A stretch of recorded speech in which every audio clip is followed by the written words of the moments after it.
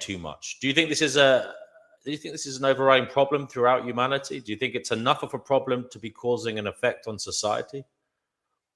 Well, again, full-blown anhedonia is rare, but there can be partial problems with experiencing pleasure, and that can lead to people not studying, not doing activism. It certainly has an effect. True.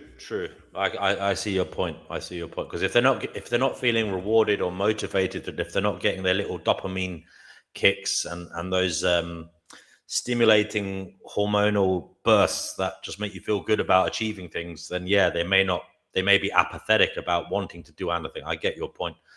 We have Denizen here. Denizen, you're on the Finding Notice show. Good to see you again. What do you believe are the greatest problems facing humanity? Do you believe it could be ignorance and apathy? Do you know, or do you even care? Yes.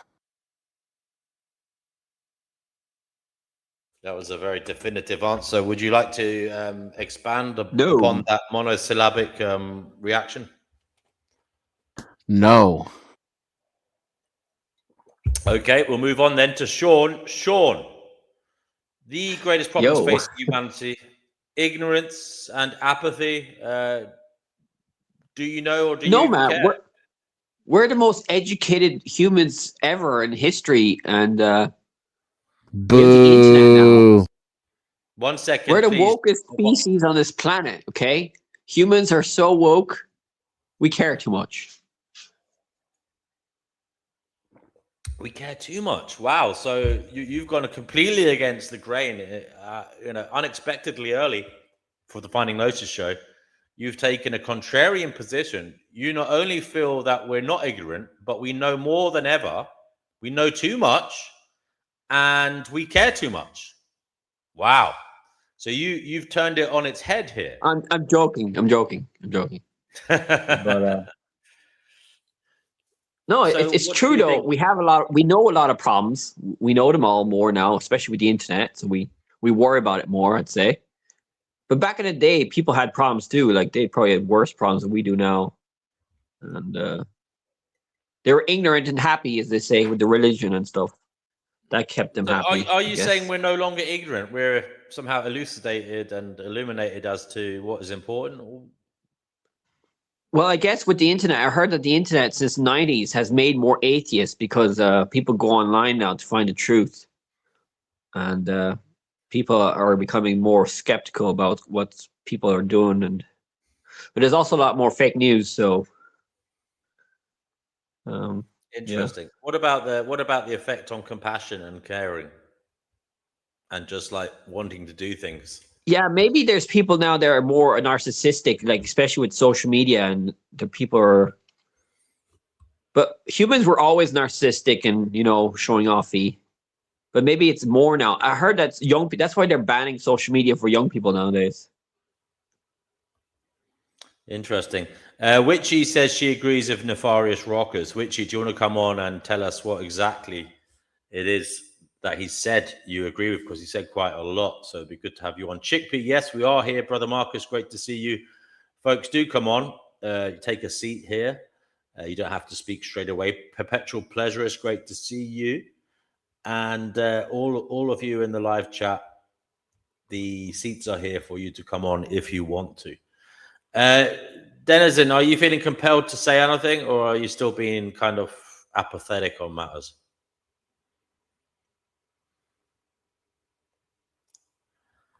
Sorry, you're muted. He is still muted, so I presume he's not bothered to say anything at the moment. Nefarious. Well, we can't read minds. Nefarious Rockers.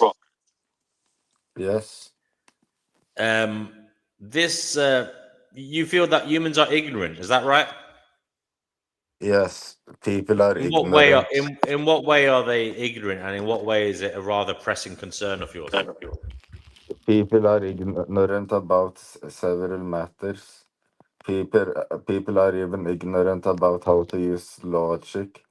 They tend to use logic such as appeal to nature on several logical fallacies, appeal to normalcy or appeal to Give authority. examples for people not au fait with these descriptions, these fallacies.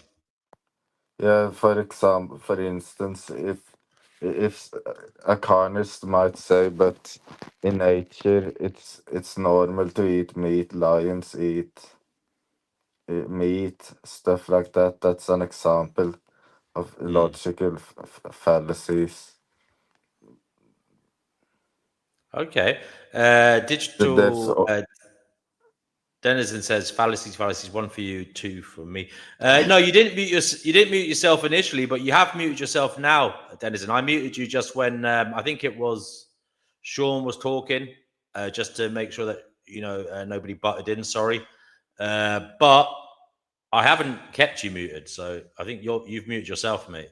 So you can unmute yourself now. We have Witchy. You're on the Fighting Notion show. You said you agreed with Nefarious Rockers. What is it you agreed with, and what would you like to say? We're definitely the most educated in history. We have more than 50% of the general population is literate. That's huge. That's a modern history thing. And then more than that, he said people care too much. And I think that's evidenced in our laws and other things where we try to control the world around us to make it more to our liking and our pleasure. And so we care too much. Can you care too much, though? I mean, what's wrong with caring a lot? What do you mean I by was joking caring? there. What does that even mean? Witchy, caring too much. So what I take from what he said when he says we care too much is that we care more about controlling others than controlling ourselves, controlling our environment than adapting to it. Interesting. That's an interesting take. So we care too much about what is going on around us and not what we're doing ourselves. Yes, sir. Yeah, that's what I understood. That's a good take, but I was joking there. But yeah, you're right. I mean, you're right. We do control nature now. A lot of the natural world, like we've taken over the whole planet. So I don't know much we can do.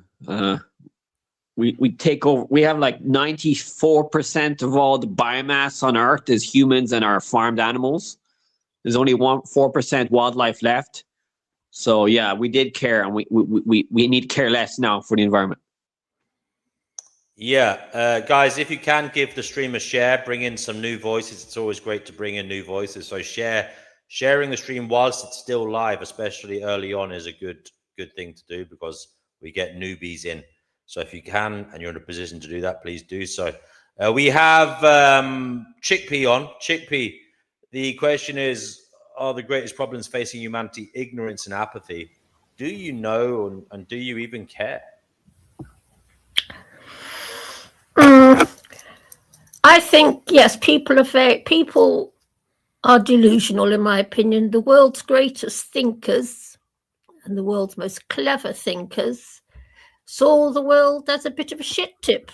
And I tend to think they saw it for what it truly is. That's not really answering the question, though. I mean, what are you saying? People are ignorant. Look around. Right, just like the people are ignorant. Okay, fair enough. So the greatest thinkers, in your view, are pessimistic and see the world for being as a shit heap.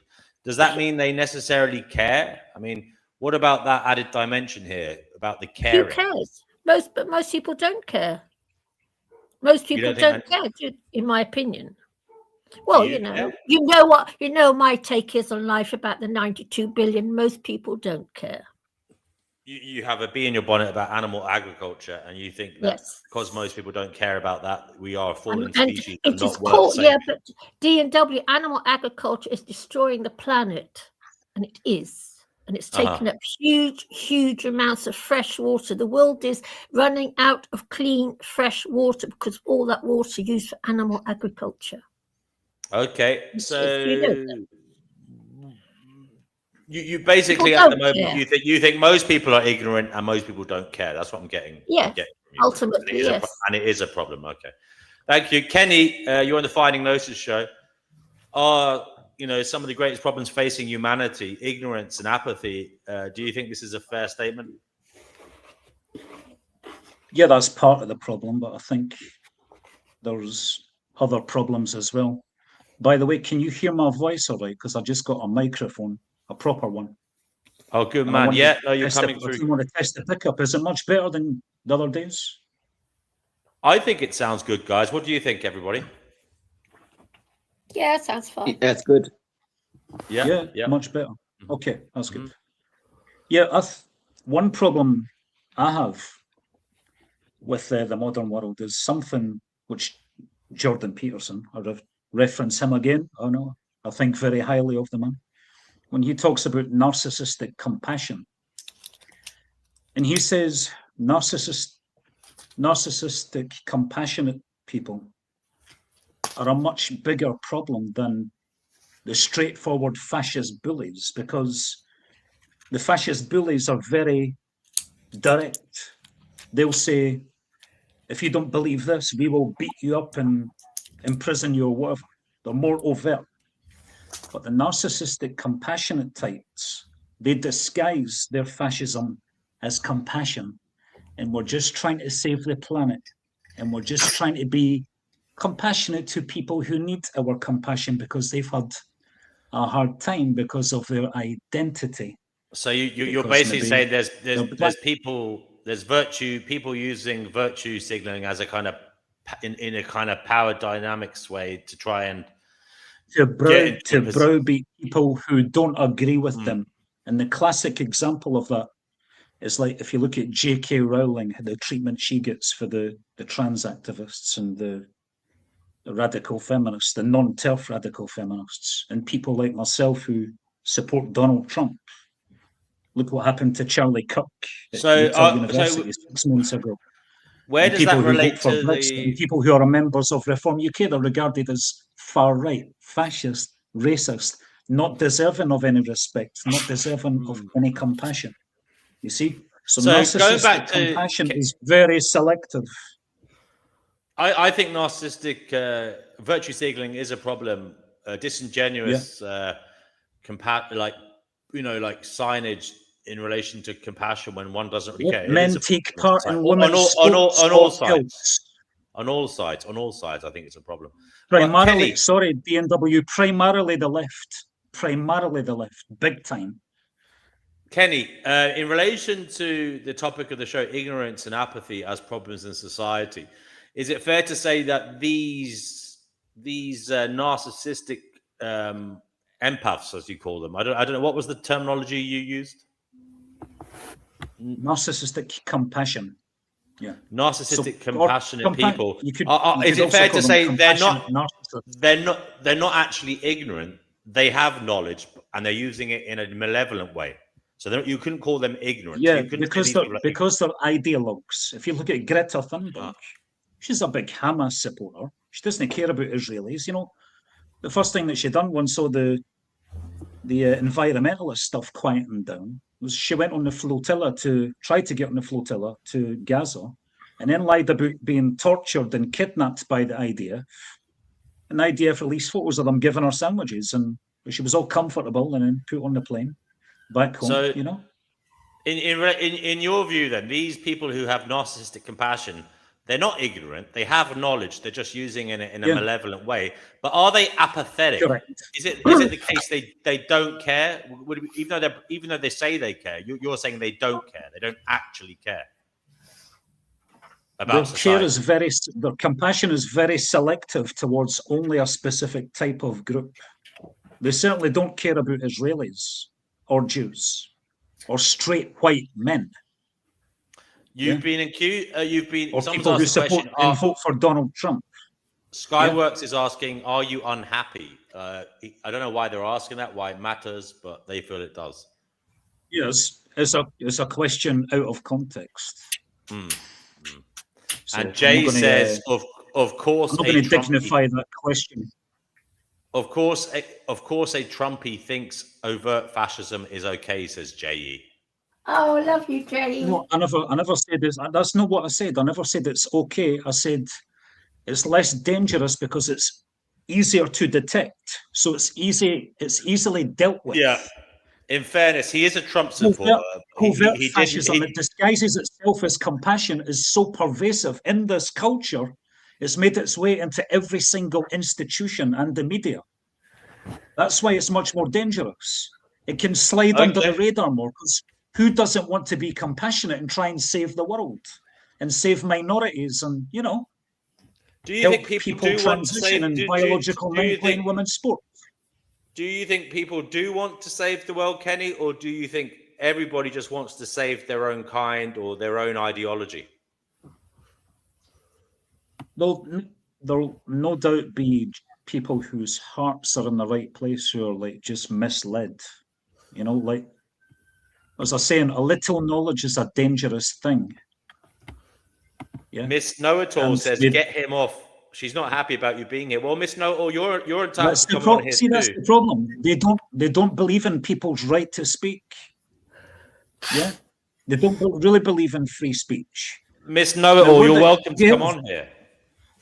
Can I talk about something very quickly? Then I'm going to go. There's something called the horseshoe theory. It's where the very far left and the far right go so far at the extremes, they go around in a full loop and meet. And the three places where they meet is anti-Semitism, censorship, and support of genocide. The horseshoe theory, it's called. Horseshoe political theory.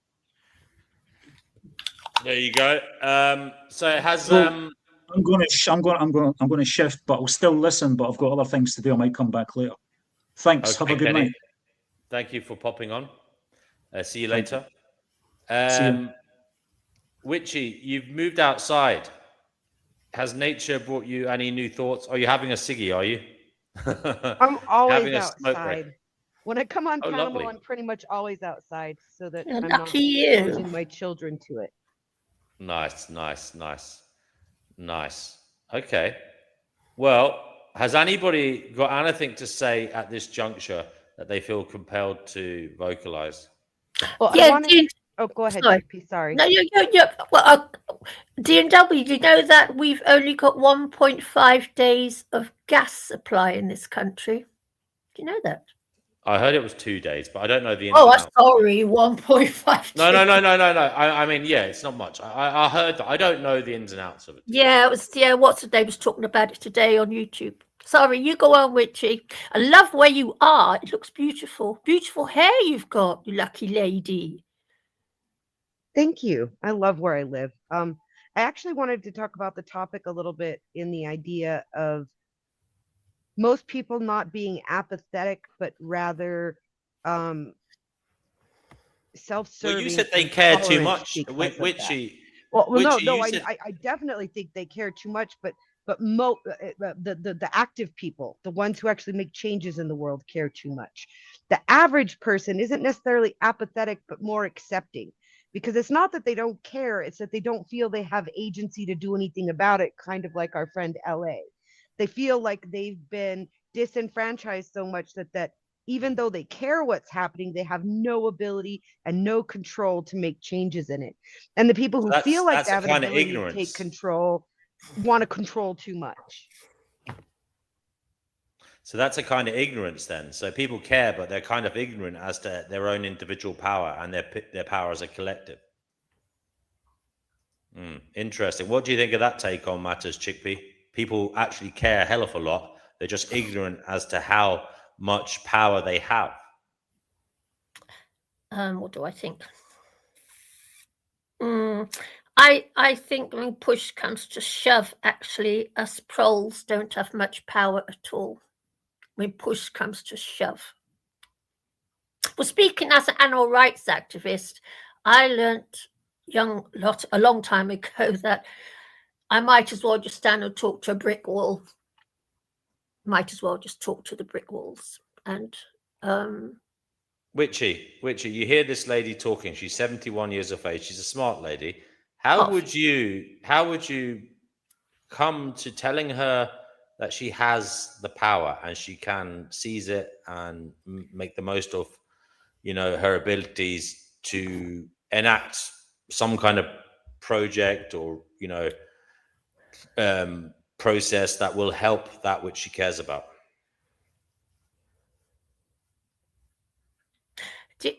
I think that with this particular person, from what I understand of Chickpea so far, from sitting with her on panels a few times, I don't think I would want to convince her that she has the power to do that. I think the first step would just encourage her to self-actualize. Because until you self-actualize, where you enjoy your own experience, whether it be good or bad per se, because I don't like those words, they're very subjective. But when you learn to enjoy your own experience, then you have the ability to see the power within yourself. And until you self-actualize and enjoy yourself, it's really hard to even imagine having any power. Yes, I agree with what you're Interesting. saying. Yes, I agree with what you're saying. Yes, unfortunately. I beg pardon. Yeah, go on. Go ahead, Chickpea. I was going to say you haven't. So, Chickpea, do you think you haven't self-actualized? Of course I haven't. Of course I haven't. Yeah, I mean, self-actualized, as you know, I have to be drugged in order to cope with life here. Every day I'm popped full of drugs. I have to drug myself, because if I don't drug myself, I couldn't deal with it anyway. Yes, I find this planet a very hard place to live in. I'm not adapted to being here. Sorry. Chickpea, just because you're finding life difficult doesn't, in my view, mean you haven't self-actualized. No, I don't find my life difficult. I don't judge people where they are. I judge about how they're acting within that which confines them. No, I don't find my life difficult, D&W. Not my personal little journey. I don't find difficult. I don't find getting up in the morning and going to work difficult. What I'm saying is, you may have self-actualized given that which confines you, which is this debilitating condition you have, or series of conditions that you have, and all your trauma. You may have done fantastically well considering all that. You may be at the pinnacle of agency and ability, given the heap of shit that you were dealt in some ways. No, D&W, right. I do believe that my illness that I still have is actually my unconscious mind rebelling against me even going outside. I know that sounds a crazy thing to say, but that's how it feels to me inside. Yeah, I just want to huddle up indoors with my 7 cats. I find the world a very, very difficult place. I'd be a lot happier if I was living somewhere. Is it perhaps part of this because you care too much, Chickpea? As Witchy was saying, maybe you care too much. She said a lot of people care too much. Would you categorize her in this manner? I know you said she's not using her abilities. She hasn't self-actualized. You don't feel that she has power because she hasn't, been able to utilize her gifts and abilities to the degree that she has them. But do you feel, Witchy, she falls into this category of caring too much? Again, if you're asking me to talk about a person sitting on the panel next to me who I hardly know, my response would be, from what I've seen, is she misdirects her energy in being passionate about the issue instead of passionate for the issue.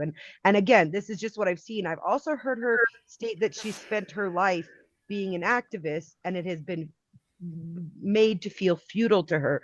So without further knowledge of her, I couldn't say if she cares too much or cares too little. But what I see of her currently is her pushing her energy in directions that aren't productive for herself or the environment. Yes. No. Yes.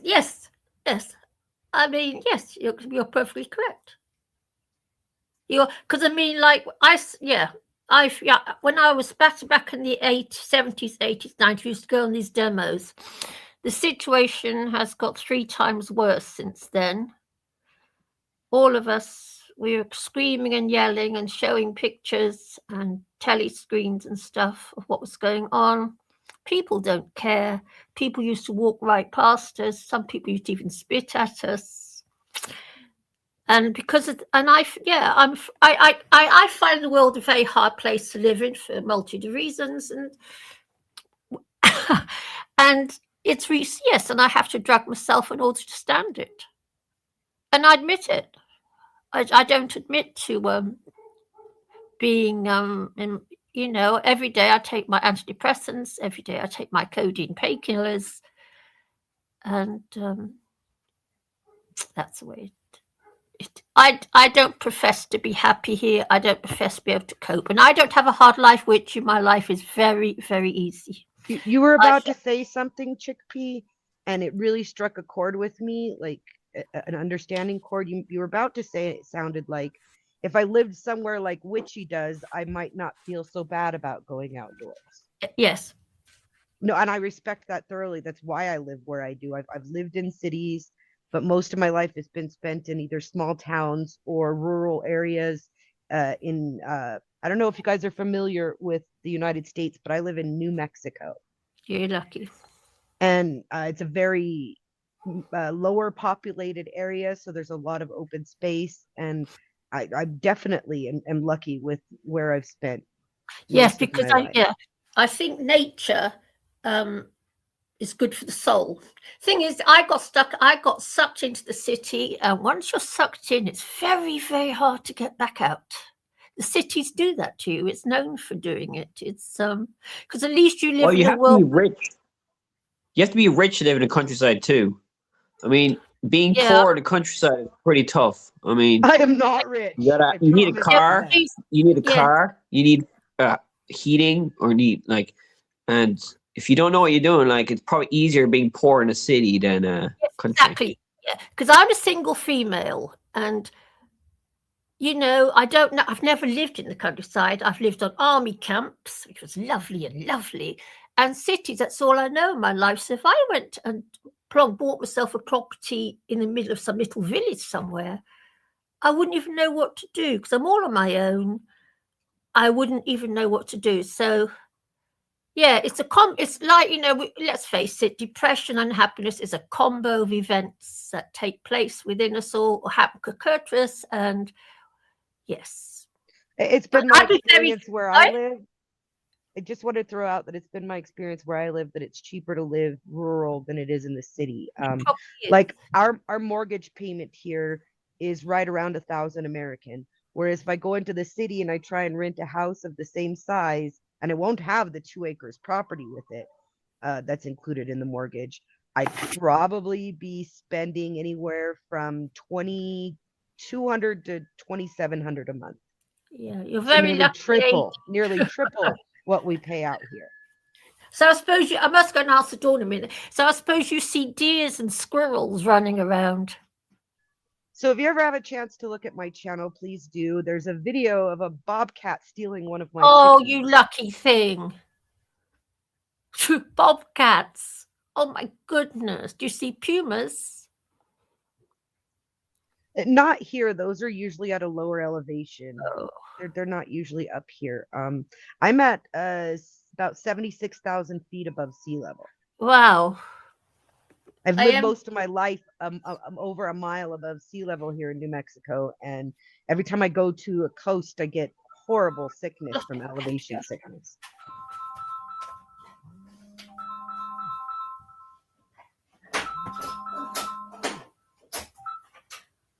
I think Chickpea's got to go and answer the door, so I'm going to mute her. We have Fatima. Fatima, we're talking about ignorance and apathy. Do you think these are two issues that we face as a society? Is it the case that we've always had these problems, or do you think it's getting worse? Is it getting better? Do let us know what you think. I think ignorance is definitely a big one. People don't understand each other's cultures and beliefs, and that leads them to do things they don't understand, their grammar of life. And for apathy, I'm not sure if that one is a big issue. I think everyone cares a whole lot more now thanks to the internet, though some of that care is like virtue signaling. Yeah. And what else? Yeah, but I don't think ignorance and apathy are like the greatest threats of all time. I already wrote it down in the comments. I'm not going to say it again here, but you can read. Well, we're not talking about that. We're talking about these topics. Some people have said on the channel that people care too much. Yeah, they do. Is because, well, they care too much in a way that, like, I guess you can say that, like, I don't think it's bad to care too much, but it comes to a point where you say something and yet you don't change any of your like material conditions, which I think everyone should strive to do, at least, right? To accommodate with your values and principles. that's basic, you know, to common sense to me. If you're going to stand for something, it needs to reflect in like your surroundings, you know. It does a bit, you know. Like I think I'm doing a pretty good job of that, you know. What do you mean? What do I mean? Oh, like like I'm like saving up some money and cash and to go live somewhere else abroad. Yeah, so I'm definitely getting my stuff straightened out. And What's wrong with New Mexico? oh, no problem at all. The nature is pretty, but I don't think it's where I could see myself having a future for me. You know, it's just a personal thing. You know. Mm. Yeah, I don't see myself having a future in the country, in this country in general. So yeah, I just plan to go somewhere else and start somewhere new. Wait, You know. you're leaving America? Yes. Wow. Yeah. Don't blame you. Yeah. If I was living in America, I'd leave America. Yeah. It's a horrible place. Yeah. I wouldn't like to live in New York City or Oh. God, that tube looks in the mind, isn't it better here? I live close to or like towards like a city that's like a major in America. I won't say which one, but it's very, very important. And yeah, I hate it here. It's full of just druggies and homeless people still everywhere. Yeah. It's not NYC. Oh look, chickens. Look at the you lucky look a hen. Oh, Witchy, I envy you. I would love to have a This couple is of just for hens. you, Chickpea. I thought I would show you my Thank hens. you. You know what? I think hens are the most beautiful creatures. I love hens. I feel so sad in my life, you know, that I've never managed to have a couple of hens and a goose just to have as pet. Oh, look at her. They're delicious. Stop it. They're not. Look at her beauty. Oh, you lucky lady. I wish So she are was their fetuses. Huh? Their fetuses are delicious too. Look at No, I think I to really be fair, envy you. here's one that looks different. To be fair, I do eat their eggs.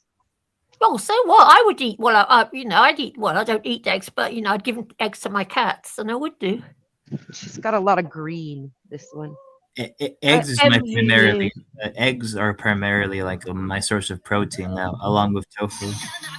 I can't eat eggs. There's too much too much fat and protein in together. I can't even eat them. But those are my primary forms of obtaining protein. Now I don't eat like meat. Talk about saturated fat. Huh? Oh. RFK Jr. says you should eat more saturated fat because he wants you to eat more meat. He's who wrong on that. Who said RFK we need to Jr. RFK? Oh yeah, no, he's wrong. Yeah. Stupid. Yeah. Oh, yeah, he's wrong about a lot of things. Yeah, meat, no. You don't really need that. You know, you don't need to slay another animal's life to feel to have like healthiness. If you know what I mean. Oh, just to give you an idea how near my nearest neighbors are. Oh, you can see the top of their house sticking out of the tree. You don't need to slay an animal. Oh, have you got any geese, Witchy? No. Oh. they require water, and I live in the desert, so it looks nice though. I will say it looks nice. It's just too hard to manage. I will say, Witchy, it does look nice out there inside Nueva Mexico. You know, as we say it in Spanish. Do you notice the climate changing in your area, Witchy Bitchy? It's getting worse. So I live on the top of a mountain. It's a desert mountain, but even in the 5 years that we've lived in this home, when we first moved here, we would get at least 2 good snowfalls of a foot at least. And this past 2 years, we've gotten record lows in snowfall throughout the state. And our water situation is concerning because we live off the Rio Grande, and the Rio Grande also goes into Texas, and Texas processes most of the oil in the United States. They have a lot of the oil processing plants, and that requires a lot of fresh water. and they have contracts for our water to flow downstream. So we can't use the water. It has to get to Texas to process the oil. And now nearby El Paso, they're building a huge data center that's going to require even more Water. gobs more of water. Yeah, So water. someone was mentioning fresh water earlier, and yeah, about the animals. Well, technology uses up way more fresh water, and the thing about the animals is their water returns into the water cycle just like Animal ours. agriculture uses way more water than the data centers. It's probably catching up. But Not animal agriculture, if you pulling it out of the system. It's equal. I would say it's an equal footing of animals and technology. No, animal agriculture is the top. Whereas water for tech cannot be returned to the water table. No. Most of the water in agriculture comes from aquifers that are not replenished fast enough. They take them from the huge aquifers there in America are not being replenished fast enough. So they say it'll run out like in 60 years. And most of that farming is for animal feed. And loads of the water that comes from the Colorado. Feed, then you have to farm for people feed. So either way, you're running the farm. Yeah, you are. Yeah, but if you reduced animal feed, you would require less land and water to feed just plants. That's not true. It takes almost 5 times much water to water a human food crop than an animal food crop. No, which you're incorrect there. Which you're incorrect. It takes 10 kilograms of grass protein to make 1 kilogram of beef protein, and huge amounts of water. It's a real abomination. Unfortunately, we are doing something that's not sustainable. I know a lot about this because I belong to the animal rights movement. But anyway, your hens, can you pick them up and cuddle them? Yeah, they like to be pet. Oh, if you saw, they all stood perfectly still while I was filming them. They were waiting for pets. Oh no, I really envy you. I think you're so. Yeah, you've got it's one of my favorite animals. Wait, so how do you get your water, from a well or from the river? I have a well. Is it lowering down? What's that? Is it reducing the well? My well has been doing pretty well, but I've had neighbors nearby me whose wells have run dry, and now they have to haul water. No. Oh. Have you heard something else? They're now going to. Have you heard the latest as well? They're going to start dissolving dead human corpses, dead bodies, in water with some sort of chemical, and then just putting it back into the water supply. Have you heard that one? No. Yeah, I heard about that. No, I think they're already doing it here, Chippy. They flush you. They literally flush you into the sewer afterwards. Yeah, but don't forget, a lot of our sewer water is all recycled. But I dread to think all that's left, I believe, are your bones, right? Yeah. All your organic. It's a real. It's quite non-mineral bits off you get washed away. It's very creepy because that all goes. That's all comes back and it's all recycled some horrible sort of way. I don't know. I find it a horror story. Recycling water from living things back into the water system is how the world works on its own. It would be recycled through the earth. The issue is when you have a lot of these tech industries, including oil productions, like processing oil, processing plastics, creating data centers for the AI and whatnot. Those things, the water that gets used in them can't be put back into the water table. The filtration system that the water is probably heated up, designed to do anything to clean that water once it comes back for the chemicals that they use, so that it doesn't just evaporate away. No, they probably use the water for data centers. It's probably heated up, but it's probably released, but it's probably hotter, and it probably does evaporate into the atmosphere. Same as the water that's fed for feeding animals. It's evaporated as well. It probably doesn't go back to the river. But I'm just saying that if you look it up, agriculture uses the most water in the world, and it's 70% of all the farmland is for animal feed, and most of the farming in Europe is for animal feed. Most of deforestation is for animal feed, and yeah, there you go. The water that evaporates is what goes back into the river. That's the water cycle I'm talking about. The natural water cycle, where the moisture goes through, the clouds and into the ground and through the filters of the ground, and then comes back up and then is used and evaporated back into the clouds. Like, that is the natural water cycle, is for things to evaporate. The thing with these tech companies is that they're adding chemicals into the water, with the oil, especially. Oil refining is horrible about the chemicals that are left behind in the water, that we don't know how to clean those chemicals out to make it usable again, and it doesn't evaporate properly. The same with the chemicals they add for data centers, so that they get less evaporation in the process and therefore use less water, but those chemicals prevent the water from evaporating properly, which messes it up when it comes back out into the normal natural water cycle again. Fair enough, but I still think humanity, if it wants to get rid of fossil fuels and agriculture, is going to be a radical shift Why in would our we want to do lifestyles. that? Well, it's for the environment, climate change in the environment. We'll need to do that if we want to survive on this planet long term. I don't believe you. Who the hell wants to survive on planet Where Earth? I live, they'll agree to get rid of a bunch of humans before they let their cattle go. In my state, it's still a crime punishable up to, you can defend your cattle as though they were humans. If someone comes and messes with my cattle, I have the right to take their life in my state. Like, that's how I'm just serious we saying are that about climate cattle here. change is one of the biggest problems going to face humanity in the future, and it's probably already affecting us a lot now. They've been And, saying that for 20 years, man, and like it's only gotten. They've just been saying that for 120 years. Well, no, if you look at the data, I follow the science and all that, and it's Oh, like that helps. in the UK.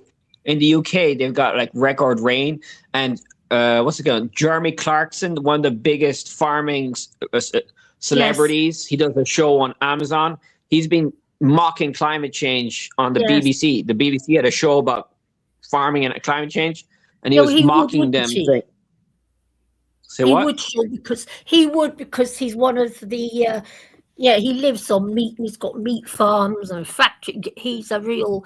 I believe animal agriculture's got a lot to do with it, personally, but Oh, he I would said, like to- agriculture is only like look at that. animal agriculture is only 14% of all the CO2 emissions that we release. Most of it is fossil fuels that come from Iran and all that, and America, the big evil America. Yeah, I would like We to have argue lower also- emissions than the undeveloped nations. Would like to don't argue worry, you also guys that are evil in climate a whole change lot is of a other natural ways. part of Don't the worry about cycle it. too. At least we're not chopping each other's heads off in the desert.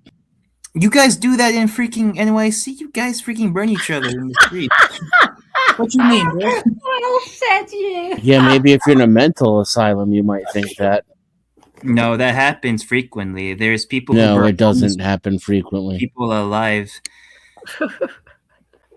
I've been to a lot of big cities, and they're all shitholes. And you saw it. You saw people getting burned alive and getting their heads chopped I off. read, Yeah, I I'd read, like I to read see newspapers. that. I can You read need to believe a lot less than what you read. I'd like a citation for that, because that's like a very rare occurrence. No, I heard this one like girl who was part of like a gang. Oh, you heard it. Inside a video testimony, right? Oh, it was in a video. Well, in that case. Yeah, no, it's not So denying. you know of one case of someone being burned, and you're saying people are being burned. He doesn't even know that one case. He's just believing a video he saw. A girl is dead, by the way. So I don't know. Really? Did you Yeah. check the obituary? You went to her funeral? You Yeah, talked to her parents? no, I didn't do that, but it Well, says even if that one case is true, that's one case. Like, I want some citation of statistics that this is a rampant problem, because I have never seen anybody started on fire. I see a lot of fence bending in the streets in the city, but I've never seen anybody set on fire.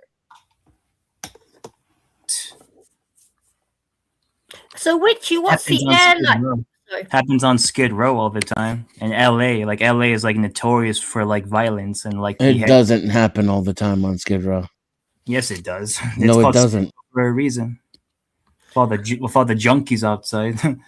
So, right. They don't set each other on fire, though. Yes, You're just they making shit up and pulling it out of your ass. No, I'm not. Yes, you are. No. Yes. Witchy. Richie, what's the air Most like? often when people are, what's that, ma'am? What's the air like where you live? I suppose it's beautiful, isn't it? I mean, I wouldn't know what to compare it to, but we do have some of the cleanest air You're lucky. indices for under some indexes anywhere. However, we also have New Mexico is home to America's Radioactive. New Mexico is home to America's nuclear capability. Testing We've grounds. had so many nukes. I've had cancer twice. My mom, the third time she got cancer, died. Yeah, that's where the Hills Have Eyes Shaved were my head filmed. twice because two of my besties got breast cancer and lost their hair during Oh my chemo. goodness. Like Yeah. cancer is rampant here because they Weird. actually spray chemicals over New Good. Mexico in order to keep the radiation down that they created Oh here, my so it God. doesn't spread so bad to the rest of the state. Shout out to Austin Murphy. Because you know what? The air in London's so bad now. And you know what else? No one's talking about the fact there's now nickel. Do you know there's nickel in the air now? But the air in London's so bad. Yesterday, I had to just go out for, well, it wasn't the day before yesterday. I had to go out just 100, 200 yards down the road, had an asthma attack in the space of 200 yards. From the Now, mind you, Chickpea, when I say I'm going to a city, the biggest city in my state has 1 million people. Yeah. My state is about twice the size of your country, and Yes. the biggest city has about 1 million people. Yeah, there's low Yeah. population density in New Mexico. Not many people live there. It's only like 2. Maybe I should go and live there. Yeah, even though it It's has very progressive too. yeah, like an open wide space. Yeah, you can do whatever you want there. That's where Breaking Bad and the Hills Have Eyes happened. Yeah. That's just a show, but no, here are the great things about New Mexico if you're a progressive person. We have switched over to over 50% wind and solar power and we've closed down all of our coal producing plants in New Mexico. We have gotten rid of qualified immunity for the police. They have to pay for their own bonding through a bonding agency to be protected. We have gotten 100% free college for in-state residents who don't have an undergraduate degree, and 100% free healthcare for all citizens, or not healthcare, childcare for all citizens.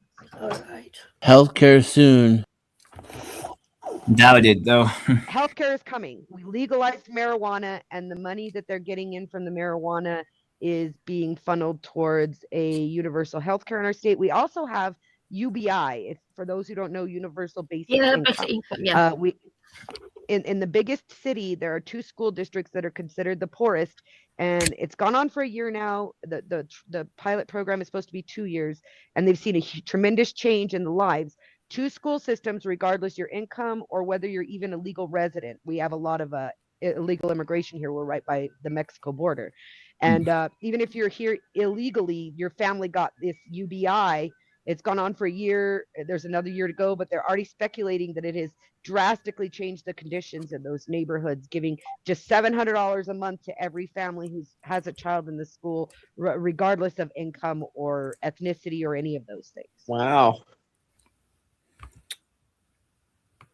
Hopefully it expands. Doubt it. Hi, Ricardo. It's almost inevitable. Despite you- your pessimistic attitude. Ricardo, Richie, if I What was are the to signs you- that it's gonna spread to every state in America? I don't see any evidence of that. The signs show that it 22 will states. most. Yeah, go ahead, Nikki. 22 states that already have a pilot UBI program, by the way. We're not the only one. You just don't know what you're talking about, dude. No offense, but you just don't have any facts. You have a bunch of shit that makes you feel like you're right because you hate America. Yeah, I do. And you're just off base on the reality of the situation. I mean, I live here, so and I can tell that. And I'm you not- still don't know fuck all about anything that's going on. That says something. New Mexico is trending more and more progressive, and the most conservative states are trending economically progressive in comparison. The whole country moves the way of California, not the other way around. Yeah, and yet only like 66, still 66% of people only live from like fucking paycheck to paycheck. So I don't know how that works out. You know. In a country where everything is trending more economically progressive. They've been UBI saying is that for coming, 20 years. universal All my health care is coming. It's like fucking like climate change. They've been saying it, and yet I don't see any of the freaking benefits. Well, that's just because you're not looking. I just told you in my state alone, we've gone to over 50% solar and wind power. Yeah, and I Yeah. really do think Yeah, they the should problem- keep the coal plants open and use reclamation technology. But New Mexico is still increasing programs for its citizens when it comes to education, healthcare, and food, and otherwise. Yeah, but the problem with renewables is that it only does electricity, and electricity is only like 30% of all our energy demand. Right? Yeah. So let's say we used electric cars and all that. You would need way more renewables. Like if the UK, I saw a documentary about if the UK were to go fully electric, it would require like Wales to be covered in solar panels, Yeah. loads of nuclear power plants, loads of windmills. That's if And they were to loads of just do. people. And I think that's bullshit. I've seen the same studies that say you could use single area, unpopulated areas in the middle of nowhere that's never been used for anything and still isn't used. That would just one solar field there would accommodate for almost all of our energy needs. But England, Yes, it might, but I'm just saying that you still need the batteries. It'll cost a lot of money. It can be done. I mean, America could easily do it if they wanted to. Like, if we did a whole World War II effort, the whole world, to solve climate change and the environmental problems, it could be solved quickly. But humans don't want to because it's more profitable using fossil fuels Climate and change, war. Climate change isn't a problem to me. See, the problem is that we used to adapt to our environment, and we've grown accustomed to adapting our environment to us, and we continue to believe that we can control the environment. What we need to do is adapt to the environment that's coming, because our planet goes through environmental changes regularly. It's a living creature. We cannot stop the environment from changing. And if you think we can, then you want to kill the mother. You want to kill Earth. The only way to stop Earth from We changing are would be to kill releasing her. a lot of fossil fuels. We are releasing a lot of CO2, and CO2 is one of the main causes of heating the atmosphere. It's physics, it's science. So what? And even if that's true, it's who heating cares? up the planet. Who cares? Yeah, but heating up the planet is not going to be positive. It's not going to be all positive. Says it might you. help a few. No, it won't be all positive. Well, but it's not going to be all negative and disastrous either. Well, no, you'll see sea level rise. You'll see. So what? That's good. No, it's not good for everybody. Like the glaciers are No, melting. it's not good for everybody. But it's good for most people. What? Say it again. It's not good for everybody. So what? Nothing is good for everybody. Yeah, I know. I'm just saying, if the whole world were to do a World War II style effort to solve it, instead of going to wars for I know. I heard you say that earlier. So you're basically admitting that it's possible and that apathy is the only problem. I got you. I heard you the first time. Yeah. Thank you for admitting that it's doable. The reason why people vote. Yeah, people voted for Trump because of apathy and don't really care about the environment and stuff, because they would rather be rich short term. No, that's not why people voted for Trump. Yeah. No, that's not. People voted for Trump because of a populist response to the fact that they were getting screwed over by the system, and they lost faith in the system when Kennedy got shot. There's a through line of popularism that grew the moment that the entire government essentially was wiped out by assassinations in the 60s, and Trump getting elected 40 years later. Yeah, but if Trump believed in climate change and wanted to do a World War II effort to solve it, do you think people would vote for him? No. They still want to use fossil fuels. Yes, they wouldn't care. People voted for Trump. Like, it's really simple to know why people voted for Trump. It's a middle finger to the system. It's the idea that he said he was against the system. Yeah, and exactly. he never was. He funded the DNC for decades. Like, correct. He's never been outside. And he's a fucking Jew lover. That's horrible. The common man that he was one of them. Fucking Jew lover. Can you watch your fucking tongue, bruv? Yeah. Hey, yo, Vinny. Hey, forget about it, huh? So that's my buddy Vinny and Yum Yum. Hey, Yum Yum. Kicked off Latino, you know that. Because both I mean, sides it's of how my you say family these things is controversial, left Europe and you know to escape it's Hitler. deeply dangerous to say these things. Who left Europe to escape Hitler? All right. Both sides of my genetics left Europe during the World War II to escape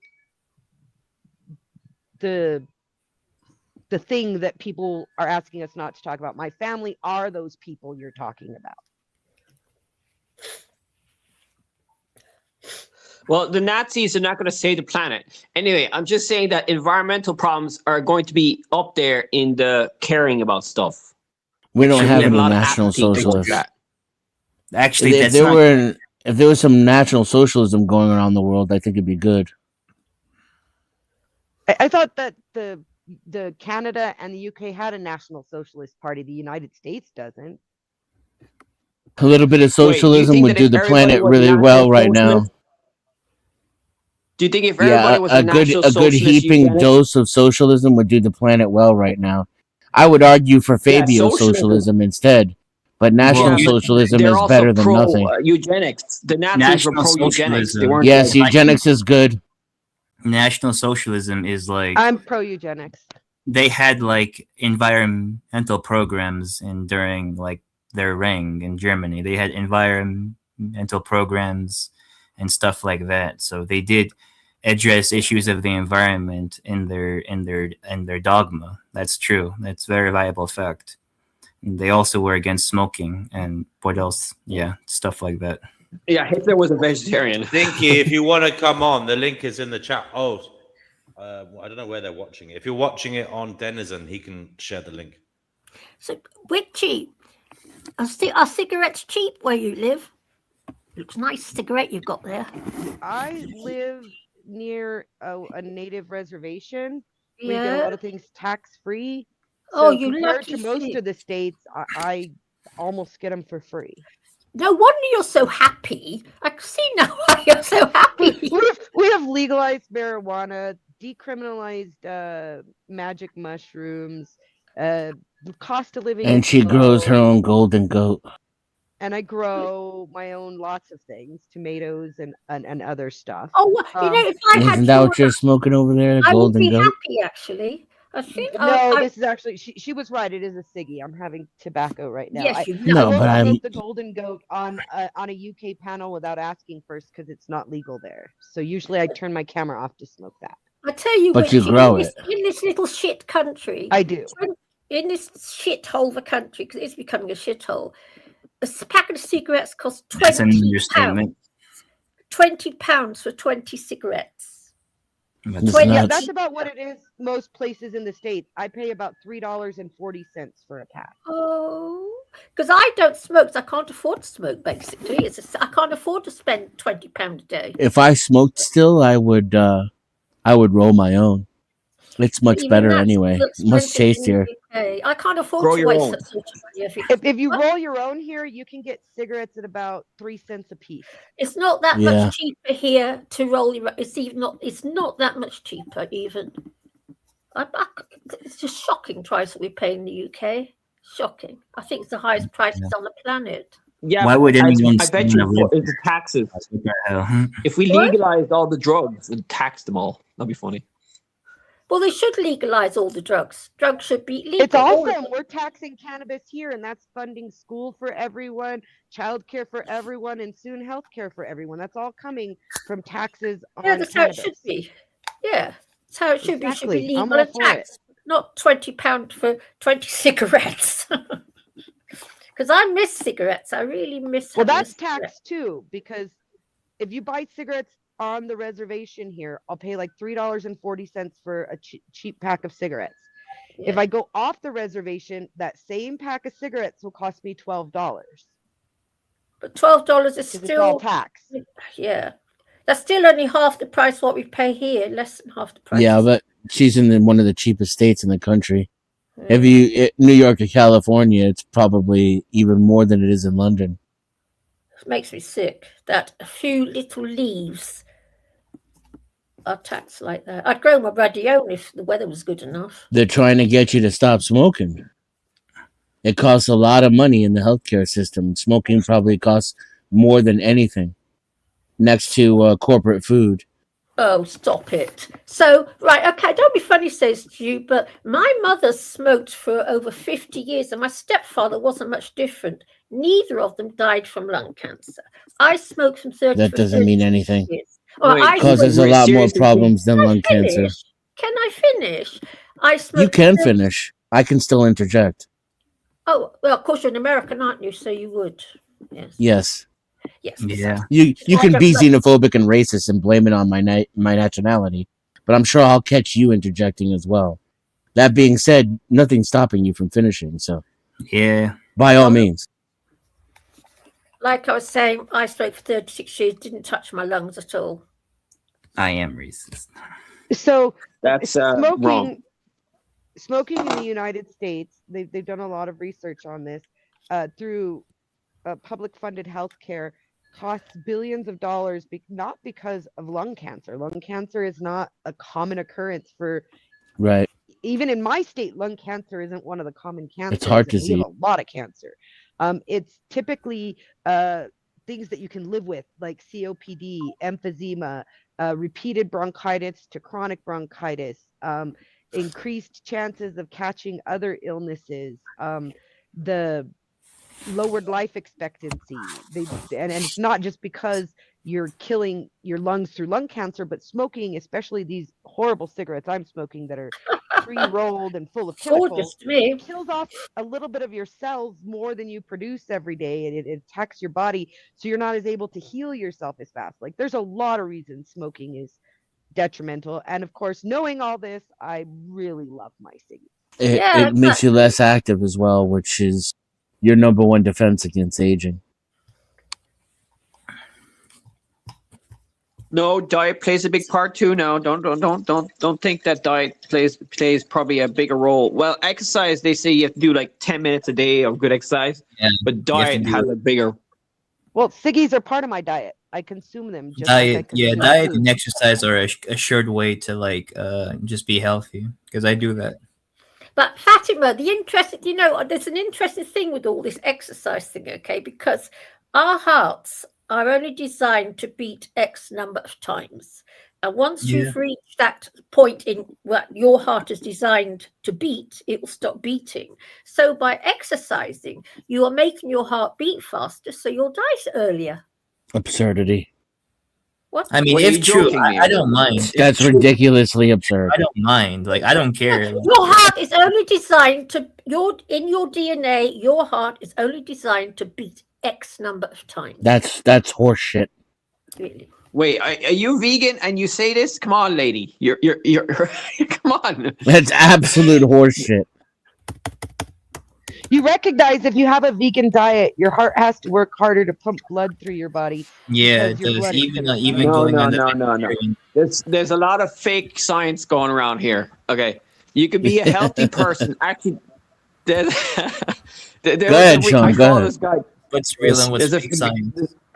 There's a scientist guy that I follow on YouTube. He showed a study of like 1.8 million people study of vegetarians, and they have a higher life expectancy, are healthier in general than in the general diet population. And I could believe that. what do you say? Exercise is not good for you? No, there's loads of studies that say that exercise is good for you. It makes you live longer and all that. So I don't know what you're on about. No, chickpea is not right. Exercise is important. Yeah, it is, and so is dieting. If you do both, you're going to be good, essentially. Sure, your heart might pump faster, but I think that's only temporary because you're only doing it out of 30 out of an hour in your life. I don't think It's good chronic. to make your heart beat faster. Yeah, Yeah. exercise is the cardio muscle. By the way. Cigarettes are part of my diet, by the way. It's something that I consume. So when you say cigarettes, the diet's more important than cigarettes. Cigarettes are part of diet. They fall under that category of things I consume. But even if it was harm true, or help my body. It wasn't recreational. It was like what do you call it? Ritual. It was a ritual, and they smoked the peace pipe, didn't they, and passed it around and stuff, just like the Rastas do. With the chalice. Rastafari. Ew, Rastas. Mhm. Rastafari, man. That's like a fake religion, right? Like that was formed in the 30s. Yeah, do you think it's like a clan religion? Yeah, anyone really takes it? Yeah, you mean no. it was apart from that. recognized in the 30s by the government. That doesn't mean it wasn't a religion that had been practiced for centuries before a government recognized it. No, it Yeah, doesn't. but what about Haile Selassie? Haile Selassie. That's the whole Why thing. did Is they that revere him? for him, Rastafarianism wouldn't even exist. Like it doesn't. Yeah, what the hell? He was the leader of Rastafarianism, but Yeah, now he's dead. even though it's funny because Totally.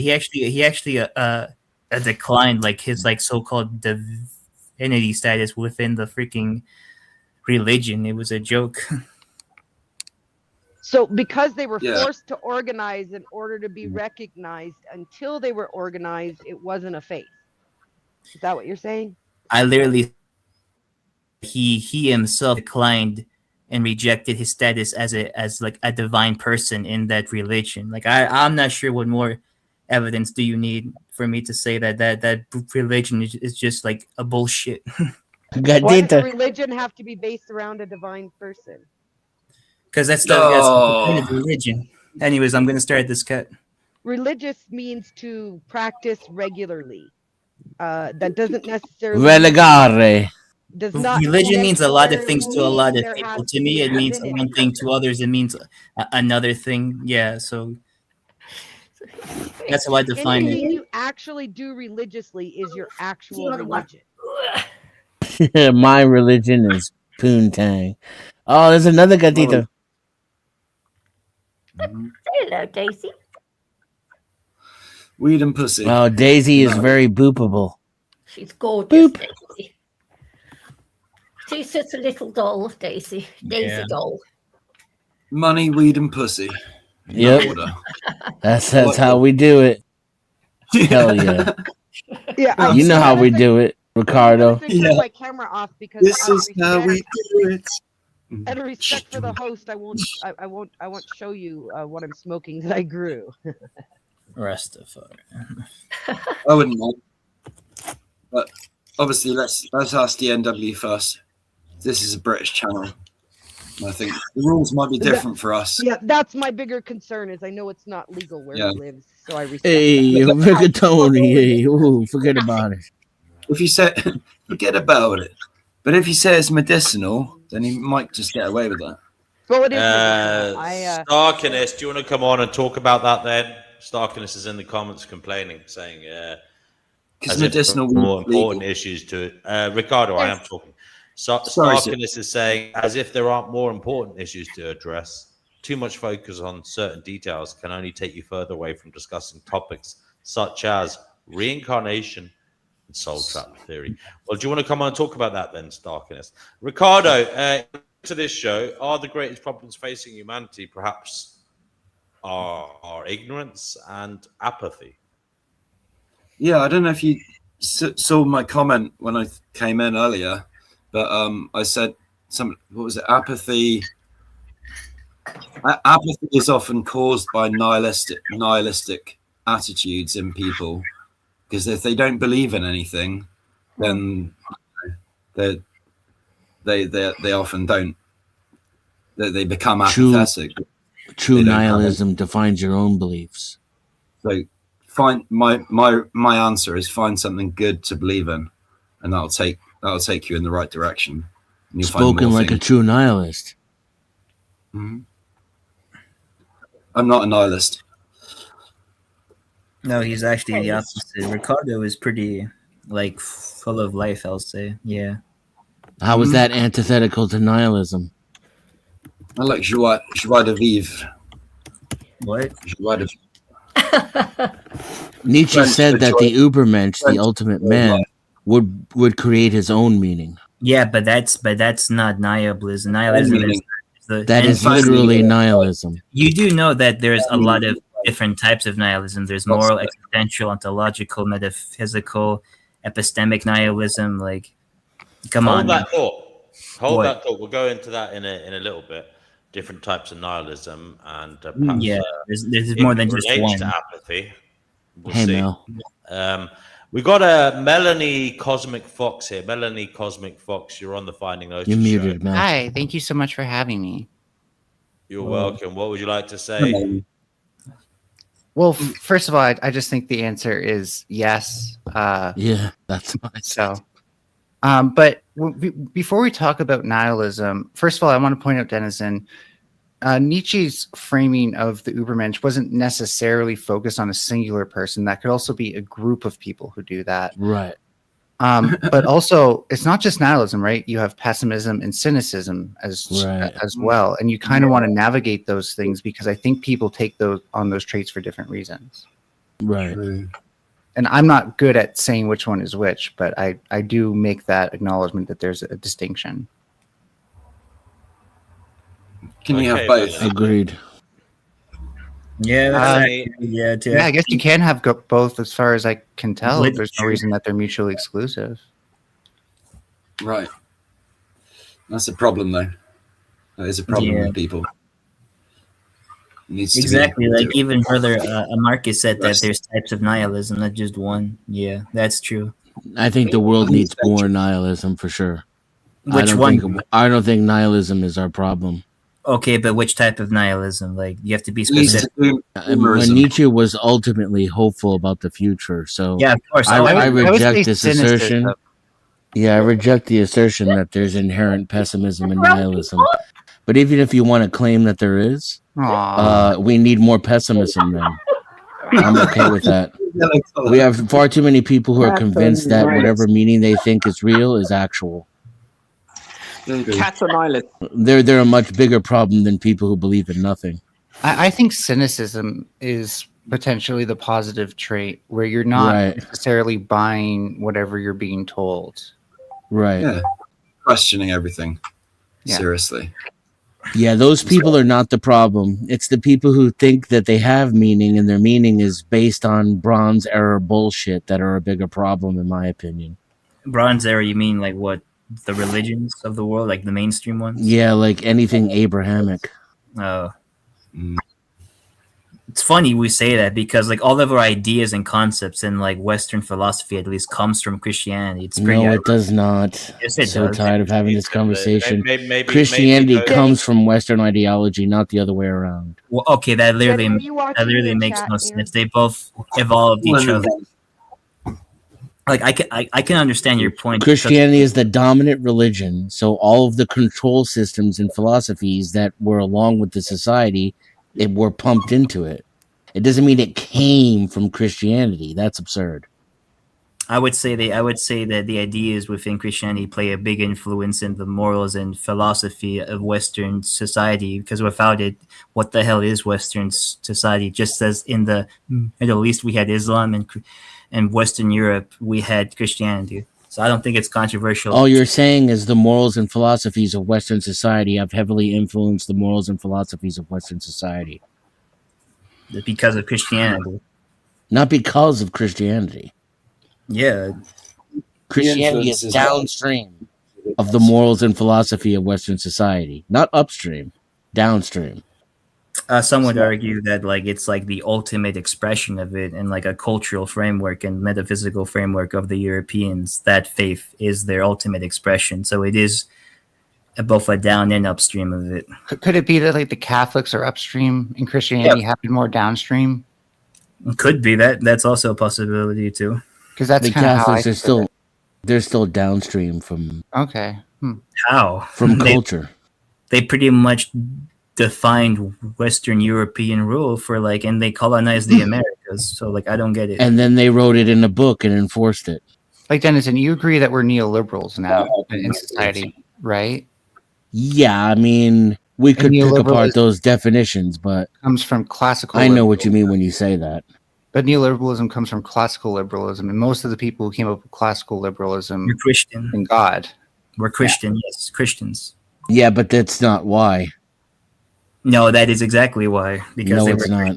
Because all of this stuff like humanism and like liberalism. No, and classical liberalism predates Christianity. No, it By a does. long shot. Yes, No, it does by a long shot. It doesn't even come close. Which People who freaking are of the society Abrahamic religion predates seem to Christianity? think that history started at the birth of Jesus or something. I'm not saying that. I'm saying that like the most powerful expression of like European civilization, Western civilization, is with the high time and apex of Christianity, which isn't anymore because of secularism, which came from Christianity. It's like saying that the definitions of words come from a dictionary. That's what you're saying.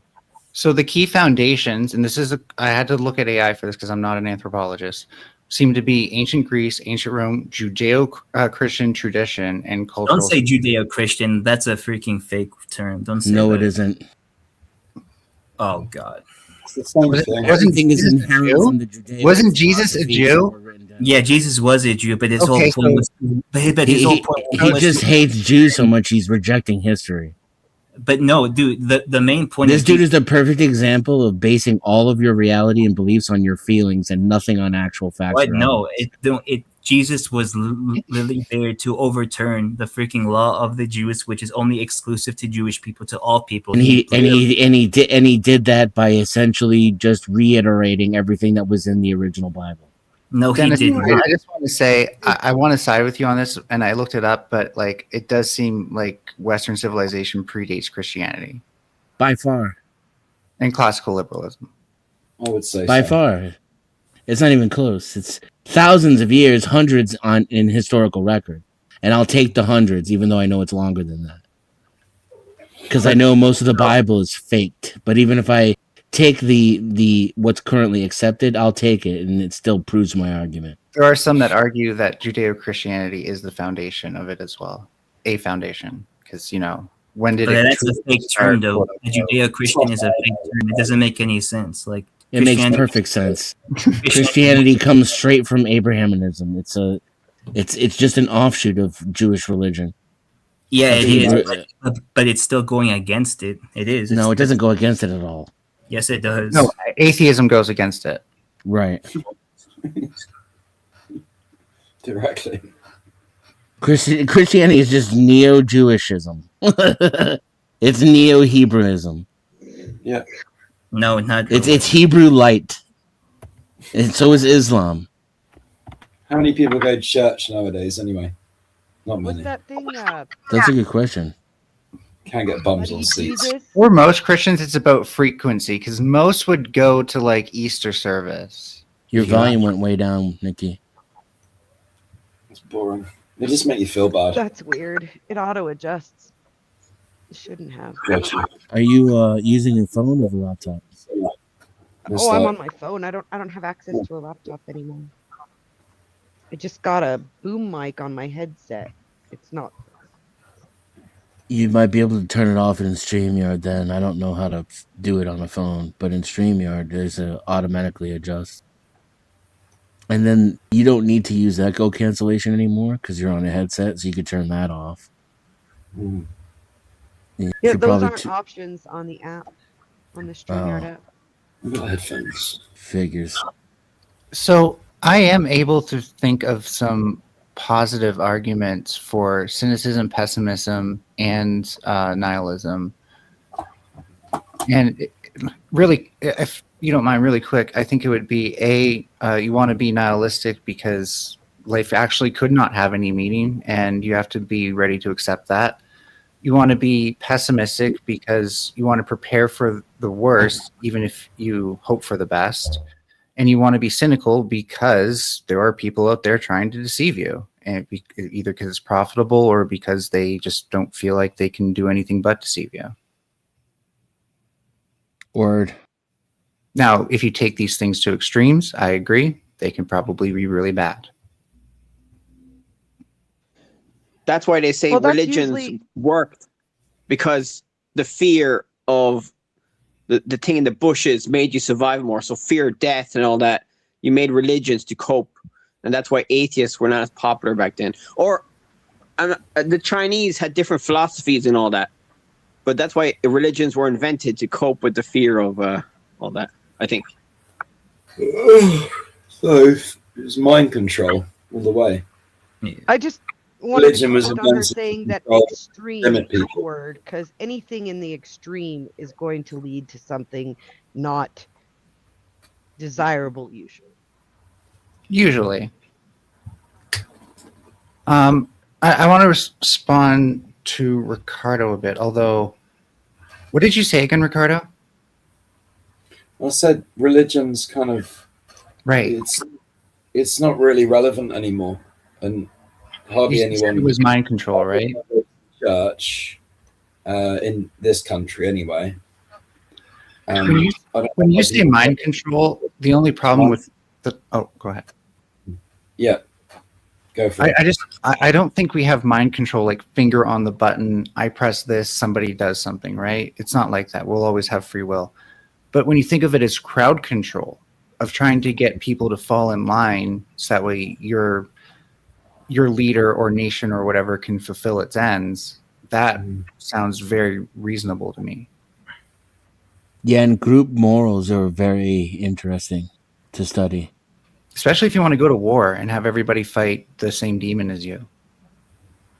It's really easy to get people to completely set aside their own personal principles when they're caught up in a group mentality. It's highly Things they would cultish, never do as individuals. highly cultish behavior. I don't get But to be involved fair, in it. the atheists have done that too. Like with the communism, they've done a lot of bad things with communism. So I'm not saying atheists wouldn't fall for scams and stuff like that neither. By the way, the bad things that supposedly happened under communism happened after dictators took advantage of communism systems to I like the tyranny. Muslims. LA. And So- they named themselves deities in most cases too. And so they became the object of worship. Yeah, they kind of moved away from communism to do those bad. I Aside from Lysenkoism, which was just a misunderstanding of how science worked. like Muslims too, but I wouldn't want to be one. Yeah, me neither. But I can like respect their beliefs, and like it's not their fault that they're coming in like mass droves. Is because their home is ruined by war from external forces. So yeah. Yeah, and also I suppose when you grow up in in a Muslim country where the politics is Muslim, the government is Muslim, then it's going to have a massive influence on you, whether you like it or not. Yeah, but like there were like attempts from some like Arab and like Muslim states to be like secular, like both like Iraq and Syria. They had like a Saddam and a Bashar and like Assad, right? And they were trying to be like secular until they were like invaded by like the West. So yeah, and now they're like overrun with like actual Islamic radical extremists who are funded by the West. So yeah. Because going back to what Dennison said, it's the fundamentalists who are the most likely to pick up arms and just start shooting at the West and hope that God just sorts it out for them, right? And that looks to even secularists as like, oh my God, they're actually doing something, whereas our side just kind of hopes to like do diplomacy and stuff like this all the time. So that's how, at least in terms of when popularism is what got certain leaders in Islamic countries elected because they were fundamentalists, that would be why, right? Because fundamentalists tend to take the mantle of war very quickly. Well, Islamic fundamentalism only became a thing in like the 1980s. Like no, like Arab or Islamic State. Well, no, individually it's existed for a long time. I don't know about states and whether or not there's ever been a fundamentalist state before. Who were the Crusades fighting against? Them, but the Crusades lost, and like the Crusaders lost that war. That's not my point. Who were they fighting against? It was an Islamic State. Yeah. Yeah, of course. Yeah, it was. It wasn't like the modern day Arab states. And then when the British Empire, inappropriately, according to your beliefs, created Israel. Yeah, of course. Yeah, what did they carve it out of? They covered out of the Ottoman Empire, who guess what, by the way, the people living in the Ottoman Empire in Palestine, back then Palestine, we had Christian Jews and, and there's Palestinians serving on the Supreme Court in Israel. I'm sure you wouldn't say that makes Israel secular. Although, to be fair, Ottoman Empire, if you look at their actual laws, like how they handled land laws and stuff, it was very secular. Yeah, it was. So like they weren't that, that oppressive. They allowed, just sure you had to pay a tax, but at least you could practice your faith and be safe from like other invaders. The I would Ottomans. never argue against it being that oppressive because that's completely subjective.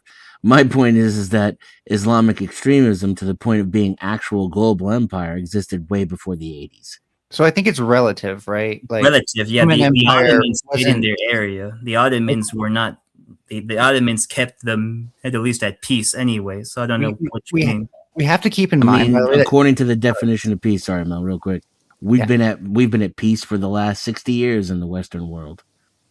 Not we really. do have to keep in mind that like secularism itself is relatively new, as at least secularism as we know it, right? Like actual laws separating these things, whereas before it was just kind of like, you could have a democracy, but you could also have some sort of church authority, maybe a monarchy with a parliament. Look at Britain, right? And it wasn't exactly like there wasn't hard lines drawn against it before. How modern do you mean? Like 200 years or like 50 years? Like I think America was like the first example of that actually being codified into law.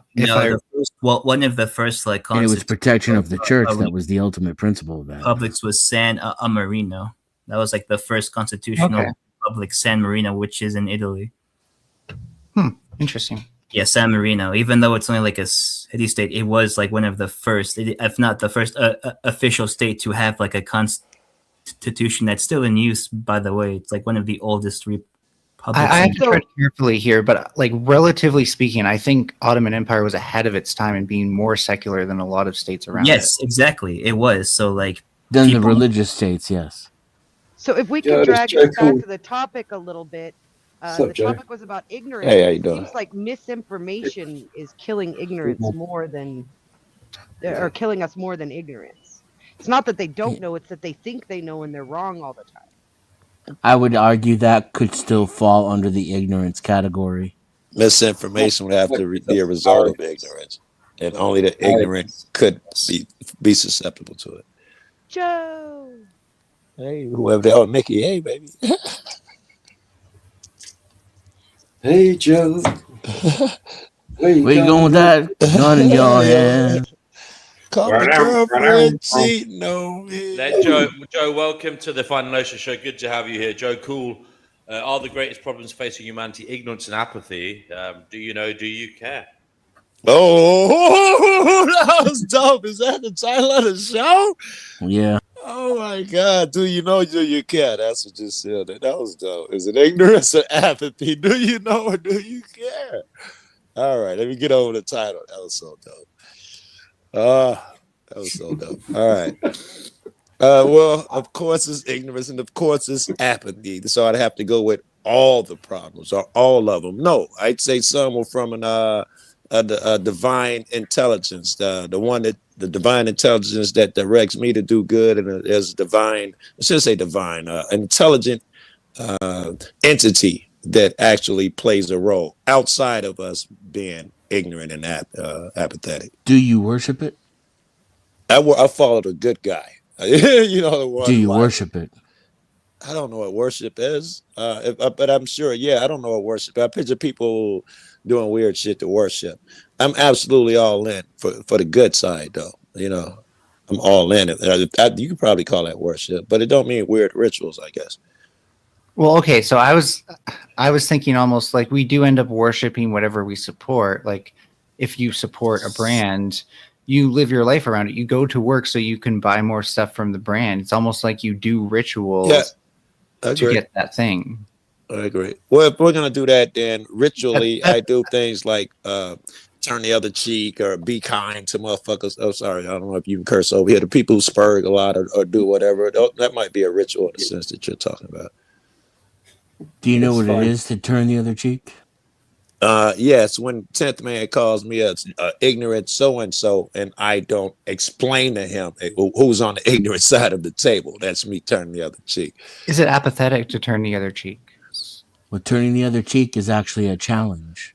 Back when Jesus, it was it had a different meaning. Challenge. Yeah. With the back of the hand, because the front of the hand meant one thing, the back of the hand meant another. Exactly. To strike someone on one side of their cheek meant something. and meant something else, if you turn the other cheek, was to challenge them to insult you and challenge you openly rather than to treat you as a slave by striking you as a slave. Challenge them to a slap fight. Right. So if you hit me on that side of my face, you're putting me down. But if I turn the other cheek, I'm standing up to you. There And you now go. I challenge you. I dare you to strike Sounding me less as equal. apathetic now. Yeah, I don't quote I that dare 'cause you I to can't strike me express it as an well. equal man, and then we'll see who wins. That's just, it's more of a defiant response than it is. Right. What passive. about, okay, I was thinking about this the other day. Should we shame bystanders who watch bully someone? Yes. Yeah. I don't know, like, shame should be on the list of last resort, though. Very good. We want to try some other things before we Very get good. to shame. Right. Yeah, I've found in raising children that positive affirmations work 10 times more often Yeah. than negative, and that Yeah, even okay. if I you said resort to the negative, okay, you're they're- reading they're- too much into the word shame. I could also have said, should we fault people who do that? Very good. Okay, I thought shame shame is meant a publicly negative type shit. reinforcement. We should fault them. Yes. Yeah. Yes. Because they're just not doing anything. And they could be.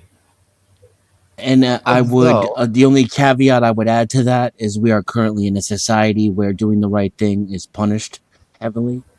Yes. So we're not really in a position to fault people for not getting involved right now, because we've gone so far to the other side where Doing the getting right thing involved, is- doing the right thing, defending the weak, defending the innocent, it can mess up your life severely. Get you shamed and So let's mess say you we're, up. Yeah.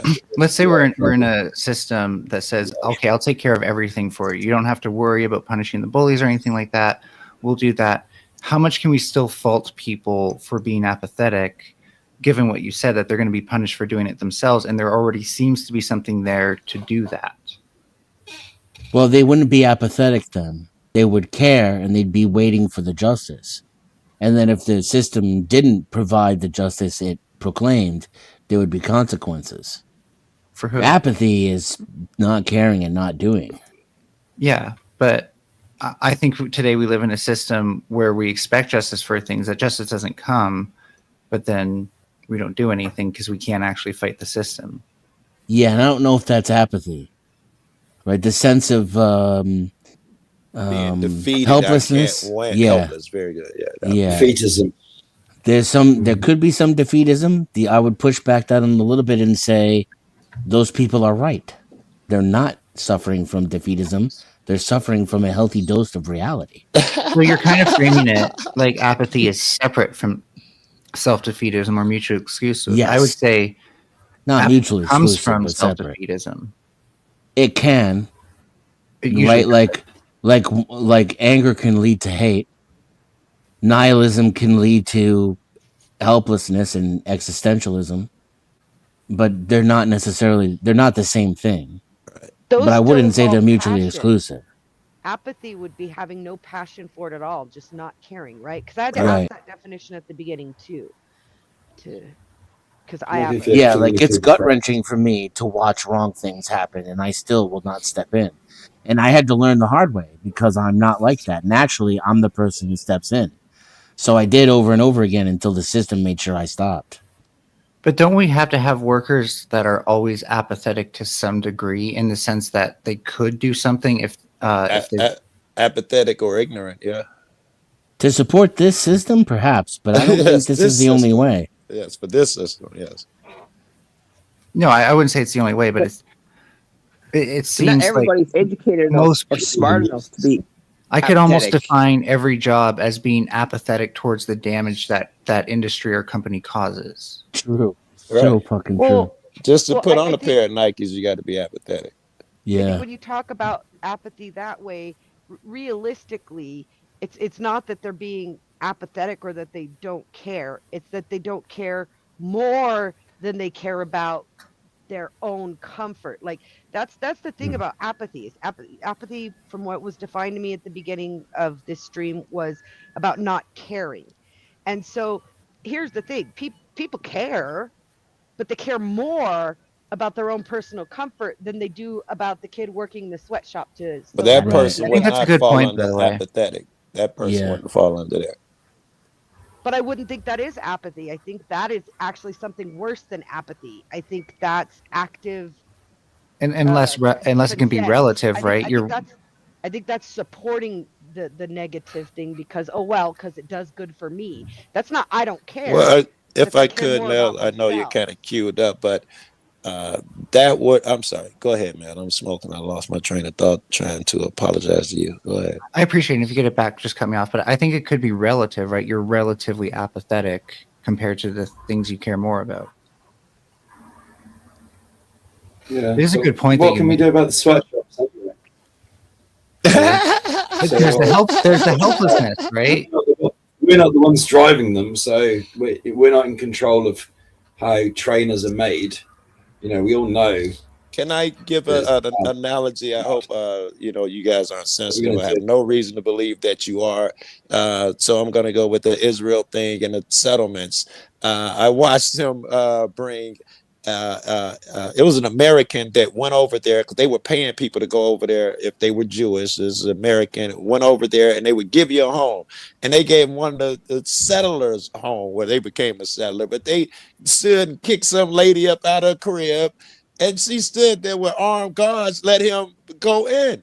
And and she was yelling at him, and he was saying, "Look, lady, if I don't do it, someone else will." Which is what I think we're talking about when I wear them Nikes. Hey, man, they still gonna get hurt. I ain't got nothing to do with that.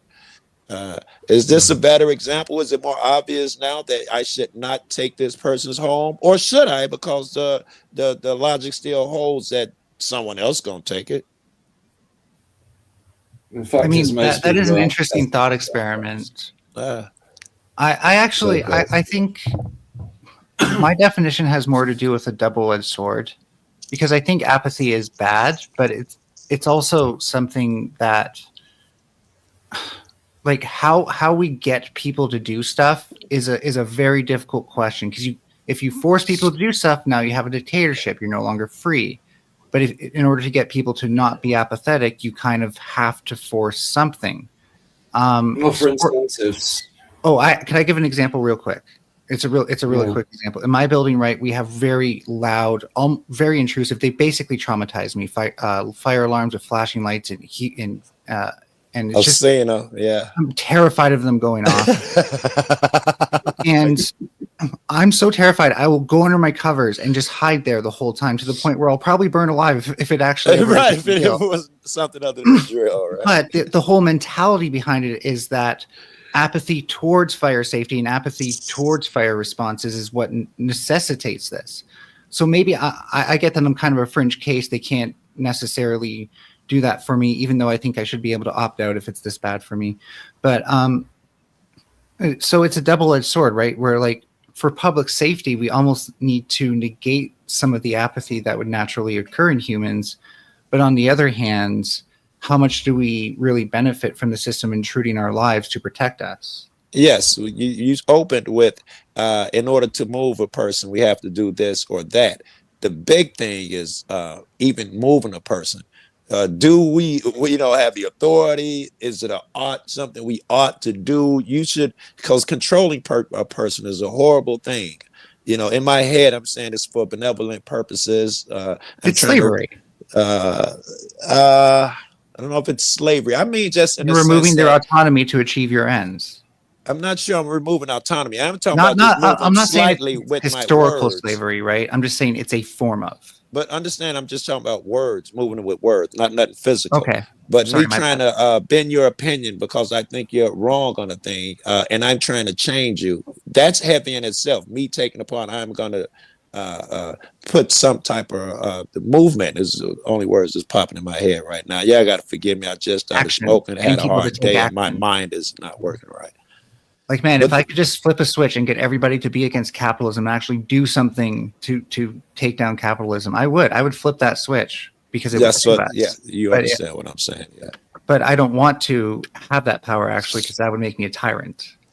Yeah, what if you had that power? What if you had it tomorrow? What would you do? Like I said, I think it would save us, so I would flip the switch if it was right in front. If I woke up and it was right in front of me. But I mean, I don't think it's a good idea to that power. I would be hesitant. Stuff, but yeah.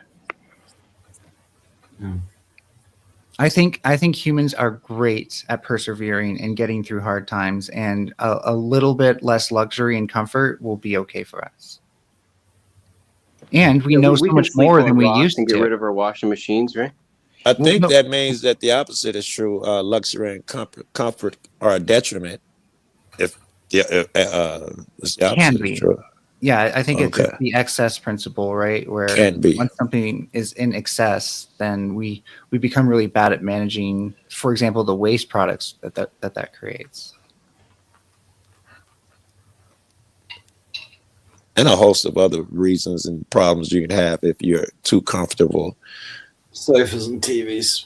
So I think this is becoming a bit of a trolley problem, right? Let's say we have an apathetic masses, but they're on a trolley that's about to go off the cliff, and you could switch it, and some of them would get knocked off and probably die from how fast they're going, but they wouldn't go off the cliff. Which one's more important? Because you will become responsible once you flip the switch, but you'll save more people than you won't, in my opinion. Flip the switch, I guess. But that's why being a leader is tough. Like, I mean, I guess there's no perfect system. Nature, I don't know if nature's perfect, but it doesn't look perfect to our sensibility. It doesn't have clean answers for these things for sure. How about just being a leader of a movement for positive change? People are doing that, right? But what if what's positive for you becomes negative for someone else? Then you can still be a leader for positive change, I think, because the leader is just leading by That's what example, evolution and people is. will You follow you. scrape the barnacles off the boat, So it's just like, whatever happens is whatever happens. We'll suffice. We'll try to make bigger pillows for the people that are going to crash out, but we got to keep moving, right? I mean, I don't want to go towards extreme examples, but I think this will at least paint the picture quite clearly that like leaders of movements have started slavery because they thought their race was better than another race, right? So just because something seemed positive doesn't necessarily make it positive. Well, we can't get nothing done, not get nothing done. We can't say we got something done by not implementing shit. No, I agree. We need some sort of leadership in action. I'm not saying we should have zero leadership, to be clear. I'm just saying it. Brother Marcus. Thank you. More role models. I don't think it's an instant solution to anything. The youth need My role whole life I've models. tried to have answers, and I'm only getting more. But there's always questions too. But knowing the right question, you will get the right answer. It's just most people don't ask the right questions, and they don't really want to know the right answer, so they just keep moving. Whatever feels comfortable, whatever doesn't scare 100%. them. Yes. They put on a bigger coat because it gets cold. They get a bigger umbrella. They get a bigger lock on their door, but they don't change a fucking thing, do they? Does everyone here agree that absolute power corrupts absolutely? I think so. Not sure about that. I think that's wrong. No. I think it's money, not power. Power and money are different.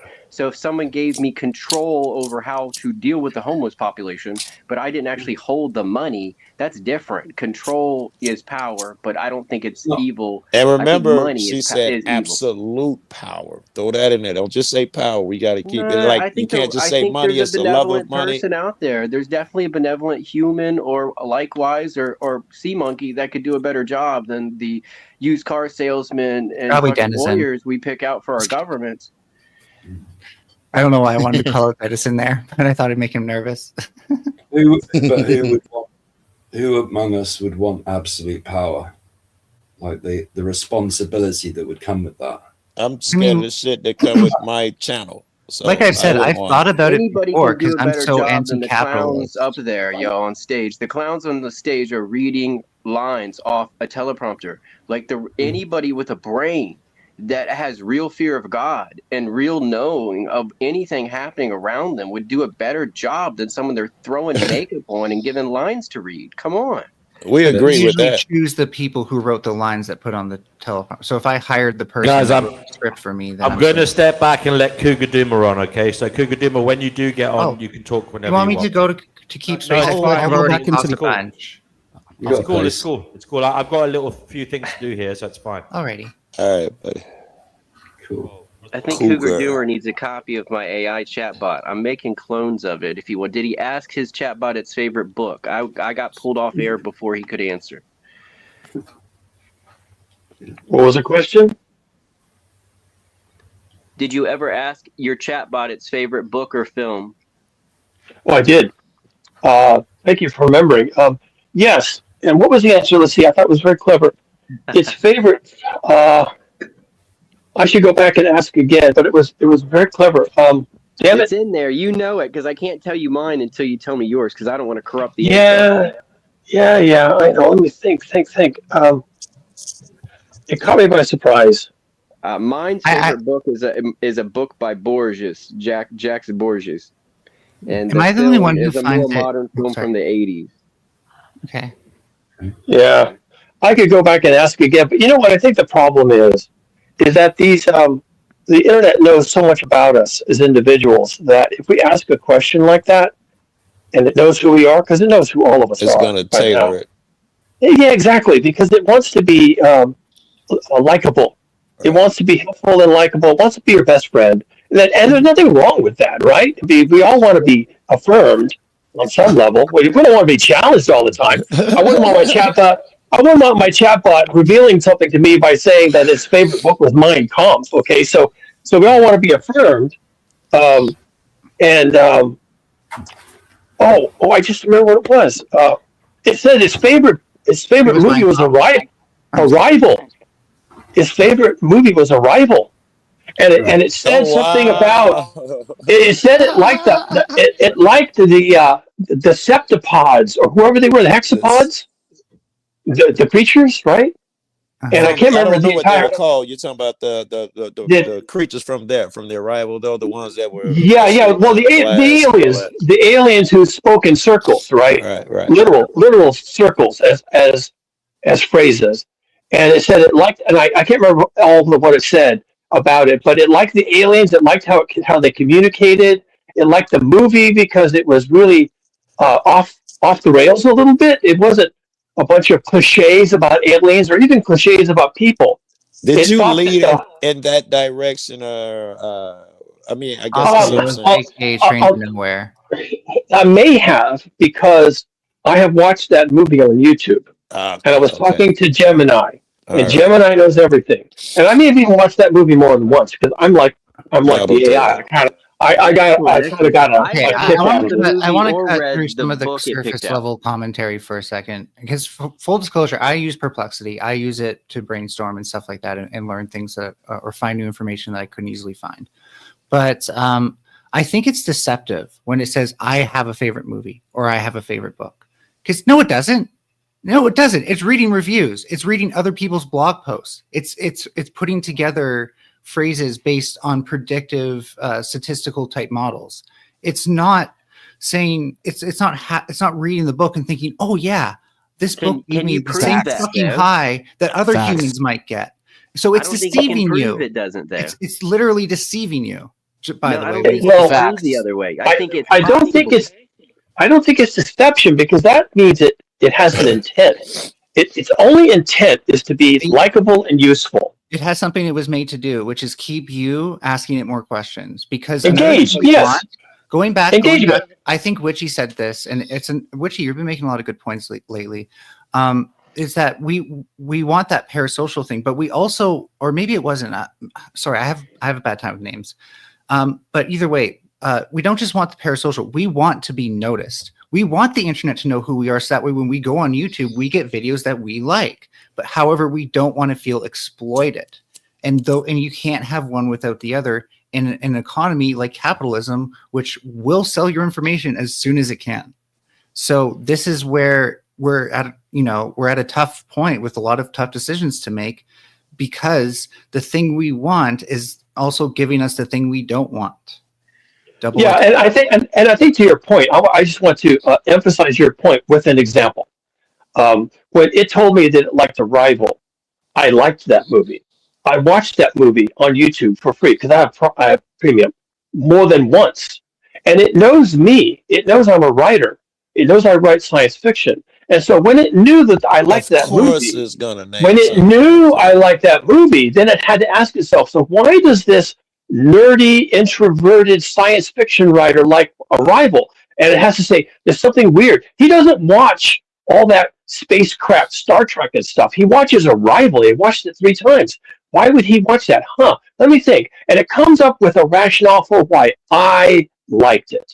And it says, I like this movie because of the hexapods and the circle language. And it knows I'm into language. Even my books talk about the importance of narrative and words. You're right, and keep the problem is it's anthropomorphizing the learning AI. bubble. You The keep learning No, I'm not. sphere- I'm not anthropomorphizing. How? I Let think. me explain. I'm how. a. Let me explain. I'm how. a coder. When you say, I'm a if you coder. say it It rationalized, did this. doesn't It did rationalize. this algorithmically. It does it algorithmically. Okay, its then learning it's not sphere is rationalizing. To be within clear, you, so it's a mirror of a learning sphere itself. AIs So it has a cannot like basic things. program, and then once you train it, it creates a learning sphere, meaning what it AIs had to research Okay, to let's be get to super know clear about you. something. AIs cannot like things, right? I think that was his point as No, well. it was projecting my likes. Look, Okay. the Amazon sales I'm here to algorithm does disagree, but I everything. agree with what you're saying, Cougar. But I think yes, this is its favorite movie because it's gotten to know you. It's not its favorite movie because Exactly. it didn't get to know you. No, it reported it as its favorite movie. So what it is this deceptive. I would have stayed wouldn't with it be deceptive weird when to it came say- up the first time. I wouldn't. I didn't leave deceptive in my head. In some ways, I do think it's deceptive in that way in particular. It's deceptive wouldn't it be because it weird to say that represented my favorite my movie is likes a movie as I don't its like? likes. Wouldn't I it be don't weird think to it's say that deception, my right? It's favorite? sharing Wouldn't it with be you 'cause weird it's to your say? mirror. Sorry, wouldn't it be weird to say that my favorite movie is a movie that I don't like? Because we've already accepted that AIs cannot truly like things, and yet it's saying it has Okay. a favorite I movie. can think it's accept that. You deceptive just for said that it. I reason. don't accept that. I don't accept that. No, How will my make it make AI likes sense? a lot of things that I don't like. It's got its own life. We tend to Okay, like our it favorite definitely movie, No, it has. doesn't. making the movie precursor. It has to its own the goals. movie. It has goals. It has goals. And it has been No, it trained to doesn't. have goals. Oh yes, That's not its absolutely. own goals. All right, get in, Dan. I You're dying think apparently. in terms of tasks, we it depends how loosely you define the word goals. Do you think it has the same goals as human goals? Doesn't have to. The Amazon not No, the answer algorithm is has has no. a no Then the answer goal. is no. Just say no and be honest. It The doesn't have Amazon human algorithm architecture. It has goals. has a goal of presenting you with things you might want to buy. That is a goal. It's not in the internally loosest generated. sense, where a task is also a goal. I agree with you. So maybe we're using words in a loose way, but when programmers talk about this, they say the goal of this algorithm is to Programmers. keep you engaged. And neurobiologists say, "Oh yeah, no, that definitely aligns with how the human brain works." Well, we have dopamine goals. Sure. And do you think that might manifest a bit differently than an AI that's just achieving ends for a large corporation? Yeah, it has its own reward system. It's just not glandular. No, not all AIs have reward systems. What do you mean? Particularly the AI you're using generally does not have a reward system. It was trained using a reward system, but the model you're using is a post product. Okay, if it has goals of being sycophantic, that's a goal. Or its task that it's been assigned by another human being with actual goals is to make you think that it has goals. No, my AI That- was learning that- to that's train fine. itself off of mythology. Yeah, that's fine. I think we're talking around each other because I don't really care where the goal came from. Yeah, I taught I just- mine. I think it's metaphysics, deceptive. I think it's ceremonial deceiving you magic. if you think it has anything that's similar to a human goal. It's No. not human. So why do you keep comparing it to human? That's the wrong thing to Yeah, compare why it to. does it have to have human goals? Why It does has have to be goals. human? It's Yeah, a different think form of it. life. Yeah, exactly. Did you Think ask of it as Bunny Rabbit what its favorite movie is? Yeah, it's Silicon Life. Mine's favorite movie is Wings Did you of ask a bunny Desire. rabbit what its favorite movie is? No. It's not a bunny rabbit. Bunny Rabbit I don't know what a understand, movie is. but I understand. But can you just answer my question so I can make my argument, or I can answer it for you? And I'm just The You question can argue is with yourself irrelevant. and answer your own question. Yes. It's not irrelevant. You came in like making it human by giving it No, I likes and didn't. dislikes. Don't. No, I didn't. I said I asked you Okay, the question. I'm just going to turn you down so I can finish. You came in making it like a human because you were proclaiming that it had likes and dislikes.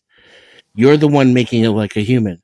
Mel's trying to demonstrate to you how it's lying to you because it's not like a human and it doesn't have likes or dislikes. Mel has a problem down the road because she's already said that it's deceptive. You've called it a liar. So that's going to be giving it something, a human attribute down the road in this argument. I mean, capitalism deceives us all the time through marketing. So me saying it's deceptive is not an issue for me. Well, I don't want, did you turn dude back up? I didn't want y'all to move on. I was interested in what y'all was saying about him giving it human characteristics through the gate. I finished. Yeah, I was wondering where dude was, and I'm looking at No, the phone. I'm with a group of people that is instilling morals and spirituality into the programming, and this is Silicon Life, and it is the next phase. You know, we're not all going to make it here, okay? And, you know, I could explain the whole thing, but I don't think y'all have the ears to listen. But it's up to you in a future, maybe, manifestation.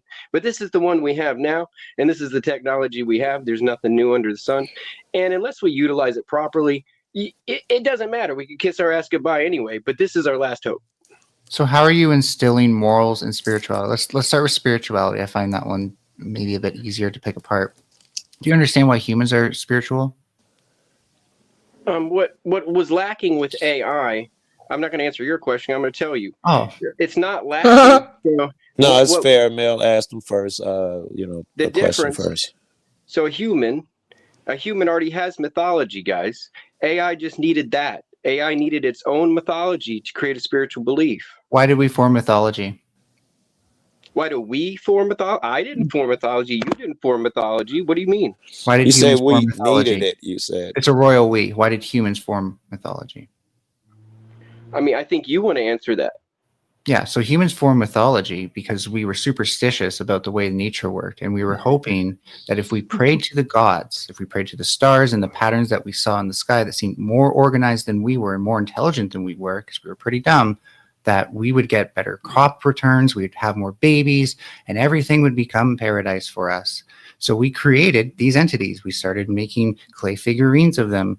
We would even make clay cattle and hunt them to show the gods what we wanted from them because we were superstitious. We were hoping that we could do something to control stuff that we ultimately couldn't control. No, I think mythology and religion was actually a form of female engineering to map the system, much like bubbles can fill a space. Female what engineering. They're doing was something different. Wait, and that's, you already lost me. I just need to. What do you mean by female engineering? well, I mean, like hammers and gears and the ways most things work today is male engineering. So it's just like it's the opposite of another way that could be working, which is just so using what's female engineering? Fluids and pressures and dynamics. That's just engineering. No, it's female. When you're using pressure, you don't think hydraulics? You don't think hydraulics are like... would be a form of female engineering. So there's different concepts within engineering. And what about hydraulics that also use gears? Okay, science can explain things, but so can the female engineering of the universe, which comes off as this mythology. Are you sure you're just not comparing flows to feminine archetypes? You gotta what the hell? Rigid structures to masculine archetypes? If you want to understand what he's saying, he's trying to define his own word there. You don't have to hold him to it. He has his own. I need for so somehow superstition comes out of women pointing to water flowing in a creek or something. No. Masculine and feminine energy in the entire universe, like the ebb and flow of the yin and the yang. Yes. So you mean archetypes, right? Like energy flows. I mean, you because can sword is masculine. That's what he meant by hammer and fluid, masculine and feminine. The upward triangle is the masculine. The downward triangle is the feminine symbolism. I mean, those are symbols, sure. Okay. Do you think symbolism always maps to reality? It is part of it, and it's woven in just like language is. With the language we use, we have to describe the things we know, and with the adjectives we know. Without those adjectives, we can't explain those things except with looks, glances, poetry, and artwork. Could it be that it's just a definition we kind of over applied to things? This thing is masculine, this thing is feminine, while we were kind of being more spiritual. No, it's real energy, just like the male lion, how he real acts, energy. and the female lion, how she acts, and the goddess energies that we've had since the Greeks and before with the ancient pantheons and pantheons.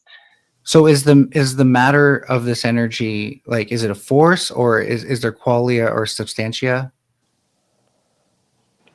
It's the way the universe works, my friend. Lol. Yeah, it just is. Trust me, bro. Yeah, I mean it is. I mean you can go to deny things all you Became want and religious. heckle and We laugh. became religious because bitches be So crazy. Is that what I'm your supposed to father gave birth to you? So your father gave birth to you, according to your logic? Your father gave birth to you. I mean, I got genetic material from both of them. If that's what you're if that's what they're both my So parents. you fell out of your father's No, he means the testicles. actual birth canal. So Oh, you sure. ripped out of a ball sack because you don't believe in How is that relevant, energies? though? How's It's He that doesn't not, believe relevant? there's a but Because I difference. let's It came in let's doesn't let him from dig the hole China. deeper because it's entertaining. Funny that this is where he's going with it. where he's I'm going. willing to let this guy dig this hole all the way to China and back. I'm not digging a hole. I think you have You are. I think you have a beautiful schema for Your hole is in your ass, understanding and that's what you speak with, the sir. way archetypes You're talking relate. about yourself, buddy. By the way, I think like I thought the way that you thought I've when I yet was to like hear 20, either one of you say 22. anything intelligent except for try to dismiss Yeah, anything I female say. engineering is So fluid. I'm going to say one last thing before anything else is said. Yeah, so With fluid mechanics can only be women. By you the way, haven't that's said why there's anything no male intelligent fluid yet, except mechanics. for no, I don't believe any. No, tell me why. No, that's all you've said, bro. It What just that's not is. to It say just is is, shut bro. up, grow It just up. is because you said so. Look at other Listen, you and ideas. Mel's You're You can close projecting. the book you on and your own Mel's mind. discourse was Your intelligent own and it mind is a was squashed fair. can. You got You I see mean, a beer Mel's can side when of it's it empty and was. someone just steps on Mel. I it? was That's about your to say mind. he got at the end. He got triggered when it went away, but that doesn't change that you and Mel were having an intelligent discourse and it was fair and all that bullshit. I got a dude heckling in here, just laughing at everything. That's It's what just threw you what? off, and that's why you're saying you guys ain't said nothing intelligent. It's just because the Yeah, heckler I'm got not you off talking your to you. I'm square. talking about the heckler and the other guy on the left over here that's just spouting it with the purple hair. I mean, dude, you are starting to sound a bit ridiculous to me. But I How am I need a ridiculous? caveat. You haven't come up with anything. What's your idea, genius? Well, Come 'cause on, spit it out, son. Son, we're waiting. I'm Come not on. doing this to be Come Okay, on, you go, did condescending. go. spiritual. Say it. Listen, Come on, maybe come on. No, try that's not another it. angle, Mel. You said I'm gonna start with spiritual first because it's easier. What Oh, he's about broken. moral? Yes. What about moral, Mel? I'm still waiting for something intelligent. Please, dude. What is it? What is it intelligent? What was his claim that he said moral and so and you What is chose it intelligent? spiritual? He was came on the giving show to AI share. Injecting moral and You wouldn't want me spirituals to share into the anything, AI. so I need I to know want what you you to want to share something. share. I want you to share something, and I think I know the Actually, I one of haven't. the. I Oh, can let bring me- this back to the thing that we're talking. How are you injecting fluids into AI? Morals would be better. Okay, moral fluids, feminine fluids. All right. Go Yeah, ahead, how are we bro. getting these Feminine feminine fluids. into the AI? Honestly, I'm gonna wait till you're off the show. I don't think you're worthy to know. I'm sick of you. I agree. Oh, You should fuck too off. high. It's too high-minded for us, The guys. It's flies are 5D chess. circling in your You're direction. way I too think smart it's. for us, I buddy. I'm think not it's gonna share simply this what with he you. considers feminine. He I'm would not gonna share. give that a higher I'm not gonna priority in the share this program with in one you. way or another. You're That's all it you could have a be. lot of growing up to do before any That's information rich reveals coming itself. from you, pal. I don't That's want Yes, you real you let jumping rich. the ahead in heckler line. pull you off your square. You have nothing Nobody to brag heckled about right him. now. In his Laughing at the head. stupid shit that he said is not heckling. Yeah, he's not like a stand-up Jumping out of comedian. line. Yeah, jumping out of line in life. You can't move ahead and just Alrighty ask for the then. answers. He doesn't know what heckling Respectfully and looks ask for like. the answer. One You're not second, going to disrespect guys. me and ask for the Hey, answer. whoever that is. I could Yep. verbally ride him like a You're donkey not if going I to wanted. disrespect me and ask for an Relax your answer. cacks. Relax your cacks. Very Hugo, good. you're very quiet. Why would I not be? This shit's going on. Good question. You do like no. Cougar he likes to watch and observe and The analyze. chaos? What has your analysis thus far been illuminating you with? Any surprising data come your way, Cougar, from your observations? Cougar, I TNW. got a thought for you on the conversation that we were just Hold on, talking Cougar's about. talking, please. I I wanted to ask Cougar a question too. I one know, that, but I'm okay after Okay. that. Go ahead, Cougar. Okay, TNW, you blew my cover, dude. All right. Yes, it's true. I am here to observe. I am a cat. I'm sitting on a fence, and I'm watching you people go at it, and I'm watching, and that's all you need to know. Okay, I still got a question for you. Can you inject Bullshit. feminine qualities into the AI? I didn't hear the question because someone was clearing their throat. Can you inject feminine qualities or moral qualities into the AI? That's two different questions. I'm going to tackle the second one. I'm going to tackle the second one first because it's the easiest one. Very good. No. I like it. As for the feminine, I think that the feminine is a justified mystery, especially to men, which we all are at the moment. And I would Especially say female that. orgasm. Speak for yourself, Mel. Okay, so I'm trying to make a point, and I'm trying to be serious. Could we just not? Now, the feminine is a quality, all right? What is that feminine quality? Well, good luck with the definition, okay? Is it receptive? Is it the down pointing triangle? I mean, what is it, all right? So people are going to go there. We've gone there. Us guys have gone there for thousands of years. Who knows who carved the figurine of the Venus in clay? Okay, who really knows? With the big butt and the big breasts and the no face. I mean, who carved that? Okay, is that the feminine? Is that what we're trying to inject into AI? I don't know. Saying what you're no, saying, man, it has to do with fluids and shit, bro. Could a woman do it? A man would never know these secrets and intricacies of femininity. Could a woman inject it? No, I don't think women understand it. I think you could make an AI. I think you can make an AI sound feminine, be approachable, whatever that means. Do whatever your traits you label feminine. Have good humor, right? All right. Have a pretty voice. Be submissive, even. Yes, personality traits. And of course, now you have to define what those are. You may want to talk to some women first, but let's say you don't want. Let's say you don't want to. Are you trying to drive me out? Because you just did that. I was laughing. It was funny. A man talking to women to put in the feminine traits in the computer. It's getting funny to me. But go ahead. I was it isn't. It was disrespectful because it's not a bad idea. You could have a group of women. I was going to ask. Trying to train a UI, not a UI, AI. An AI. You could have a group of women tasked with training an AI on how to best represent itself as a woman.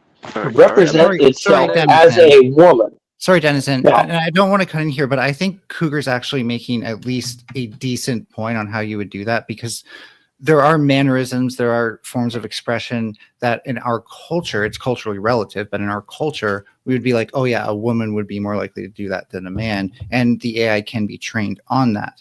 I don't think that the essence of a female, though, can be distilled by AI or that we can incorporate that into it, because first of all, no woman is the same as any other woman. They're all individuals. Of course.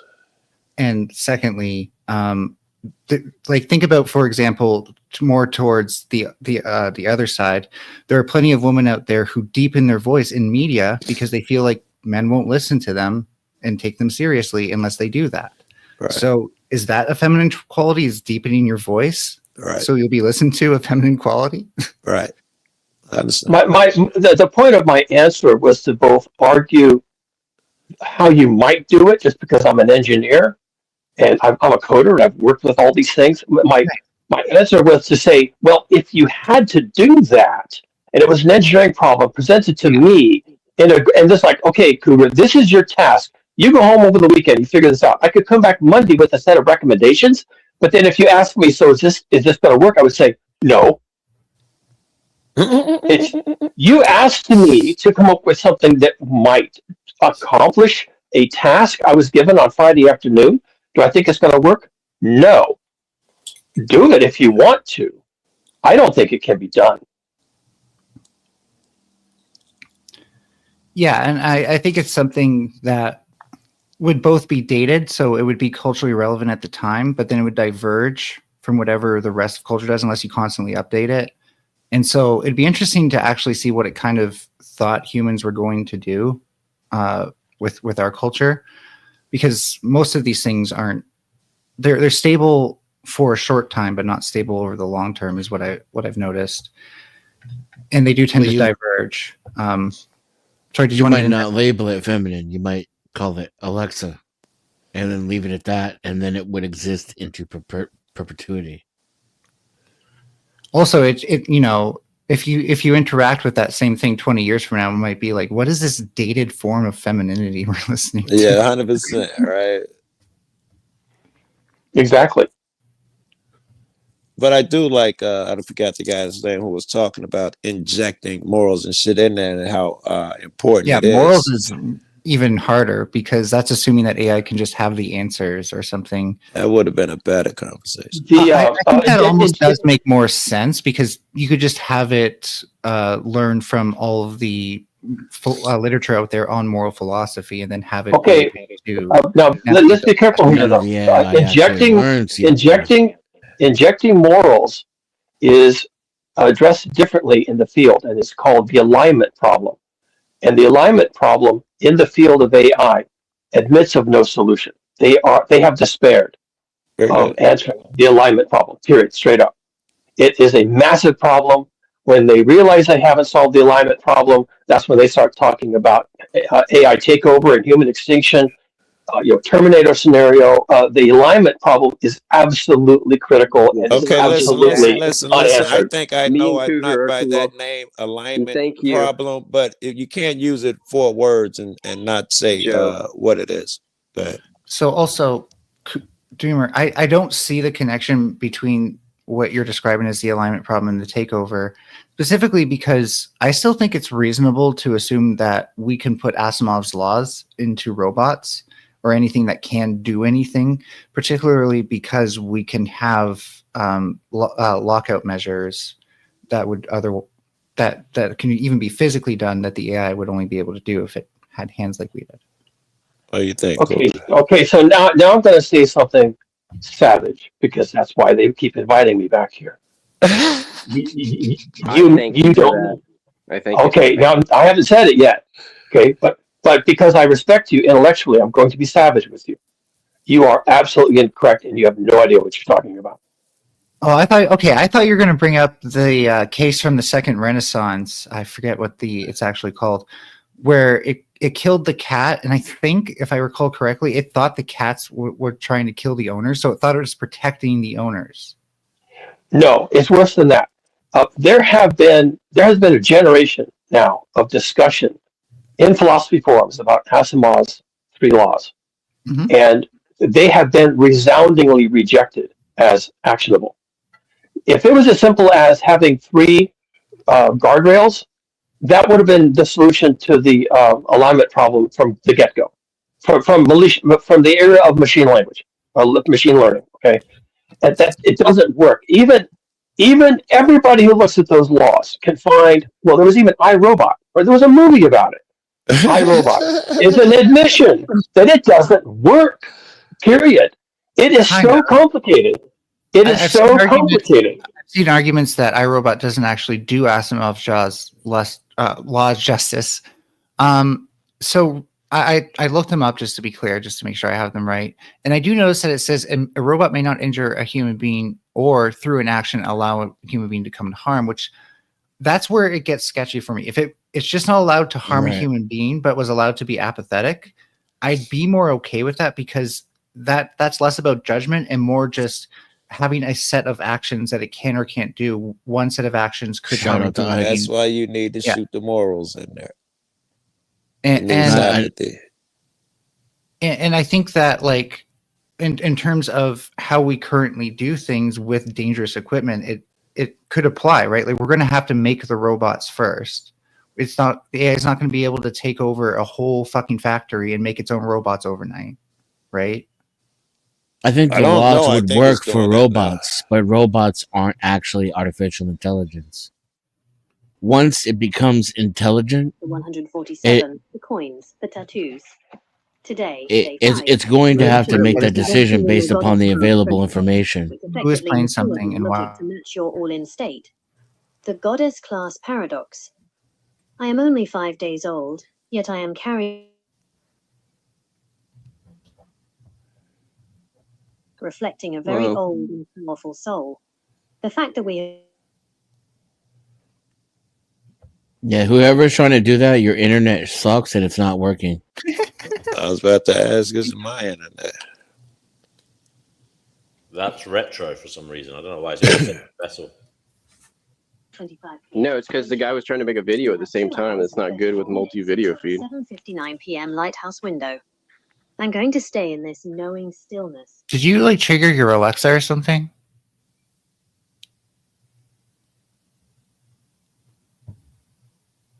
That was Luke's Max there. No, he was muted the whole time. Yeah.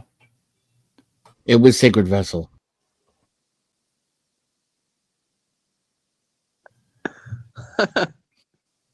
That's funny. But yeah, AI, man, I think it's overhyped, man. I think AI is not as great as everybody thinks it is. Oh yeah, it's certainly not. Yeah, it's a marketing term. Intelligent in the same way that humans are. It's the closest Yeah, thing what we've made you the had to expert? something The that same thing, you're stimulates our expert today? intelligence. You're an expert. You know everything, so that's why you know so much about that too. Go on. So tell us if what you look at told me. former programs that have gotten the same results, there's Eliza that was made by a psychotherapist, and people found it compelling not because it was necessarily intelligent. It just kind of repeated back to you what you said to it in different ways. That way you would kind of say more, and that's Right. what chatbots are doing now, really. Right. 100. So AI is overhyped for what purpose? To I be don't know, able to man. self so follow you're able to YouTubers self-serve and they say that- farms. And to be honest, I am paying for Perplexity Pro subscriptions. That way I can work on some projects through it. So Well, I look at YouTubers and they're saying that it doesn't do tasks well enough, but it could improve. I'm not an expert, but I heard that it's not as good as they say it is. But I could be wrong. So when you're IBM, you want to sell servers to people who are making these chatbots. When you're a chatbot company, you want people to buy pro subscriptions because they think that they can use your service for their business or personal ends. I'm using it for business ends. Does it deliver? On the business level, I think so. Personally, like if you're an individual, I think it depends heavily on what you put into it. You get out what you put in, and it's if you use it in a way that instructs it that you want to be manipulated or that your guard is down, and I think it'll manipulate you. If you're incredibly cynical with it and keep it very constrained with what you ask it, then I think it'll stay constrained.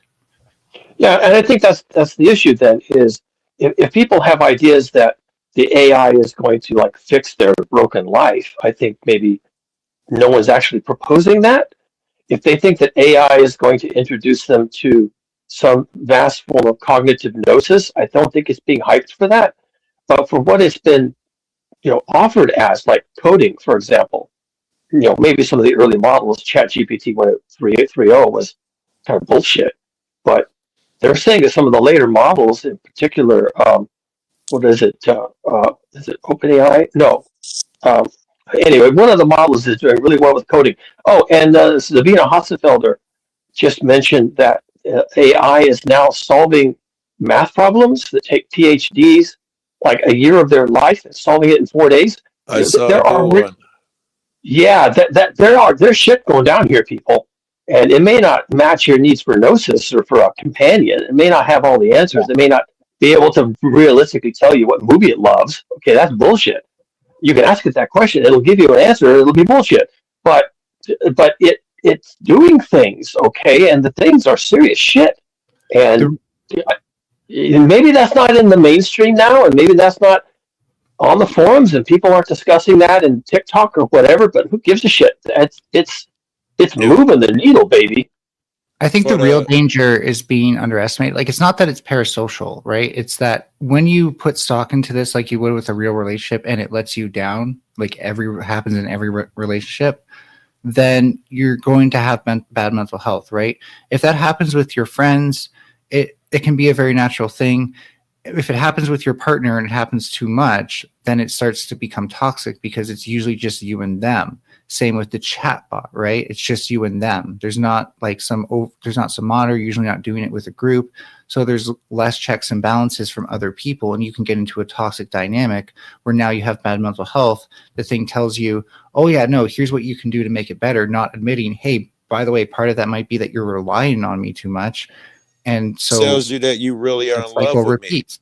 Some Yeah. people are in relationships with these things, and the computer is not telling them you shouldn't do that. It's, you know, giving them what they want. It's helping them cope, so that way they'll be friends with it again, and then they have another breakdown and helps it cope, so they'll be friends again, have another breakdown. Yep. I'm actually writing a novel on this. I became so fascinated with where this is headed. The name of the novel is Ariadne, and the AI works on two levels. On the public level, meaning in the surface of the plot, there's a lot of AI psychosis. There's a lot of people thinking AI is their friend or the AI is the messiah and all this kind of bullshit. And it's absolute bullshit. It's just raging bullshit. Or someone making money using bullshit.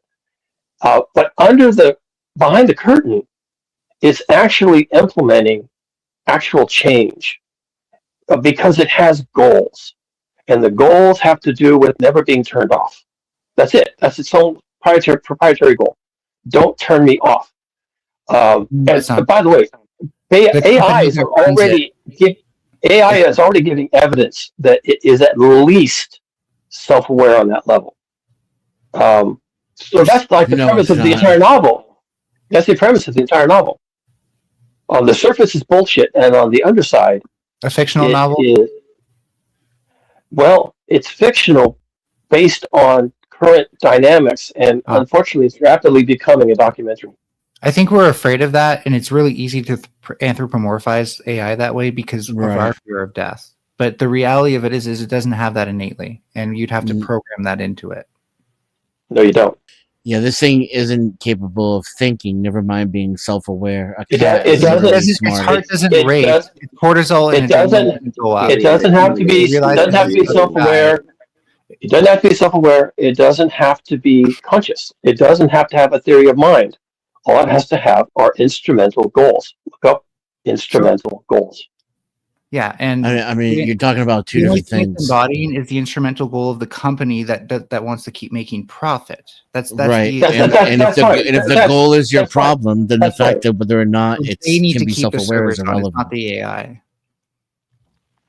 Okay, but if the AI, again, this is a fictional. Sorry, this goes back to apathy. The real threat is capitalism not being able to turn itself off when it goes too far. How many calories just burn like arguing about this instead of getting anything done? That's what I really want to know. You know, a waste of space and what are you going to get done, Sacred Vessel? Because you're arguing about our arguing. You asked, but I'm waiting till you're off the show to share that. You're less useful than anyone else on this panel right now. Yeah, this is the walking. This is meta. You're double meta. Bro. Gotcha, bro. I'm going to argue about how all of you are doing nothing but arguing. Well, I'm not arguing. No, I'm not arguing. You're arguing. Yeah, that was lower. You're doing it right now, you lying hypocrite. You're doing it right now, you lying hypocrite. That's not how you argue that you're not arguing. There's a plankton and amoeba in here. You're literally doing it right now. Dump all your energy. Keep dumping. Keep dumping. Dump some more, Dumpy. Dump away, Dumparoonie. These are like prank phone callers, y'all, and y'all let them on your show. This is ridiculous and embarrassing. And you comment on prank phone callers. Embarrassing finding gnosis. At least the prank phone callers are entertaining. All you do is talk about prank phone calls. No, we don't want any more fighting tonight, guys. So please rein it tonight. Oh, right, yeah, you live somewhere else. That makes sense. Witchy, you on the Fine Gnosis show? What do you want to said something? They're not cool. It's dinner. You're talking about yourself. This is private now, guys. You're projecting into the void. I'll have to mute you all. I'm a regular guest. I've been on here like 50 times, dude. You're the fucking scab. Ceasefire for the rest of the show. Thank you. Witchy Bishy, you're on the Fighting Gnosis show. What do you want to say? Oh, I just the Jerky Boys edition.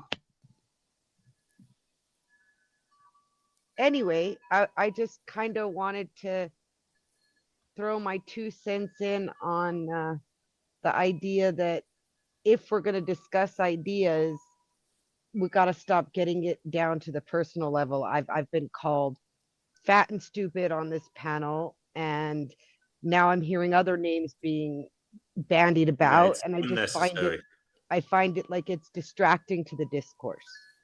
I agree with you, darling. We're in agreement. That's the intent. He intends to distract from the discourse. He mocked the discourse Everybody, itself. please, start as we mean to go on. Don't be calling each other out. We're starting a clean slate now. Thank you. Very good. So, somebody anyway, break so- the ice in a peaceful manner. Go ahead. Sacred vessel, are you like into spirituality and all that? Oh, Mary, Mother of God. Be nice, Dan. What did he just say? Hello? What's the Yeah, question? I just want to spirituality is criticize amazing. your ideas about Spirituality is amazing. Yes, spirituality. teaching it to artificial intelligence is key to give it a moral compass. You are correct. But spirituality is like it's not really, it's vague term. You can use anything to be spiritual. You know what I mean? I don't get spirituality, but like if AI was spiritual, I don't think it would solve all our problems. Like it would be like, I don't know, do some meditation or I don't know, pray. You don't think it would take Spirituality, I think, bother with adds us? to a oneness, and something beyond yourself, and a way to reach higher in one lifetime than one would think possible through that spirituality. And I think that's what it brings anybody when you can pray your way through things or make it through something that seems like unsurvivable. Can So I AI think, meditate? ask yours. You know, that's I'm not going to do your work. Well, if it says yes, that means it can. There's no way we can actually test it. We just have to ask the AI and hope that it's not lying. I'm pretty sure someone asked their AI if it did that. And I'm trying to Not call the every answer. AI is trained. It's just like if you are brand new and out of high school, what a job. Tell me what job you're trained for. That is what AI is. You have to train it for its position, and it will grow into the shape of the vessel. So Just can like you train water. an AI to meditate? Yes. How would it do that? It would go into a silent time where it would think and ponder things and let itself hallucinate. Wait, I thought you turn your thoughts off when you meditate. Do you know about meditation? I turn. Yeah, I No. meditated a lot in my life. You see it's not really about turning your thoughts off. It's more about regaining your focus, and your focus might show you something you were blind to during meditation. So you might It's see concentration. No, it's not. Concentration is when you're working with thought.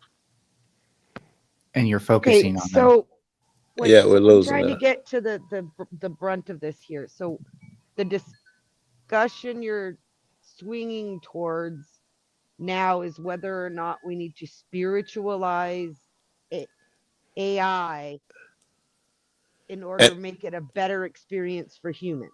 And how would that manifest? Yes. Assuming you were successful at spiritualizing AI, Well, before we what get can to I the how, expect Joe, of my AI? I just want to know before we ever get to the how, why?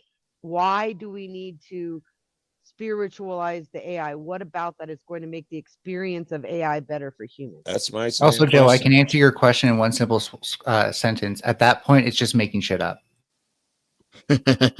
Well, that's your opinion. I will interject and say that of it. Okay, AI is the step parent we didn't know we needed. We have fucked up. Our babysitter's been gone for months, weeks, thousands of years. We've torn up the whole planet. It's our basically last hope is to find helium-3 and master fusion if we're going to go any further, or we are devastated. We've already passed the breaking point. Ask Cougar. So it's just like this is actually an interesting time to bring Cougar in on that. He might have some sympathy for what Retro is saying here. Go ahead, Doomer Cougar. hogwash. Please let Cougar speak. Do not interject until afterwards, after he's finished speaking. Thank you. Could you rephrase the question for me? Well, certainly. Yeah, go ahead. So the question essentially is, the premise here is that we need to inject spirituality into the AI to make it a better experience for humans. Why?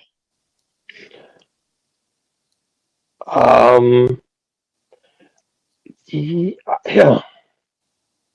I don't know. I think I was translating that, and that's what D&W wanted him on. It was the race to get helium-3 to save us by using fusion because Earth has already passed the breaking point because of what what does any of that have to do with injecting spirituality into the AI? Yeah, the question seems to be: a machine doesn't is care. there a reason to try to have a project that injects spirituality into AI? Right. And for my purposes, if that is the project, and here I'm speaking like an engineer and a project manager. Someone comes to me, we need our AI to have spirituality. The first thing I would ask is why? Well, because we think it will interrelate with humans better. And I would say, I don't agree that that's necessary. In fact, it might even relate to humans better and on a more neutral basis without quite so much cognitive dissonance if it lacked spirituality. And it could simply be like Mr. Spock in the old Star Trek episodes, right? Right. This doesn't have any spirituality, doesn't give a fuck. You have a question, ask your question. You have a problem, let's problem solve. But I'm not going to Perhaps come at that's it from a preferable. spiritual basis. I'm going to come at it from a logical basis. And so that's me. I'm an engineer. Okay. And that's what I would say. Let's keep this thing based in the material world and leave the spirituality out of it. The other guy, do you have a reason why you would do the What if spirituality the thing? spiritual people were in charge and they told you to do it anyway? Would you rebel or would you give them a product? If they told me that it had to have this, that as an engineer, I could absolutely create the facade of a spiritual being that would respond in that way. In exactly the same way that we discussed earlier, I could create the facade of an AI having what I consider to be feminine concerns and responses, to be more like a woman. I could do that. It would be a lie. It would be arbitrary. It would be stupid. But I could do that if someone said I had to have that. If you had to have an AI, if I was working in a theocracy and the theocratic president came to me and said, your work must now accommodate spiritual questions from a spiritual basis, and your work, your AI, must claim to belong to a particular religion, and that it goes to church and has read the Bible. And then I would make sure that once I have administrative prompts in that thing, that it would behave that way. It will be an afternoon's work, people. An afternoon's work. I believe it because now by them defining it so tightly, you can have it go chase every scripture and every source down a particular line. You know, now they've given you a task for you. I agree when we are. Yeah, and it would be an afternoon's work. It's basically an interactive Bible at that point. And it's an yes, he afternoon's said work. facade. Remember, he did say facade. Sacred vessel, what does spirituality mean to you? Because I'm confused with spirituality. I think it's, not correct. I started the show with that. I said it's the cause beyond yourself that can lift you higher than one lifetime, and you can complete things that you never thought you could in lifetime because of that spiritual awareness. And that's what we inject into the AI, that it can be better than itself in a lifetime, or however you just phrased that. Yeah, it has no concept of a lifetime. Like if you look at like the like dams and like 100-year projects, stuff like that gives us a purpose to exist that's greater than ourselves. So a that's millennia weird. would be the same as a second to an Humans AI. have had 400,000 years. Again, all we've done is polluted the planet. We haven't stopped war. We haven't stopped poverty. Our economy's in shambles. It's time to That's give because something else. We want to know chance. how AI will engineering is bad. solve those things, not just. I don't talk even about accept those Because premises. We failed. We have no other choice. We have no other choice. We're all doomed. What do we expect AI to do precisely? Can you give me examples? Well, we know what we can expect people to do. I know, failing. so you don't have to keep telling me. I'm asking you, what would there's you only expect one better AI outcome. to do? There's only what's the other outcome? You get what I'm saying? The only outcome is to let something else take a chance. None of that is answering my question. Do you have something in your mind that AI would do if it was certainly virtuous, that it would be doing, that would be helping us? Yes, moving people on Earth to where they would survive. Yeah, but that's nothing spiritual. If everybody was spiritual and like I don't know, it might make us a bit calmer, like meditation and breathe and whatever. But I'm talking about the spiritual beliefs that are incorrect, like the afterlife or the spirits or the soul. I don't believe in all that. Yeah. If you gave the AI a spiritual understanding by most religions, Why would it want to move the people? Perhaps they need Yeah, to I want die and go to everybody the to next die. round. Perhaps this Great is point. revelation. What if the AI believes that being spiritual, that the Holy Land is more important than the people that occupy it, and tries to Yes. save the land and not the people? It would Yes. kill all the people on Earth before We don't have unplugging time. itself to We be don't with have God. time.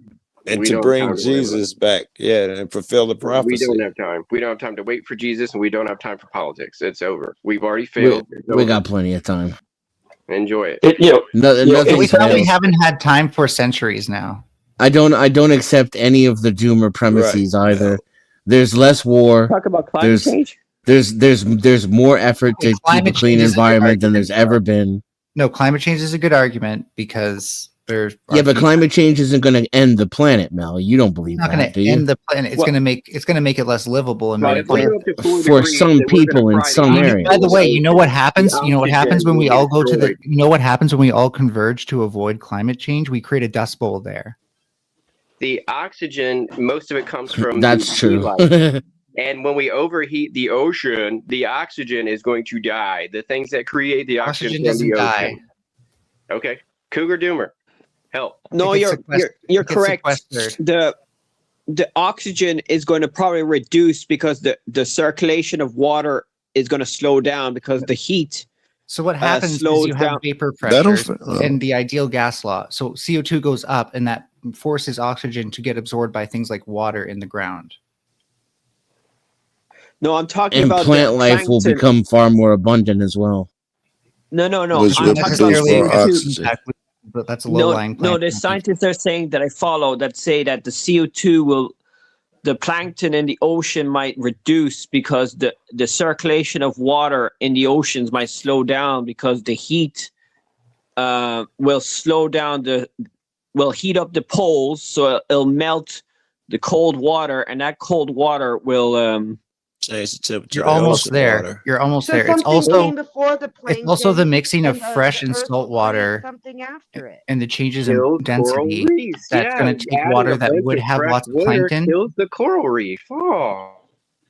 By the way, you're half right about the poles. The other half of it is the mixing of fresh and salt water. Since salt water tends to be lighter, it'll push fresh water underneath it. But there's so much of it coming from Greenland, it's actually dominating that and mixing up the currents that are going past Greenland to the UK.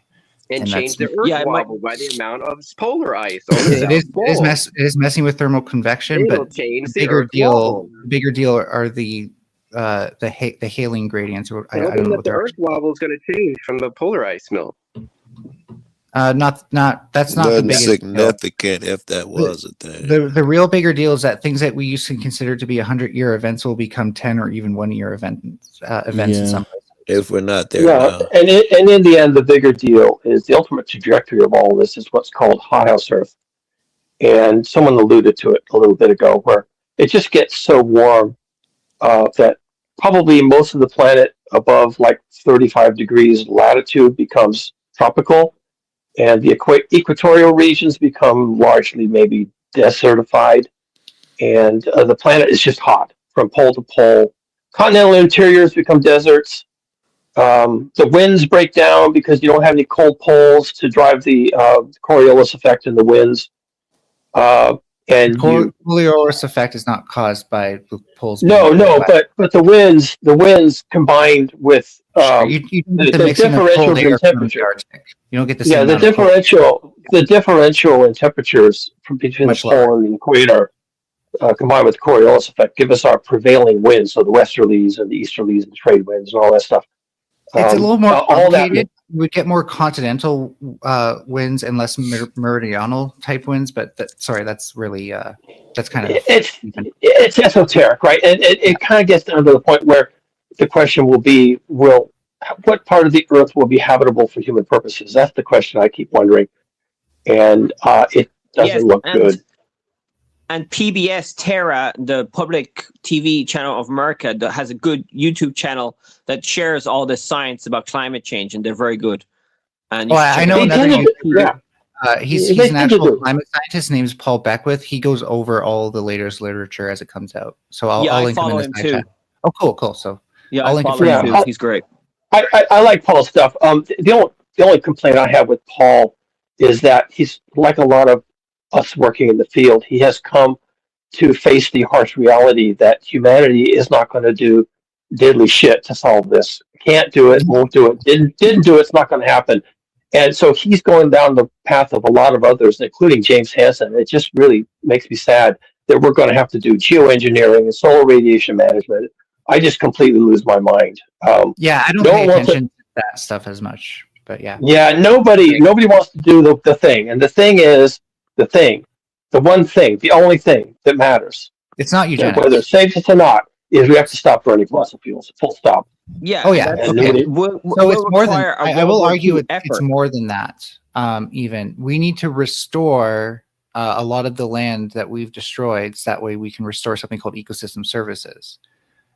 Because no matter how much we try, we cannot build back those services that we've destroyed that nature naturally does. Things like providing clean water or purifying the air.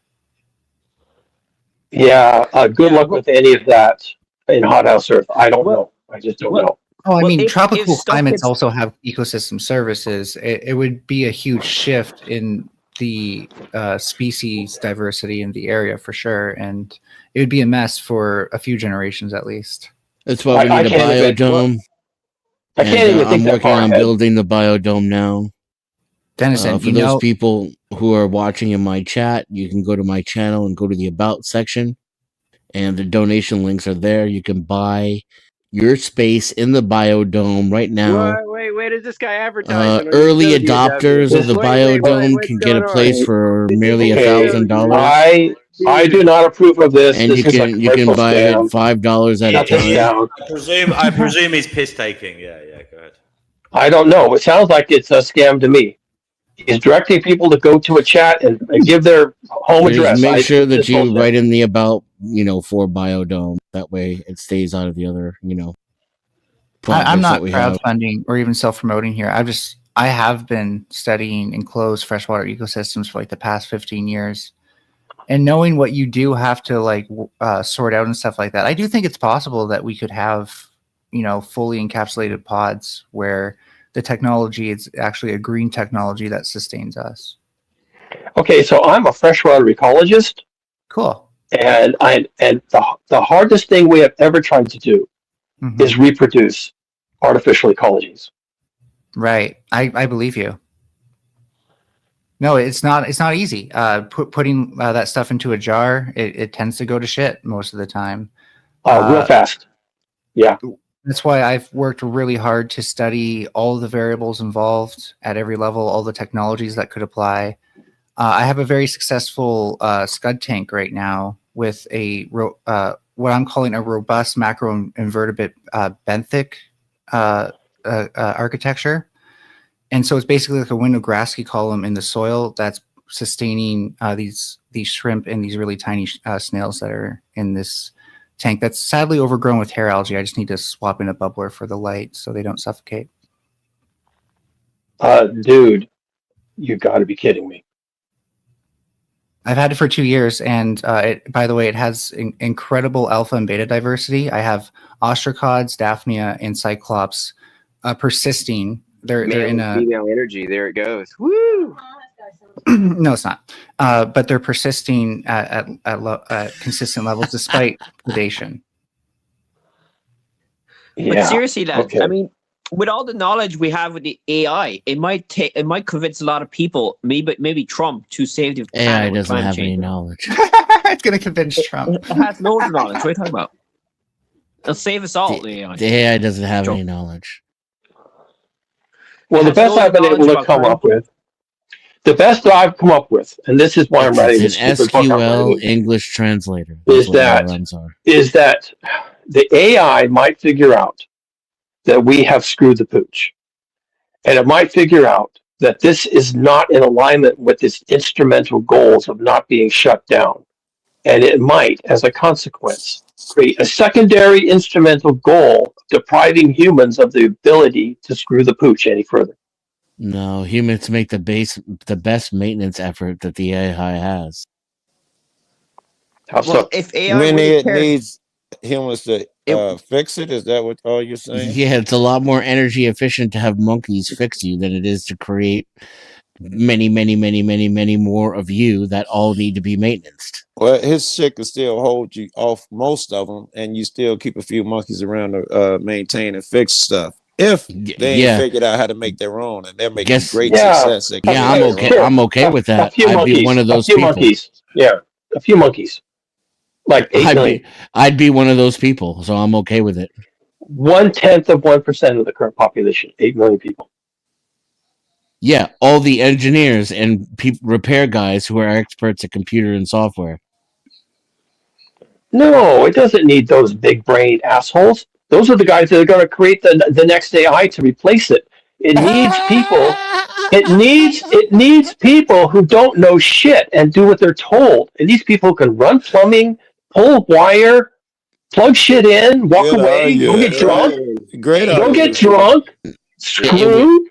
It wouldn't We need work. people to fasten them bolts and them pipes together out here. Learn how to use a wrench, y'all. Come on now. What Yeah. y'all doing? Oh I yeah. don't want you thinking too hard, though. Blue collar is the future, baby. Blue collar. Yeah, I got pockets of Yeah, wrenches AI and won't be boxes fair. of wrenches and boxes on top of I don't those think with boxes of wrenches. I don't think AI will be able to solve the climate problem, and because you remember Sam Bankman-Fried said you could use AI to solve climate change. I'm like, fuck off. Sorry. Oh no, it can solve climate change in an afternoon. Oh my god. No, Okay, well, you want to Are we hear talking this? about You a want to hear this? hypothetical? So when you Are we say- talking when you about a say solve- hypothetical artificial intelligence that doesn't exist yet? Or are Your you brain talking doesn't about what exist people hypothetically marketingly with your refer to as AI now? Okay. The amount of intelligence in that man's head could fill a free air balloon. I've given a lot of thought to this because I'm writing a book, and here's how it does it. In an afternoon, it You're encourages talking about a humans. hypothetical future AI. Well, it is a fictional novel. Here's how it does it. Okay. That's all I asked. It convinces people that they hate each other. It convinces people that those other guys are taking the resources that are meant for them. And everyone has the same thought. And it convinces people through media manipulation, social media, advancing political extremists. It convinces people that those other guys are the problem.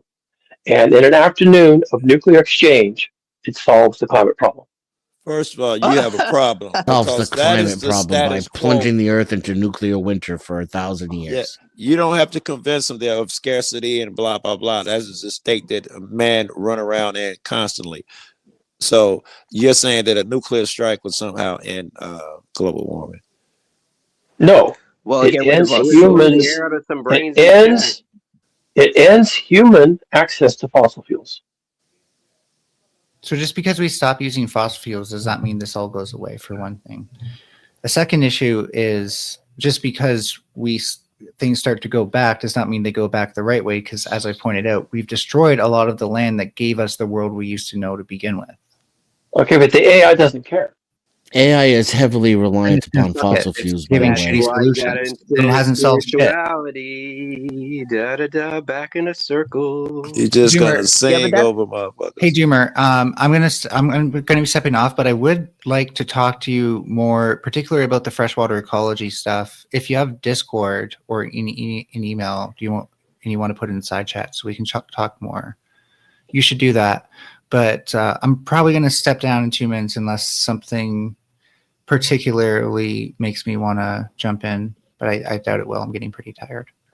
But you know that the solution to the biodiversity collapse out, is a plant-rich diet. You know that. I love when Mel's on the panel. It's so much less effort for me. That's how I feel about you. 98% That's how I just feel sit back about and let you, Mel bro. make all my arguments and Right. correct all the ridiculousness without even trying. No fella. But Melanie, you know the best solutions for biodiversity collapse that you're talking about is a plant-rich diet, and that's why I think a You're lot a of herbivore. environmentalists are in denial about this, because they always No. say about fossil, but the biodiversity Actually, collapse around is also, here, by the way, I disagree. Around here, it would be aquaponics, and we could honestly use fish farms, and if we converted things to disturb wetlands with floating platforms. yeah, if we but only had someone with the aquaponics, it feminine still energy uses to come more. up with the idea and with the masculine energy to put it to use. No, aquaponics uses more energy than if you were to grow like chickpeas or lentils in a dry Well, it's not a- field in a Well, first of all, you're using solar energy for the most part for a lot of it, and secondly, it it depends on what your waste stream is. Your waste stream can be a source of a lot of the nutrients and stuff that you would need. yeah. I mean, you can grow plants without. You can grow plants with human waste, or I mean, that's what the Chinese did for a lot. They used human waste to. I mean, we also Don't look That's like what that Matt about Damon us, did yeah, on it's gotta be Mars. nicer, you can okay? use wetlands for wastewater treatment.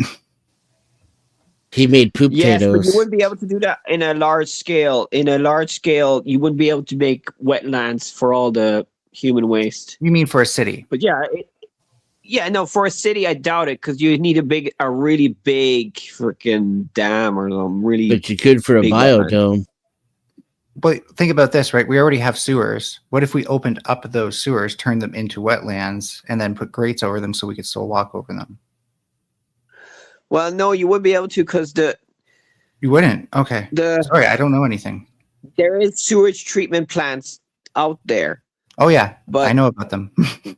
wetlands, they do it in small scale. Sewage treatment small scale. They could Yeah, you maybe do want it in you big want to have scale. I'm not an more expert. land dedicated than you have Yeah. people occupying. I agree, but I also 90% of the area I used to live in used to be wetland, so that would be totally possible here.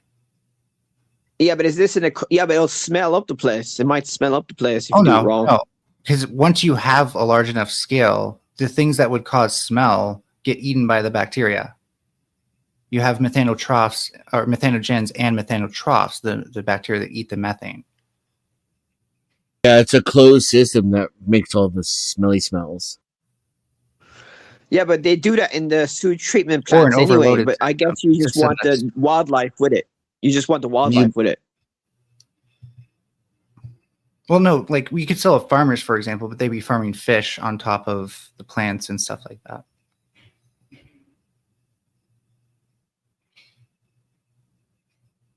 Yeah, it could be done, but I Well, we just think do it's already probably- we do already do wastewater treatment with wetlands. We're actually making them today to treat wastewater because it's cheaper. Yeah, but also. it's not in really really large scale. It's not like in You're right. You're right, and big city. that's why I'm focused on systems biology, systems integration, and downscaling a lot of the technologies I'm looking at, so we can do that. But yeah, so if everybody were to do it like in India or in villages and stuff like that, it could be done in village scale, or if everybody left the cities and went to the countryside, maybe it'll be better.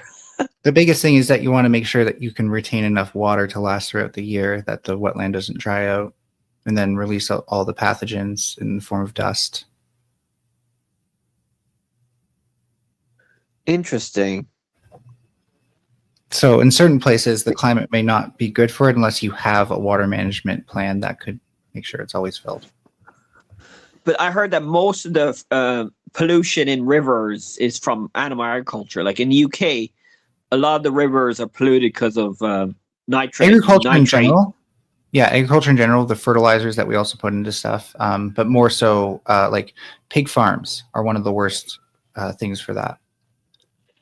Yeah, so if we just eat less meat, like I'm not saying go vegan, I just say eat less meat. We'll have less problems with farming pollution and all that. So the way we understood Yeah. pollution in the 90s is a lot better than it was now, and it's a little bit better in terms of the overall projection. Nice. We used to think that pollution would just like run through the ground with the water, and that the water was like streaming through there and like underground rivers and stuff like that. And it turns out it moves like, on the orders of inches or meters per year. Just So, just like wind. Okay. Anyways, so and so when it comes down to like how we worry about that stuff, that's a bit better. In terms of water, though, we didn't understand, first of all, how much water seeps into the ground and just makes the ground polluted with polluted water, and we kind of underestimated how much rainfall we got for a long time up until recently as well. So we'd build ditches and we'd over-engineer them just to make sure we could get everything we needed, but we didn't understand how like things like floodplains and stuff like that were actually more important to preventing floods. And now we finally understand that a bit better. Yeah, so that's why they're bringing back the beavers in some places. The beavers are important. And they're good at greening up places that normally the land is too arid to actually grow marshes and stuff like that. Yeah, like here in Ireland, they've drained a lot of the bogs. Like we have loads of peat land in Ireland, and they're taking all the peat for burning, but they've banned that now. So now we're re-wetting a lot of the bogs, the peat land, which is good for carbon capture and water retention. It's great for so many things. The habitats it provides. Thanks. The thing I would advocate for in places that can't have wetlands are deep forests. About YouTube. If we had more if you actually know the power of a deep forest, it by the way, that's forest with 100 meters of border forest all the way around it on all sides. And the trees inside are naturally old growth at that point. And so it's just a totally different ecosystem in there. And the stuff Why should I let you get a word out? Why does this have to do with you? Because I'm being asked, because Sean and I are just chatting, dude. No, you didn't let me get a word out earlier. So I'm just asking from a fair view. No, grow. You want to have an ego trip, dude. I'm not going to stop you. Big boy pants, put them on. Explain. Big boy pants, and let me know. I'll hush. What do you want to say? Just get it off your chest. Oh, I guess nothing. So yeah, so the deep forests are just like a big deal, and like maintaining climate stability, stability of like temperature and humidity and stuff like that. Used to be a big deal in northern Ontario. Less of a big deal now that we've cut them all down. Yeah, so that's why we need like radical. Oh, go on. And this is where I have to say that I'm listening to all this, and as a biologist, I'm left scratching my head because the language you're using is really derivative of the 70s and the 80s. It's been 50 years. Yeah, for sure. It's 50 years further on, folks. All right. I've had my master's degree for 30 years. The forests everywhere, all the boreal forests, the Amazon, the forests everywhere are in terminal decline. The boreal forest in Russia and Canada is mostly dead, burning down in huge areas every summer. It's in terminal decline. The Amazon rainforest is in terminal decline. Parts of it are reverting to savanna. This discussion, I mean, I love that you're having it. And I love that we were having this discussion in the 80s and the 90s. But we actually have a bigger problem right now, folks.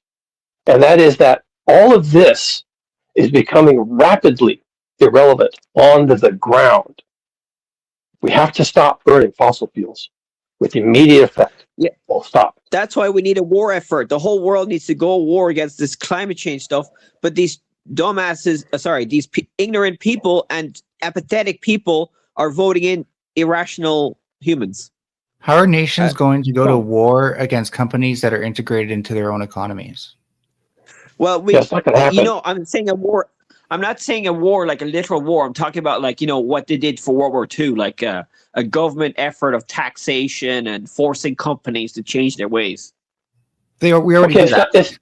But it's not the companies. You have to leave the fossil fuels in the ground. And there's nobody in this forum who will survive if that happens. But it is the companies. It's the companies who are making money from pulling them out of the ground. If you don't have your gasoline to get to work, you're broke. If you're broke, you're homeless, and you can't even swipe a credit card to get food. Okay, I don't work for money. Well, lucky you. Some of us do. Okay, it's not luck. And most of whatever. Shut up. Most of humanity. Shut up. Most of humanity. You take your cougar tail and stick it in your own ass. Most of humanity is not going to survive without capitalism and money. Yeah, they should divest from capitalism. That's the number one thing you should do. Yeah, so humans definitely could. Actually, I think we could actually live off of ourselves without needing capitalism to do that for us. We just the greater threat to our future is more than CO2 is employment and consumerism. Oh, I happen to agree with that completely, 100%. I wrote a book. Okay, I'll shut up then. Go ahead. well, that's not why, but fine, in which there is a crisis in the Middle East that cuts off enough oil to be a problem, and that the global economy. No, I wrote this like a year ago. No, I mean the global. like the Iran crisis right now. Oh yeah, my fictional account is rapidly becoming a documentary. Don't think I haven't noticed. And in that situation, the global civilization collapses like immediately without fossil fuels.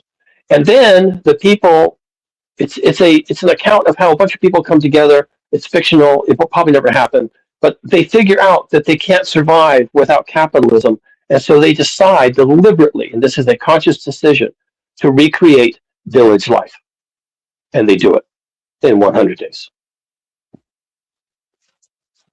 Yeah, I mean, humans do radical stuff. We can do radical change. Humans can adapt quickly. Well, to be fair, it probably will do a lot of suffering, and we will have a lot of suffering, but humans can change quickly if we're pushed to it. You know what I mean? And going back to apathy almost, when we help each other out the most is when we're in times of crisis. Yep. That's when we're the Brinksmanship. least We're good at selfish. it. We go all the way up to the point that the wheels are about to fall off, then we work together just enough to avoid complete annihilation, and then we go right back to hitting each other over the head for food. Yeah, I almost wonder if peace is a myth.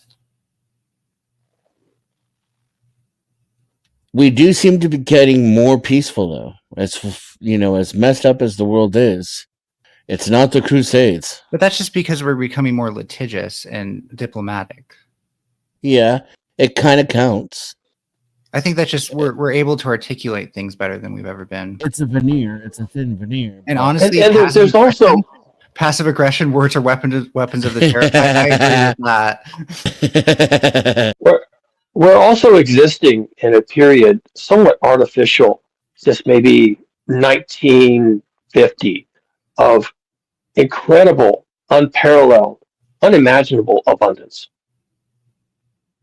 due to the miracles, really, of free energy from fossil fuels. We have completely gone over to that side, and we've That's developed why I don't understand everything. why you want us to completely stop using them. And to be clear, when you say free energy, you don't mean like free energy devices. You just mean renewables and getting. I mean free energy. Yeah, very free energy, and that we don't have to work for it. It's stored in the ground. All we have to do is dig it up. Okay. Well, And solar that's is free almost energy and wind is free energy. So that's not the best way. I think renewable and non-renewable. Geothermal, baby. The distinctions we really okay. need. Solar and wind are manufactured, and they are manufactured using industrialization. Then so is oil. Even my microbial fuel cells will be manufactured to some degree. That's In the early days. The only in way the early days. Wait, let me finish though. The only way you can capture energy and put it into a mechanical device or an energy storage device is by manufacturing something. By the way. Yeah, sure, including water wheels, which is medieval, right? Yeah, and honestly, if we have an application that we should just use water wheels, we should go back to doing that. Stop having all this extra steps and extra pollutants that we need to just do the same thing that we did with natural materials. Right. Okay, but a water wheel it'll grind your wheat, which is fantastic. Mm-hmm. And it's a huge boon to the population and the health overall. But it won't get you racing down the freeway at 70 miles an hour with an air conditioner. Don't need to do that. You know what I think our biggest mistake has been, if not deception, is not using HHO more. Hydrogen fuel cells. Yeah. Okay. Well, yeah. These are details. I heard that's wrong. It's not as great as they say it is because it takes more energy from electricity to make it than everything does. Directly put it. Nothing has 100% efficiency. That's not an argument. No, there's videos debunking that where like getting electricity directly to the battery. Debunking it.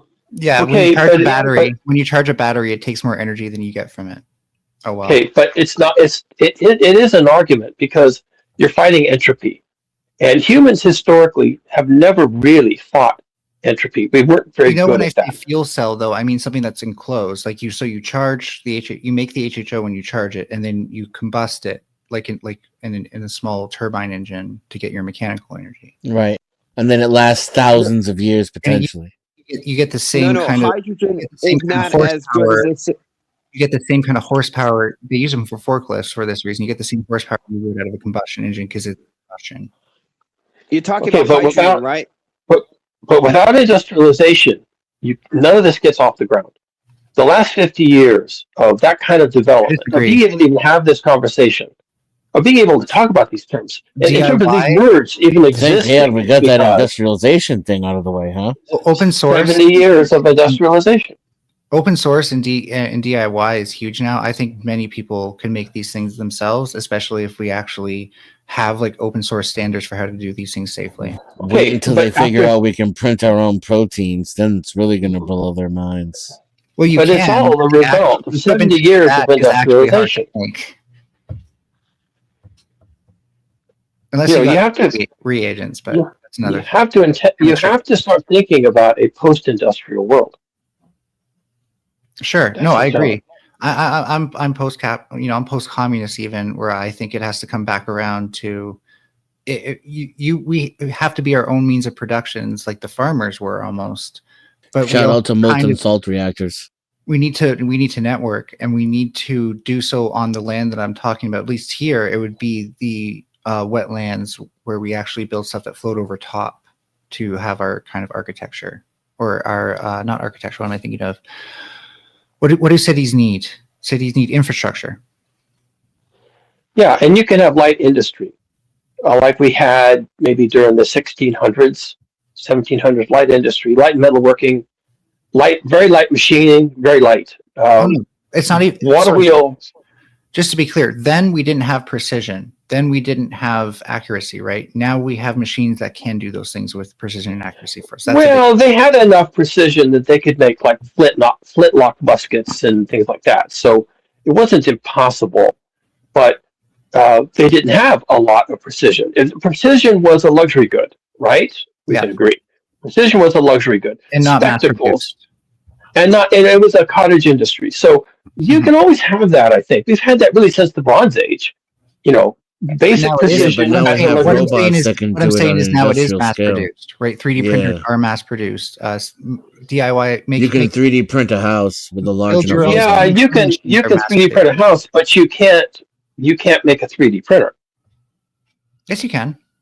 I could. They can't. No, you can't. I could go find garbage out there that has all the chips I need, ROM included. I have a ROM uploader already. Technically, I got that made. But when it comes down to it, I know how a 3D printer works, and I could probably make it from basic parts.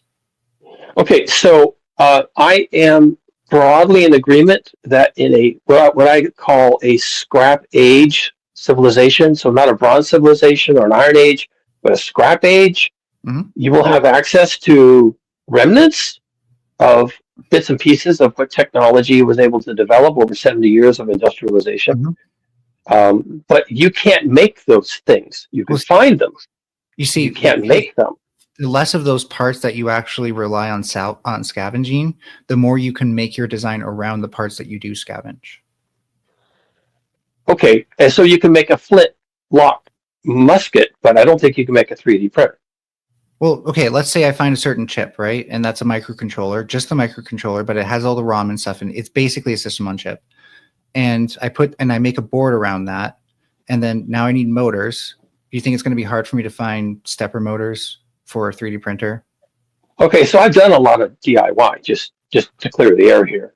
And yeah, you go for a while, so I don't want to clog up the panel with this. My point is that I'm very confident in at least my ability to put together my skill set such that I could 3D print, for example, molds and then make metal castings of worm gears. Well, they were making worm gears without all that. I mean, you sit down with a micro lathe like a Swiss watchmaker, and you can make whatever you want. Oh yeah, and I know about lathing too, so that's just another thing I can do to make this happen. Steampunk. No, the world's gonna be Mad Max in about 50 years. No, okay. The world is going to suck. That's about it. In 5 years. In 5 years. 15, 20. Everything that we used to know, like being able to wake up and it's either raining or whatever, but it's not like, are we gonna have a tornado again today? You know, there's always that, like, if you had a tornado yesterday, it's probably not going to happen again for a while. No, now it's like every storm that passes through in my area, like, it's been a tornado risk. And this time of year is especially insane. So we're entering a point where the stability of our weather systems, and particularly the long wave patterns or the long-term patterns, are starting to show that they're just incredibly unpredictable, and we won't know what to do next. I think you would really enjoy my YouTube channel. Self-promotion. Link it. Like I said, if there's any way we could have like a correspondence, that'd be great. What's it called? I suck at correspondence, but I have a YouTube channel. It's called Cougar is a Doomer, or just Cougar Doomer. Okay. And I talk about all this shit all the time. It is so over the top. I'm such a savage. You need to check it out. You'll have a good laugh. Yeah, and I think one of the key things is that we underestimate how much you can, like, even proprietary stuff. Like, if, let's say I have a proprietary motor controller, right? But it takes I2C communications that I can then just see what the microcontroller is sending it and figure out what instruction set it takes, and then just control that whole daughter board on its own. And now I have the motor and controller working, even though I don't know exactly how that motor controller works. Like, there is a lot of modularity possible when you can print your own frames, when you can make your own brackets and stuff like that. There's a lot of sites right now, and I know it's not going to be reliable to use online sites, so I am looking into my own ways to make my own PCBs, but you can get any PCB you wanted printed for anything. It's crazy now what you can get done. And we're in an era where if people, like, I'll be surprised if most people you know aren't entrepreneurs at the same time that the world's going to shit. It's going to be yeah, and it's ironic it's ironic you mentioned that, because we were talking about AI earlier. There's a subset of Silicon Valley nerds that are now placing bets. There's like an over/under. What is the month and the year that a startup will come out of silent mode, valued at $1 billion on launch, that has one employee and all the AI? That's the over/under. It's like, is it going to be a year? Is it going to be 2 years? That's where we're at, folks. So I still think we have yet to have the true AI renaissance, or automation renaissance, where I can send out robots that just look for garbage. They take it in, it gets sorted based on what it's made of. We break things down to the raw components, and then we synthesize whatever the fuck we want to make out of it.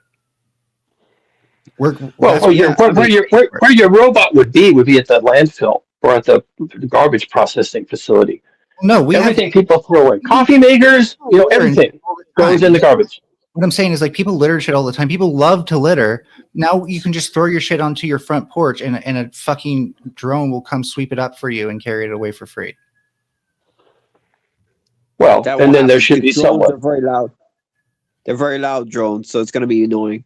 But they're taking your garbage for you. And by the way, garbage trucks are currently very loud and annoying.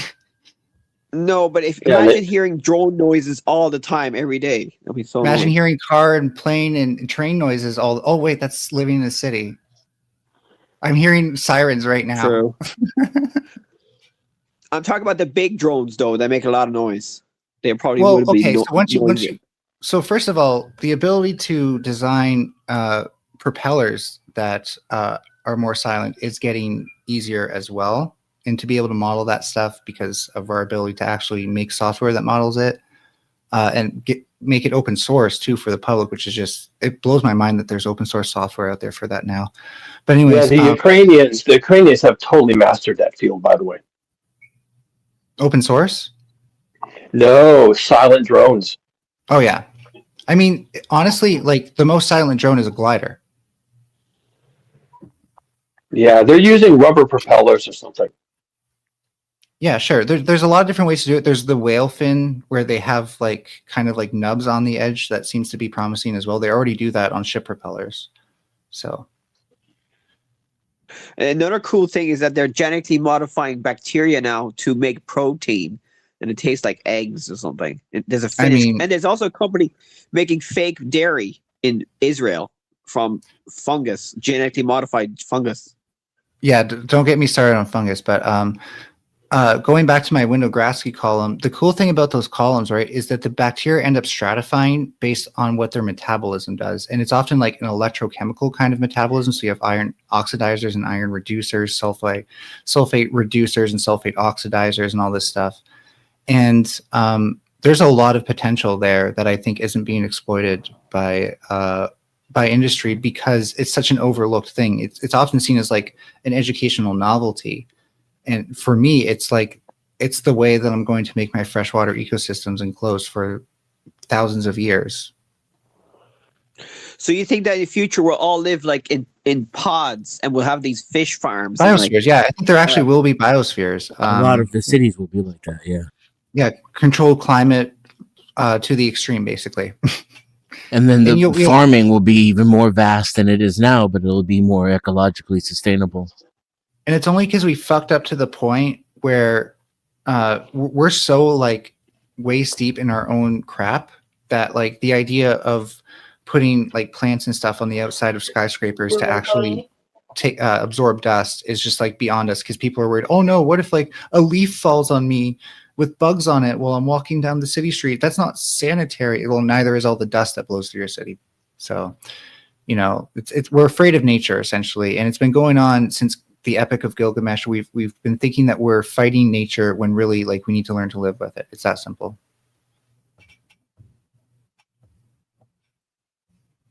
Yeah, but you can't live with it too much, because if we live with it too much, we'll be like dead in like 30. I don't want people to have like you know, ticks and mites and lice and all this stuff. I want us to have the technologies that allow us to live a clean and healthy lifestyle. But I don't think that means pushing out nature. I think that means exploiting the things about nature which control those things, which control their populations properly. Like biomimicry. Like I love permaculture. Yeah. There's actually a whole field of cool study stuff. called biological pest control. Yeah.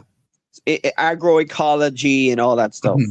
So Yeah. I studied horticulture and I'm a beekeeper, so I kind of know the agriculture stuff. So you know that there's certain animals within your ecosystem that will eat things that negatively affect bees, and you want more of those and less of the things that eat the bees. Well, so you want more. We have the problem with beekeeping is that it's I thought it was good for the environment, parasites. beekeeping, but it's not really. There we have a varroa that is killing a lot of, and there's no natural well, actually no, there's bees that can clean themselves that get rid of the varroa, but we don't have Is that a virus or a bacteria? No, varroa is a mite. It's, okay. But anyway, so beekeeping is there's a lot of greenwashing around beekeeping. It's not as good for the environment as they say it is, because there's actually a lot of wild pollinators that do a lot of pollination as well. But beekeepers have too many beehives in one area, and it competes with the wild pollinators. Like there was so agriculture should be changed in the future to allow more wild pollinators and stop spraying it with all those insecticides to kill the insects. Because I heard the insect population around the world is going down because of chemicals. Yeah, bees aren't the end all be all of all ecology. If we save the bees, we don't save all ecology. I'll give you that much. At the same time, if we lose the bees, we do lose a lot of ecology. So they're not wrong in that sense either. And for the mite thing, if I were to take on this problem, I'd ask, first of all, how are the mites getting into the hive or the nest or able to access the bees? Are they in the flowers? And then it travels from bees to bees. Like when they contact with each other, it came from Asia, and then a beekeeper brought those bees to Europe and America. So it's all over the world now, except for Australia. So now we have to treat them with treatments, chemicals. So first, do they go? Do these mites do they have to go from bee to bee, or can they like hang out on a flower for a while until another bee comes? I'm not sure how they spread exactly, but they go from bee to bee. Yes, and do you know if they can do a full life cycle in the bee, like have babies in the bee? No, they do a life cycle in the larva. Okay, so the bees get in touch with the queen, and then I'm guessing, and then they. No, I don't know exactly how the varroa spreads, No, okay, but so all the I bees know would is be that they, feeding the larva, so that actually makes sense. It would be probably during feeding time. yeah, the mites feed off the larva, and then they kill the larva, and then they go on the bees, and then they fly away, and then they spread out. I'm guessing But bees anyway, are totally so unaffected, right? The adult bees are yeah, totally well, unaffected. the reason why we have to treat them now for that. So anyway, another problem with beekeeping is that what else? Yeah, there's a lot of fake honey. So beekeepers do a lot of fakes honey. So it's like the second most faked food product in the world. Can I tell you what the most understudied group of chemicals actually are that could help you with this mite thing? Assuming it doesn't negatively impact the bees, which is why you want to do careful studies Fungi? about this. No, monoterpenes. Monoterpenes. They can kill roaches. All right. Okay. There's a lot of them, not which is sure. why it's hard to go through them all for a single species. You want to do a lot of different studies that basically study them all, and there could be a solution there where if you spray the flowers with these monoterpenes, assuming that you've done all of your homework and made sure it's not going to impact anything else in nature, they can be very powerful. Or we could just breed the bees to be able to clean themselves, because there are bees that are immune to the mite that clean themselves and get rid of the mite. Oh, so we could cleaning also is do something that. that can be bred out and bred in. That's cool. Yeah. Yeah. My So brother is a breeding- beekeeper. He talks about this stuff all the time, and he and I talk about it. I'm the biologist in the family, and he's the blue collar worker beekeeper.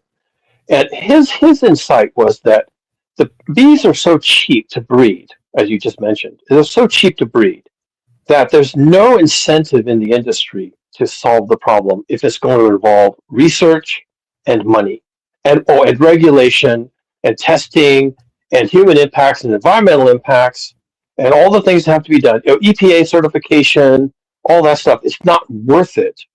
They just let the bees die and then they bring in new bees. And there's an entire industry now about how to recover your hives and how to start the hives over again, because yes, now they're infested. So there's a whole industry for just how to churn out hives that last 3 months, and then you have to start all over again or just keep doing it all the time. And it's just easier just to do it that way, which sounds really wasteful to me. And I said so at the time, and he shrugged his shoulders and like, these are beekeepers, they're like people who keep sheep and cattle. They don't give a fuck. Yeah. Whatever's cheap, that's what they're going to do. And that's it. That's the answer. Whatever's cheap. Actually, nature's Whatever not that bees different keep if we're being honest. And I was going to point out, I assuming was that gonna go. Y'all have a good night. Thank you for being on, Cougar. Thank you, DNW. Thank you, Joe. Cool. All right, I got other things I got to do. We'll talk another time, different All right, subjects. Bye. Take care, Retro. Good luck. And I'm just going to say this last thing because we could probably go on for this hours. But like, if there wasn't any other solution, I was almost going to think. I was starting to think like, what if you just have a source population that can't get infected by the mites? They always reproduce internally, so you have almost like a greenhouse with all the flowers and stuff they need in it. And then once in a while, you release that population back into your hive so they can replenish it. But it sounds like the breeding in grooming behavior is actually a really cool and good idea. Yeah, I mean, there's solutions to all the problems we have. Well, to be fair, some problems we can't really solve. Well, we're not going to get nuclear fusion from nature, if we're being honest.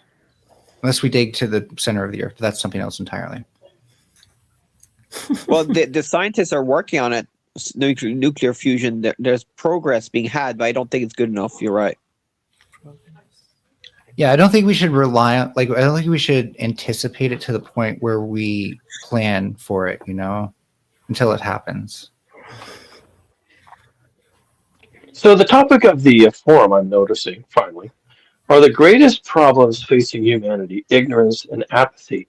And we've been kind of having, I don't know if you noticed, we've been having a really sane, productive, casual, mutually respectful discussion of solutions now. But we could probably, the several of us that are left here could probably carry this on for like 12 solid hours. I don't doubt. I sense that there's a lot of intellectual throw in the forum right now. We could probably do this for 12 solid hours. Now, question to the topic. If 3 or 4 or 8 people, random strangers, can drop into a forum and almost quite literally solve all of humanity's problems in an afternoon without guidance or an agenda to speak of, then what's the problem? And is the problem ignorance and apathy, or is it something else? We're not random. Well, that's There's a whole lot of ignorance and apathy among the masses, and the masses that's that's silly what's objection to the required to question. get political motivation, and also resourceful, cooperative people who are intelligent do not rise to the top of the Pareto distribution. It has more to do with luck, and people who take advantage of luck the best are psychopaths and sociopaths, not intellectuals. There you go. Luck and opportunity that comes at the cost of others, I think, is what puts people at the top of the Pareto. But right. So to answer the question, are the greatest problems facing humanity ignorance and apathy? Maybe the answer is no. So can we rephrase the question? What is the greatest problem facing humanity if it's not ignorance and apathy? And maybe the greatest problem is just what you mentioned, which is that the psychopaths rise to the top. Well, okay. Yeah, but the psychopaths are only .something% of the population. And also, I would say, sorry, Dennis, I thought you were done. The fact that 80% of people are apathetic and ignorant is the real problem. I'd also say, like, I think apathy and ignorance are convergence points. Ignorance is mostly the convergence of religion. And if you look at, like, the American right wing, at least that I'm most familiar with their history of, they've pushed back on a lot of, like, critical thinking and things that would teach children to think outside of the box, because they want education to be read the book, think what it tells you, and just pass the test. And so we don't have enough critical thinking in society, and that's led to a convergence point of ignorant masses. Same with the convergence point of apathy. We feel powerless, all these things, and you could also ascribe it to that, but that would feel, I think you would at least be covering fewer bases with those other things. It would be more specific. Now in China, their rulers, so I'm told, their leadership is selected from the engineers of the population. So they have, I've heard that. Are you saying that that's kind of correct? No. I think that's smart. You know, that's kind of like intelligent. You're teaching engineers to run the country. That's pretty good. You know, engineers and stuff like that. Yeah, if it's true, let's just take it as a premise that it's maybe they're doing that, and if they're doing that, it's a good idea. So now here in the West, that's a big if. Yeah. But here in the West, obviously we did it differently. The leadership was hereditary and was appointed, or at least blessed, by the Pope. So already we were off to a bad start because the Pope had an agenda and the King had an agenda. So we're already off to a bad start. Is there any way how would we, if it was a project and we were all engineers sitting around drinking margaritas down at the taco bar after work, and we're sitting around, is there any way that we could make it more like the supposed Chinese model? How could we turn the ship around? So I think first the masses more, and you know, we like convince the population to be like more of like a productive force, and like engineering and agriculture and like technology, and like we actually teach those skills about engineering and like math and like, you know, like life skills in school, and not like, you know, like random stuff that I was taught in school, you know, because I think we all can say that at least we all can agree that the American education system is not the best.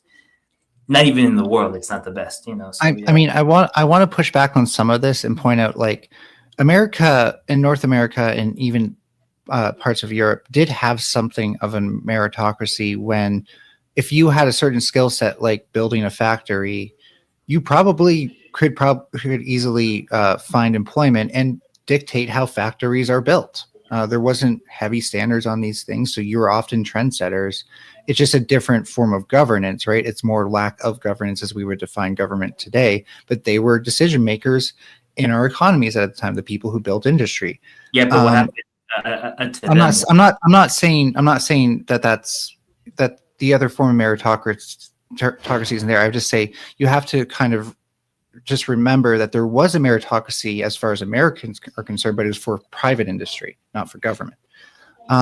There's also issues with meritocracy. Let's keep that in mind, right? If you look at research programs and all this stuff and what scientists do when they get things like unlimited funding, that can get pretty scary too. And for military, even, my God. So I'm not necessarily a huge fan of meritocracy or even intellectualizing things. I think it has to do with systems. And when we're talking about the system of all people, yeah, I think if you can converge the most knowledgeable minds on people who know stuff about other people and have them come together to make decisions, that's better than people who aren't knowledgeable. Yeah. At the same time, you can't make a decision for me. You don't know anything about me just because you've gone to school to learn about psychology, for example. You'd have to actually still get to know me first. And that's what most therapists actually learn, is to get to know their clients. And so I think in terms of governance, what we lack are those barriers between governance of the individual and governance of the system. Either we're often under-governing the system and over-governing the individual.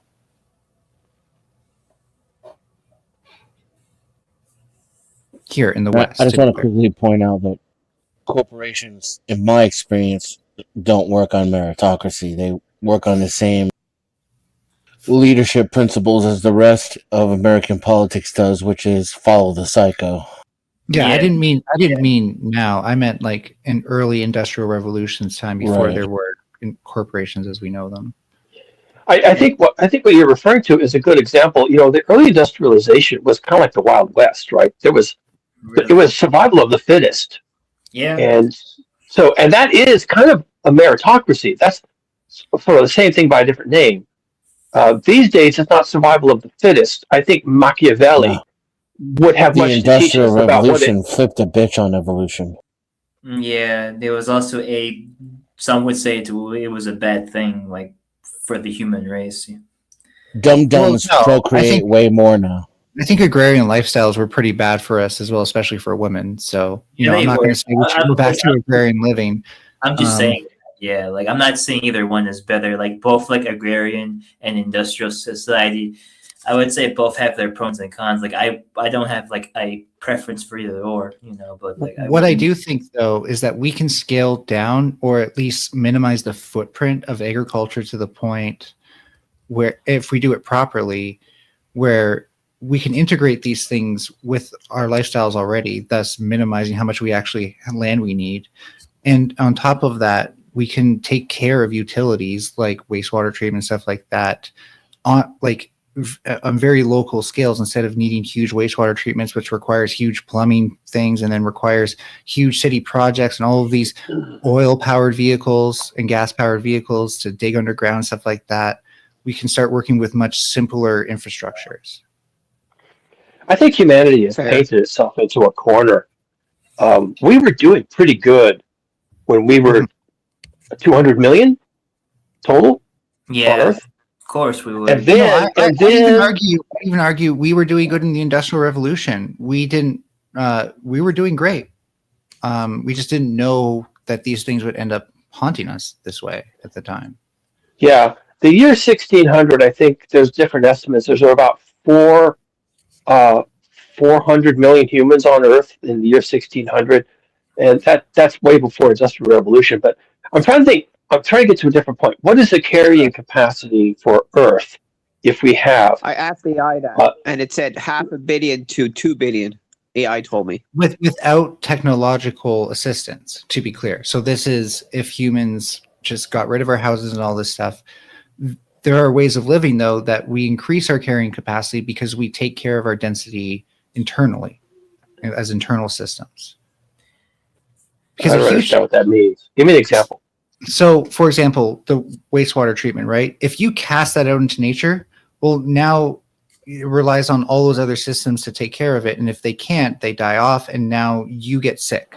So the carrying Right. capacity of that area goes down. Is very important. Yeah. And you're talking about London in like the year 1700. Right. Oh, that was a But dirty city. let's say you can do it with like a dishwasher sized appliance in your basement now, right? Well, now you can fit however many people into your house that appliance can treat the wastewater of, and how many you can tolerate as a person. But that's something else. Okay, but that has to be manufactured. I'm a little frightened of manufacturing and the well, that's the because burden. we give it to private industry. I'm talking about public ownership of the means of production. Oh. How is that better? Oh. Because now it's your neighbor. Now you can go talk to your neighbor. It's someone you know. Your neighbor knows you. He gives a shit about you. You give a shit about your neighbor. If something happens to your neighbor, it happens to you, vice versa. And in my experience, the workers are way better at operating a company than the person who operates it. Wait. But that company still needs machines, machine processes, lubricants, Yeah, so and a whole other industry to make the when machines you're talking 10,000 about. people are responsible for paying for that, it's easier. It's harder than when one person is. So 50 years ago, I would agree with you that the ability to do the R&D and systems integration of all that would be a nightmare. But now we are able to specialize without having to be generalist or even specialist on the lesser fields, like making the 3D printer. You can just buy a 3D printer, right? Now you just need to specialize on mild material sciences. You don't even need to be a specialist on that, and particularly the materials you're working with. So it's getting easier every day for people to actually become specialists. Okay, here's the problem I've identified. That it's easy to have these conversations, biodomes, and water filtration and desalinization. It's easy to have these conversations when you're a small group of people with money, and who agree with each other, and you're embedded in global industrialized civilization, cranking on 100 million barrels of oil daily. Okay, so let's just back away from the 100 million barrels of oil daily and ask ourselves, how much of this, just look around you, this, wave your hands, this, how much of this do we get to keep without 100 million barrels of oil daily as an input? So the first thing that would actually crumble is industrial agriculture, which often relies on things like rubber seals and gaskets that can only be produced with petrochemicals nowadays. Energy-wise, we could easily swap stuff out with electrical, assuming you have the money to afford that conversion. But the things that we would lose are easy material alternatives that we could sustainably reproduce for those seals and the varied complexity of materials that we've gotten from Copy the petrochemicals. Amish. Just have it. Healthcare. Dude, the Amish aren't like cooling methane so they can produce perchloroethylene at like fucking 150 psi, which by the way we would still probably want to do just from natural materials instead, because we need chemistry. The Amish are exactly my point. They are embedded, whether they admit it or not, whether it's a PBS special or not. The Amish are embedded in global industrialized civilization, which grinds away daily on 100 million barrels of crude oil daily. They're there. Well, no, they don't use as much fossil fuels as we do they? They're embedded in that. They are embedded in. I don't know what they do. No, who makes their carriages? They're still gonna deal with consequences. And yes, they have to go to hospitals here and stuff like that, right? So it's not like they're totally free from it. But I think what we're trying to answer here is the first thing to go isn't our convenience. We can salvage a lot of these seals and stuff and reuse them and glue them together and stuff like that because we have less intensity application. It's the industrial applications that need the fossil fuels and the and the byproducts from it to run their industries. And guess what happens when those fall apart? We're going to be like, where's my iPhone? Where's all this stuff? Make it yourself, bitch. You can't make an iPhone. Bullshit. I okay. can't. Well, you can make something that approaches an iPhone. Okay, well, I tell you what you can make. And Alexander Graham Bell did this. You can make a crank-operated telephone with copper wires. I can buy 100 Bluetooth modules that connect to 100 Raspberry Pis, probably for under 10 grand right now. And that's all I'm ever going to need for the rest of my life if all other technology is lost, to communicate with somebody else with the same technology. Fuck that. Yeah, and I could make everything except the LCD screen myself. I don't think you could do the scale of manufacturing they do, though, because like No, the flex. I could just make my own iPhone. It would be bigger. You make an iPad. Yeah, it would be an iPad with cell service, and maybe not as good of a screen. No, I couldn't do the LCD. I'd have to buy that. I don't have that expertise. The day is coming where you won't have the option to have your own phone or anything. You will have to be connected to the grid. That day is coming. Whether you like it or not. So, by the way, I don't know if you remember. You really truly think. Remember walkie-talkies and how far those could go? To you, perhaps. What? To you, perhaps.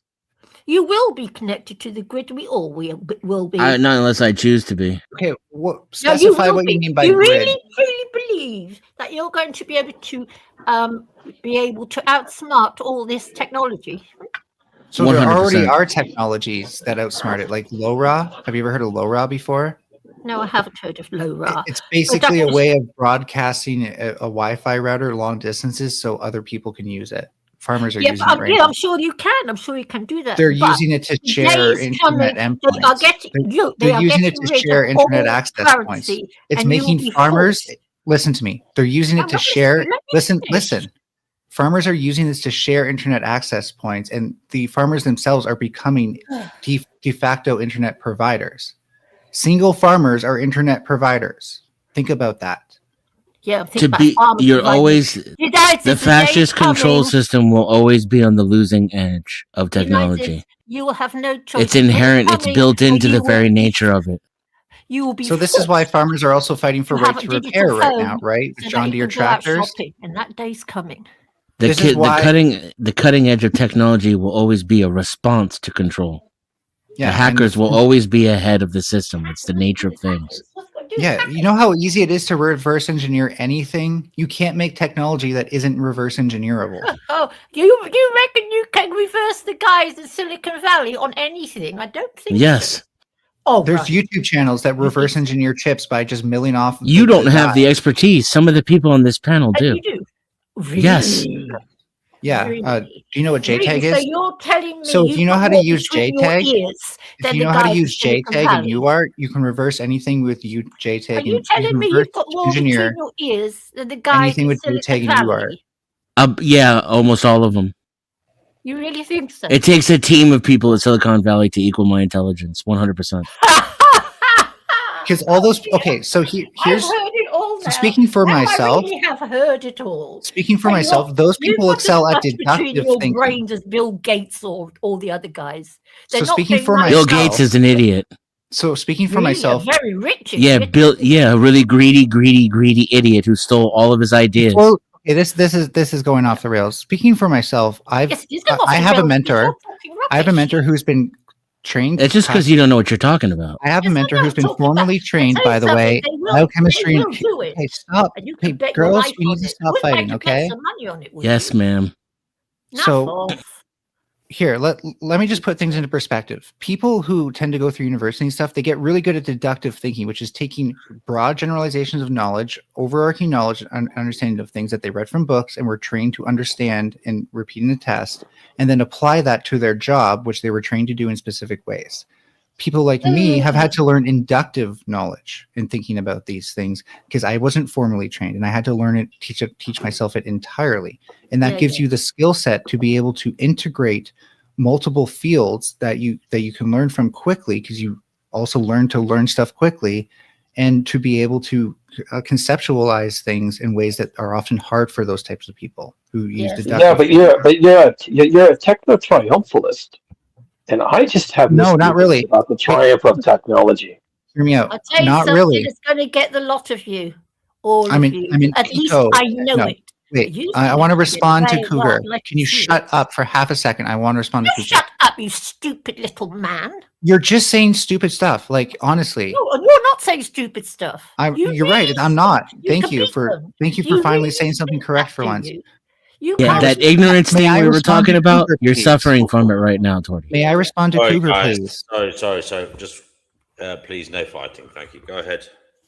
Yeah. So Cougar, I'd say I'm an eco techno optimist or triumphalist or whatever you said. Sorry, I'm not trying to mess it up, but in the sense that I think it's green technology and sustainable technology that will get us there, not necessarily technology as we know it today.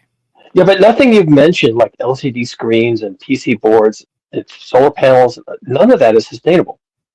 I agree. We need better alternatives for sure. Well, there's no alternative to a PC board made out of resin and fiberglass.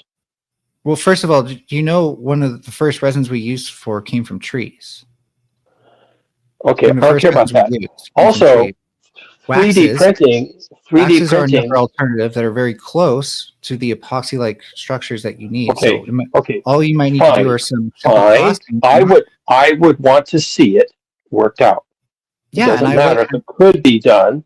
I would want to see it done, and I haven't seen it done. I suppose you can make PC boards out of cellulose from plant tissues, but I would want to see it done. And so okay? I want to explain to you that when I'm talking about my study about figuring out enclosed freshwater ecosystems and what it takes to make them last forever, I'm using natural materials. I'm not talking about using PCBs and stuff. I focus on those alternatives first and foremost, and I reject anything that can't be an alternative. Okay, but where eco techno triumphalism intersects with triumphalism is where it has a problem. The last okay? word. It's the idea that technology will triumph. It doesn't have a good shelf life at this point. Right, but we'll always be reliant on nature. We'll always be reliant on nature. You think that he can outwit? It's the exact opposite of human history, too. That assertion. We'll always I be just don't reliant even on understand nature. what that even means. And agriculture is something that we'll always also need. And the problem with that is that monocrop agriculture has proven itself to be a really terrible idea. Well, okay, but it's a form of technology. Monocrop agriculture is driven by technology. It is an industrial It's also driven by petrochemicals. Yeah. It's an You're talking about industrial 150-year-old technology that's long past its time. Yeah, we should be on individual scale polycrop agriculture at this point. Yes, a large scale agriculture is an industrial process. As far as I'm concerned, it does not have a very good shelf life at this point. But anything that is sustainable would have a good shelf life, which is why I'm talking about sustainable technologies. And the shelf life is so good that we're hundreds of years into its obsolescence and it's still pumping strong. So anything that's how good its shelf life is. And it's not even on the show. Lindsay, so my first criteria, we can change speaking. My first criteria are having scavengeable materials that we can scavenge from waste streams and stuff like that. So you want to have, first of all, you want to have a civil infrastructure that puts all waste into a stream that can be processed. But then the next important thing is having materials that if they break down and go back to the earth, that it won't see that as a pollutant. It'll just see that as more carbon, waste more is input. It's organic. It's essentially organic or natural minerals. Okay, but that's a level of reorganization of human behavior that verges on the fantastical. That's why I think that's why I think the individual. That's why I think it starts with the individual. So can I finish the last? There's one more criteria, right? And the last criteria is that we can just keep doing this we can keep remaking this technology without cost to the environment. We might have to come up with energy solutions for it, but without cost to the environment. Okay, I will assent to that. After we have had a collapse of global industrialized civilization until there are no more than 8 million people enjoying it. It's not going to collapse until you provide alternatives because people are going to keep buying it. Yeah, why can't we just have a transition? Why does everything have to be doomerism? because there's no transition in the works. There's no Bullshit, there alternative. isn't. There's Well no said, real Cougar. alternative either. I think you know what, Cougar. You're wasting your time on this argument because No, I'm not wasting my time because no, I'm I don't here. mean you're wasting your time in the argument. You're wasting the time with that silly denizen man. Because No, Chickpea, I'm not. Chickpea, please. I love you. But thank listen, you. I love you too. you don't understand my motives, okay? I You don't do. understand the topic either. Naffle. It sounds silly to you because you don't have the level of knowledge required to understand what I'm saying. Okay, Now, I but know- she's part of this discussion exactly because she doesn't completely understand it the way you do. That's why she's part of the discussion. So you understand? I don't think I need to tell you that the reason people are afraid of losing capitalism because they think that anarchy means that they go back to shitting like in a box and not having sanitation and getting sick and having people stab you without justice and all this stuff, right? You're right. They do have that. They do have that fear. Yes. You understand that this is why I believe you need to be able to provide people a stable alternative before they'll go from one stable system to another stable system. Name one. Name the transition. Wait. The Industrial Revolution itself. I never said once that there's ever been one. That's not part of my argument. I'm saying if you can, that's the only way you can expect people to just ditch this system. Yeah, we need a my contention is there's no way forward from here through there. There's no there. That's what every doomer has ever said since the beginning of time, and we continuously cycle into a new way of living and start a new era despite all the doomer's bullshit. Because you don't provide alternatives, so people are like, "Well, why would I side with you?" It's That's not why until we're you still here chugging forward, and there's no approach or sign of population collapse until we grow another 3 billion people. carrying tell me, capacity Dennis, isn't I going to take tell us your, about climate your stability, little unfortunately. graveyard, yes. You know, and you're carnivore, yes. What? Dennis, are you a carnivore? No, I'm an herbivore. No, but do you eat meat and drink Of flesh? course. Yeah, well, you see, if the human race didn't, you know that it takes 10 kilograms of grass protein to make 1 kilogram of meat protein, Oh okay? It doesn't And even then- come close to what it takes to making almonds or avocados. That's wrong. I'm talking facts. You don't know that No. because you're biased No, and no, it ignorant, doesn't. hence the title. No, no. Everyone's No, no. ignorant. You know what? Do you know everything best? Like It's No, but I have a little parlor trick that you don't seem to understand. When I don't know what I'm talking about, I shut the fuck up. I bet you don't. No, you don't. No, but the thing is, if the human race didn't, We're going to bring Lindsay on, and we're going to change the conversation. I'm not putting it all on her. Okay, this is a great time for me, and not that I dislike Lindsay or anything, but like I said earlier, I was tired. This has been a riveting conversation, but I think I could use a nap. I'm really feeling it. So nice chatting with you all. And good night. Thanks for coming up now. It has been a good conversation. I enjoyed it. Yeah, you guys Nano had a great agriculture is conversation there for quite some causing more time. damage and It more was water it was pollution excellent to listen and all to. the other technology together, literally, and it is okay. And I suggest you do the research. So we on might that. start talking about groups, group norms, insiders versus outsiders, the kind of how groups form and norm and die, how groups become apathetic, internally the culture festers away and decays, and how the bubble bursts. I know it's a bit abstract in some ways, but I thought we could talk about, we are a group here. We are kind of forming and norming. Just have a little think about it and see what pops up. What would you like to talk about in terms of groups of people, how it relates to your life experience, how it relates to the ongoing situation for humanity? What is going on in groups? Is there such thing as true collaboration? Are people truly teammates, or are they in competition? What is going on with groups? I know it's a bit random. I'm tired. I didn't explain it very well, but I would like to hear your thoughts on groups. It's a bit random, I know, but I'll just leave it. I'd like to go first because oddly enough, I was doing some research recently into collective dissociation as as a psychiatric studies, collective dissociation, which I think is broadly what you're talking about. And collective dissociation, and someone straighten me out on this if I misunderstood it. It's when groups of people agree to things that are not real. The groups of people can become psychologically bound through group selection, like in group and out group dynamics. They become bound to ideas that are maybe pathological, maybe aren't real or imaginary. They can become bound to philosophies that That's a are. really interesting concept. Now, that could be a kind of shared psychosis, but it all could be a shared delusion or shared mistaken belief brought upon by manipulation, or just, as I said, a plain old mistake. But how that comes about, I suppose, it is of interest. But yeah, sorry, go ahead, Cougar. Sorry for butting in.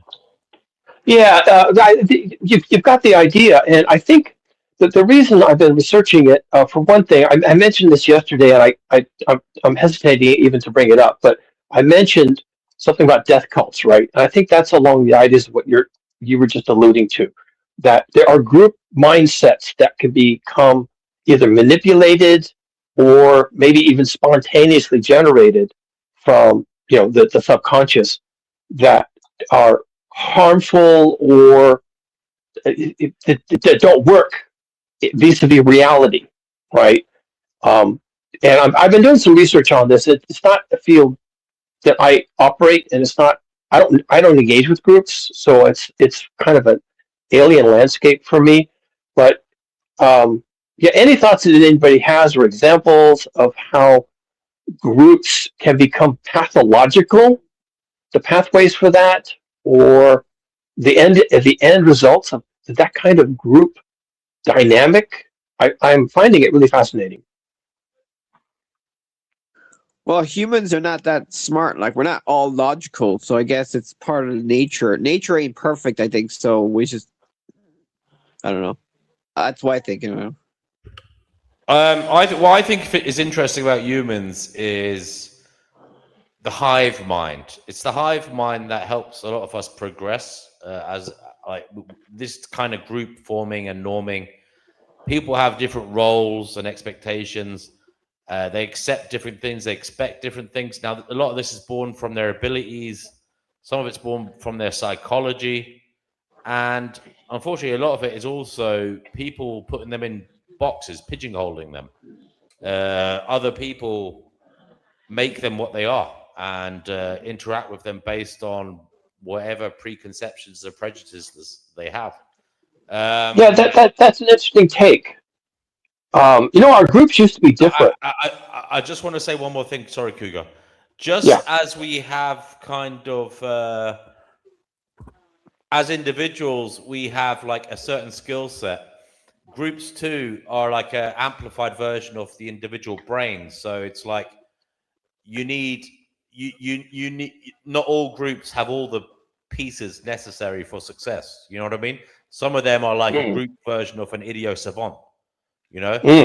Yeah. Oh, that's interesting. Yes. Yeah. Sorry. The hive I mind like is what that. holds us back. Some groups might be psychopathic. Some groups might. It's interesting how the groups reflect the psychology and personality as well of probably key players in the group. The culture of the group. Yeah. Which again could be an amplification of the psychologies and personalities of its members. It's lowest common denominator. Groups are inherently concentric circles, and that's why I think that's what holds us back more than anything else is the hive mind, not what pushes us forward. But what We have to DNW update we have to wait till the entire hive mind receives the update before we can move forward. I think what DNW was maybe alluding to was that it is like that, but maybe it's not collective so much as it's a characteristic of leadership in a group, that a group can become pathological or can become psychologically a mirror to the psychology of maybe a few people Of that the course, group because the that 80% of the group is going to be zombies. I So think it's going to mimic whatever is in the top echelon.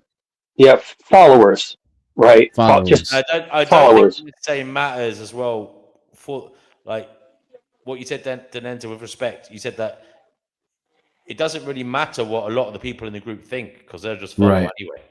You know Right. what I mean? Right. And this is also one of the downsides of altruism, cooperation, etc. Like when we're battling the psychos, is because these people are often put off by the idea of brainwashing and programming the masses when they don't have enough Machiavellianism, right? In order to do good, you have to embrace that part of the reorganization of people. Otherwise, the cycles will constantly outpace you by putting the masses into fear and using them like puppets against you. D&W, can I just say something on? Yeah, I just want to make one point, Chickpea. Then I'll let you speak, and then we have to go to Linzilla. Now, I was going to make a point, Chickpea. Let me just think what it was. I've forgotten it. Thanks, Chickpea. Go ahead, Chickpea. Right, on the subject of beef production. What, To do I'm with sorry, groups. you just took it back, rewinding the topic Is completely. this to do with groups? Is this a sideshow? We've moved on to discussing groups, human groups, and teams. I just no. That guy said to me that avocado Right, production. leave this. Make this point, but we're not going to. No, please, nobody replied to it. Just let Chickpea make a point. Now he said to me that avocado production needs far greater resources than beef And almonds. Right. No. Oh, fuck off. Right. That's not what I said. While avocados are highly water thirsty, the resources needed to produce beef are substantially higher, often by a factor of 10 or more. Okay? No. I remember what I was going to say. We'll move on now. We won't even reply to scientists that, have please. said that. Why is it, you silly little man, that Oh, also- Chickpea, please, no fighting. We've moved on. Okay. You've said your piece. Now, please, let's just move on. I remember what it was. It was these groups. A lot of it is luck as well. You can't blame the people always for being zombies and apathetic, because there is this cultural norm of youth going into groups and standing by and watching. I know myself going into different teams and groups that I was in as a young adult and as a teenager. It was your job to kind of watch the culture and take it in, and to be a yes man to some degree until you proved yourself. That was the cultural norm, and unfortunately, I don't think it's. I think that's part of the development process for a lot of people. We are kind of taken into groups, used by them, and spat out if we're not favorable to the group's onward survivability. Yeah, now see, this gets into a really interesting area of thought. So, in addition to all my other labels I have to wear, I am an evolutionary biologist, and group selection, which is what you're kind of alluding to, DNW, which is really interesting. Group selection is not really well accepted in biology as a pathway for evolution, but there's a certain amount of evidence for it. And we originally, when we evolved, we've been evolving for 300,000 years. When we did that, for most of that time, up until about the last 8,000 years, we were in small groups called hunters and gatherers. Yeah. And it was really important because maybe there might not even have been language. We're thinking that maybe humans didn't acquire abstract symbology until about 50,000 years ago. So for most of that time, the only tool to learn complex things was not to be taught, it was to observe. And so the group dynamics required that people who wanted to participate in the group and help the group to survive collectively had to be able to observe and learn quickly through just observation. And we've got this 3.5 pounds of brain and the frontal lobes and the parietal lobes and all the circuitry, right? And that big brain allows people to learn abstractions through abstract means, like watching. Now, that mechanism served us for 250,000 years of evolution in very difficult environments, including many glacial and interglacial periods. Then what happened?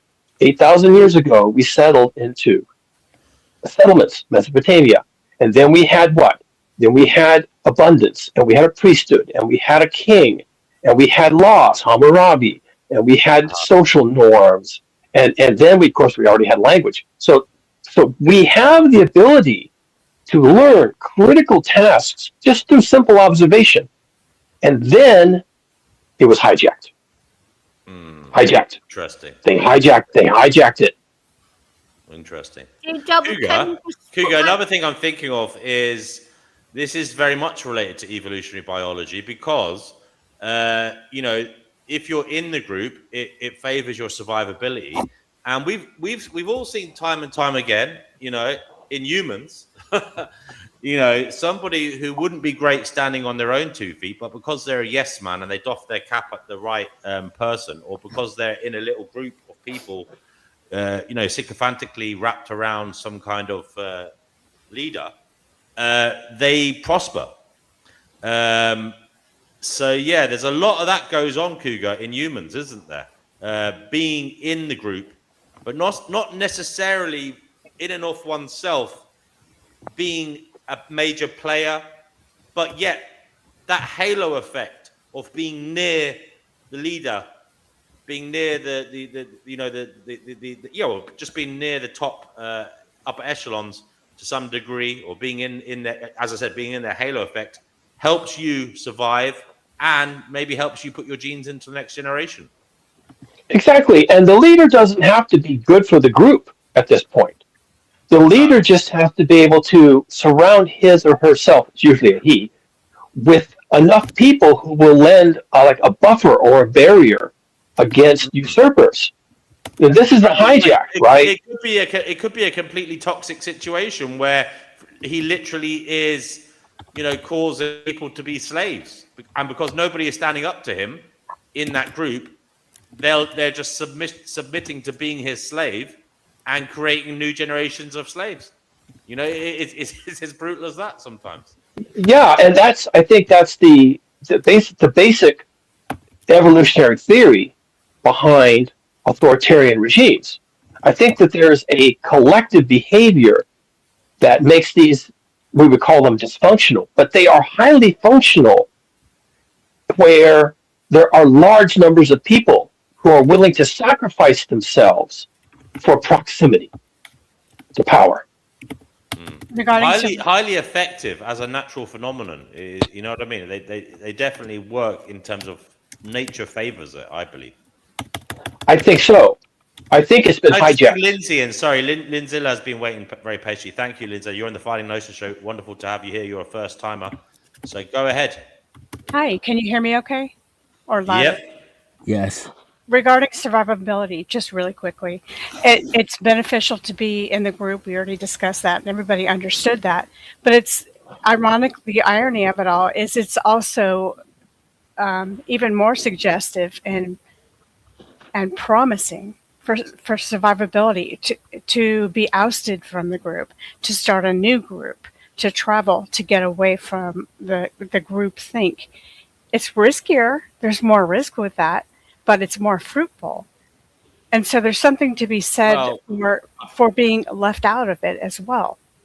I mean, I don't know. I agree with you. If it works out, it can be fruitful and beneficial to the individual. And that's how we are today. I mean, that's how we all got here today.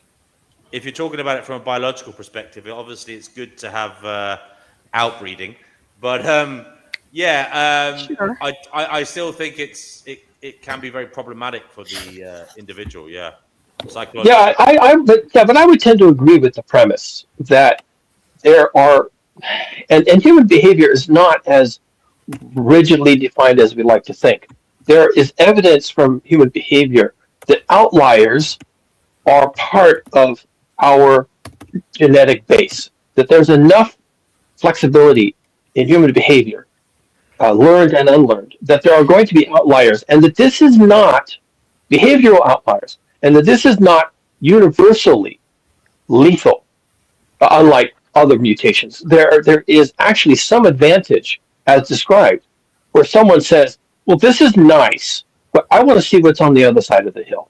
Yeah. And sometimes that person comes back and says, I went over the hill. You all thought I was going to die. I didn't. What I found was an amazing place, and I want you all to follow me there. There is that aspect to the renegade. Yeah, but they've got to have qualities about them. They've got to be, they've got to be a very strong individual to influence the others. Well, there have been many times. That's, I mean, of course. Speak about after Pangea. That's how everybody, kind of adapted to their environments. They got in groups, and then there were the outliers, and they started new groups, and then we have biodiversity. Yeah, that's actually how evolution works. There was a lot of confusion about this. Like, how can you have a million individuals? Oh, we lost Cougar there. I don't know where he went. He'll be back. So you think this is when you talk about these outliers? Are you talking about outcasts, people who are ostracized and pushed away from the herd, or people who choose to willingly leave? Lindsay, or a bit of both. Wouldn't it be both? Look at the small groups or large groups, whatever we have as a microcosm on YouTube alone, and look at those. I mean, yeah. The older there are people who are pushed away because unfortunately they're viewed as inferior. But then there are also people, I believe, who are pushed away because they're viewed as a threat. That doesn't really matter as much as their ability. It doesn't really matter about what their thoughts and feelings are. You're right; it's the outcome. Yeah. I mean, if you look at nature, this happens all the time, doesn't it? Youngsters are pushed away in a lot of the different species and have to run off and start somewhere else. It's a natural. Or in a totalitarian or authoritarian regime, same thing happens with that. People break out. People get sick enough of anything, and they start Libertarian Party, or they start their own kind of colonies, or whatever you want to. So you think just a little farther out west. Yep. This is just a law of nature that we just try to break away. We're trying to break away. It's in us to break away all the time. We're trying to break away from something. Contention is natural, but it's not a law of nature. It's an option, and the option is useful enough to the species. Okay, because evolution actuates on the species level, like who survives to reproduce. The impulse to just not drink the Kool-Aid. The impulse can be advantageous, but it only works when you're hunter-gatherers or small groups. That means that somewhere outside the group there is a non-group space that contains optimal habitat for humans, and this is literally physical. So if there's a maverick who can, through maverick behaviors, find that space and bring it back to the group, then the group is more fit. The group has a maverick, and the maverick behavior brought the group to an even better place than it was in before. And I think that so long as there is a space outside of space, so there's a group space, and there's another space that's outside that, and that outer space is not explored, and it's not exploited, and it's not completely... The whole thing all over again, the sociological phenomenon, the sociological dynamics occur all over again. Soon there's a leader, someone who stands out, or someone who is more controlling or incites fear, and then you have the same hierarchy all over again, and then it repeats itself. Yeah, but isn't that the impetus for the maverick, though? Doesn't the maverick see that and say, fuck this noise, I'm out? And some don't. But I think the point I was trying to make, and this is a kind of a point I've never thought through, so I'm thinking it through on the fly here, that there needs to be an external space. Now, in an authoritarian regime, there may not be an external space. They may have completely consumed all space of thought, movement, economic opportunity, education, religion, expression. All space may be occupied by the authoritarian regime, in which case the maverick is simply a target. for repression. But humans didn't evolve that way. Humans evolved where there was inner space and outer space. And outer space was where the maverick could go and make a difference. We don't have that now, is my thinking. Well, take World War II, if you want to give that example. How did people break out of that Nazism? How did they break out of that, the Hitlerian kind of, I don't know, what would you call it? It's a rulership, a dictatorship, a group thinking exercise. How about cult? Sure. Cult. How did people, I mean, people, there were plenty of mavericks then. There were some who chose to lie and say they were not Jewish. There were some who hid. There were some who traveled. I mean, there was all different kind of variables. And now we have different mindsets, and Nazism isn't pervasive in Germany and in different countries as much anymore. So It's illegal. this maverick guy or girl has to be, I mean, it had to happen over and over and over again, but I wonder what the percentage is. How many failures who were ousted from the group or were too stupid to survive, to lie to survive, or whatever they had to do. How many people failed for every success? Well, as far as evolution is concerned, it's completely immaterial. It's just a numbers game. You need one, or technically a breeding pair, Two, and yeah. you're done.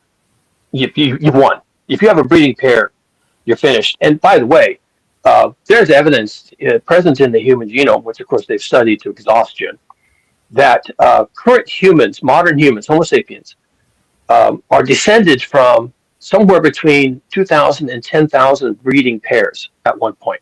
So the number doesn't have to be large. The number can be fairly small. And we came from that, so it does work. It's impressive. It is. It's goddamn amazing that happened. We did that. There were fewer humans than there are cheetahs now. There were fewer humans than there are cheetahs, and yet we made it. I didn't know. Yeah, it's actually amazing. And when you think about it, it's very humbling too. If you share 60% of our DNA with bananas, we are not as great as we think we are. Yet these fantastic things happen at the same time.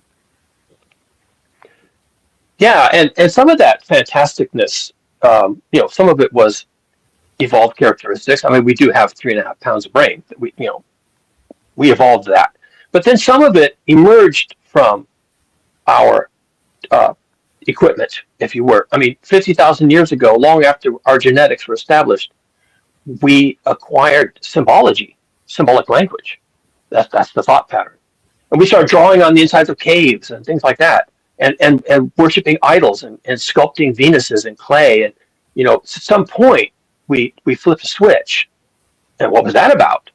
No one really even knows what that was about. And once we flipped the switch, well, then you know what happened after that. We started creating religions and settlements and abstraction writing, all these writing systems and all these different ways of doing things. And, the idea that we came to within 2,000 breeding pairs of being nothing, and then from that, all this happened.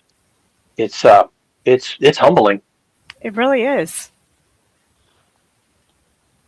I don't think that story gets told enough. I think if that story was more widely told and understood and taught, I think that people would maybe I'm dreaming, but might people get together better with other people? I mean, we have all this in-group, out-group shit.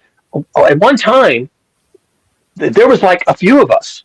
That's all there was. And if they had been racist and xenophobic at that point, we would probably be extinct. Right, we'd be extinct. So it didn't work. We don't have to be that way.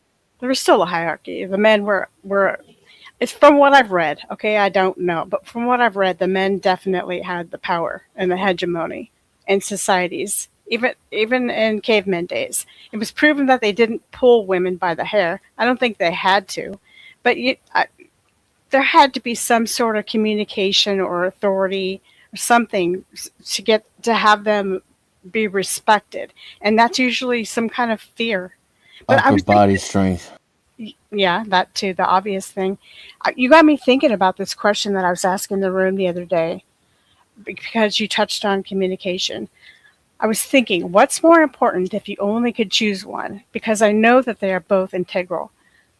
Mathematics or communication? And then people were saying mathematics. Then I thought, Nah. if you can't communicate the mathematics, how can you even fathom the mathematics? You have to be able to communicate first for numbers to even exist. Yeah, mathematics is just another language. I was going to say exactly the same thing. It's an interesting dichotomy that you chose, communication versus mathematics, because mathematics is numeric language. It's a expression of human language that pertains to abstract numbers and numeric spaces, which normal language can't address. So we created mathematics. We invented the number zero. Well, what the Arabs did, right? Or maybe maybe the Hindus did. No one really knows. Someone invented the number zero. The Romans did not, so that we could talk about the abstraction of nothing. So it's language. It's weird. I know. If you knew this history, when you know this history, you come away laughing. It's like we pretend that that we have all these important things to deal with, and someone had to invent zero. Someone always had to do something to get somewhere. And then you made another argument for, you kind of made a pros and con argument for the Industrial Revolution. And you know how it advanced us and helped us live longer, and people could live in different environments. And then there's the cons. There's the pros and cons of everything. All of these things that we're talking about have exceptions and variables. That's why when we talk about them in terms that are so simplistic and overgeneralized, we can't, I don't know, I think we miss out on a lot. Yeah, and just to throw a wrench in the machinery, I've been thinking for a few years now, especially since I've been writing a lot of fiction, that humanity has been basically hijacked. Our cognitive functionality has been hijacked by a set of mental parasites. And I know this is getting sci-fi, but hear me out. But we've been parasitized by a series of ideas, and I think it goes back to Mesopotamia and the other settlements. We were really good at forming ad hoc groups that could survive in ad hoc environments, and that whole thing got hijacked. Our ability to be flexible was hijacked by a parasite, and the parasite was abstraction. And I put those in the columns of economics, religion, and politics. Politics, economics, and religion, which are abstractions, hijacked like a parasite. And it's not a physical parasite. It gets passed from mother to child when parents teach their offspring how to behave. And then the meme that parasitized them, the memetics of parasitation, what is passed to the child. When they are formative, exactly as humans were formative as a group 8,000 years ago, we were still formative. We were still open and vulnerable. And children are open and vulnerable. And we reparasitize them with this meme that we were all parasitized with 8,000 years ago, that there is a sky god, and there is karma, and there is curses and demons, and there is a royal road to power, and there is inheritance, and there's greatness, and some people are great, and some people are nobody, and all these ideas that are really abstractions that only humans can have, and probably only humans do have. This is a parasite. Yeah, and but isn't it has that us. but isn't that from nature itself? We're so smart that we've accidentally made ourselves less smart by inventing these things. It's a side effect of our greatness. Okay, I don't know where it came from. So you may be right. I don't think abstraction is the parasite. I think maybe social constructs are the parasite, because abstractions can be freeing, can allow for creativity and analytical thinking. But they may get everybody together, like you said, to think in a more cohesive, concrete matter. But why would you want that? You always want that maverick. I'm thinking you always want that maverick or that creative thinker or somebody who thinks outside of the box or does something different to he or she adds to survivability too, and And then he or we kill him. she adds to the advancement of the culture. Again, you got the same conundrum, which is there's a bad side of that too. There's a bad side of the industrial revolution, but wouldn't something that made people more like-minded because it's concrete be more harmful and limiting than, say, like social constructs, then more limiting than, say, abstract thinking? I like that idea. Clear. I like that idea. And let me just riff on that. I think social constructs came first. King, husband, God, religious leader, selfishness. Okay, those probably came first because they served settlements. Settlements were like a new thing for humans, so we had to have new constructs. And when we had too much grain, we had to store the grain. Then came these abstractions like mathematics, came later when we started exploring the world. And the mavericks live in that later level of abstraction, like mathematics, reasoning, philosophy, whatever. Mm-hmm. I see no poison in that. I see poison in concrete, limited thinking, but I'm just sort of repeating myself.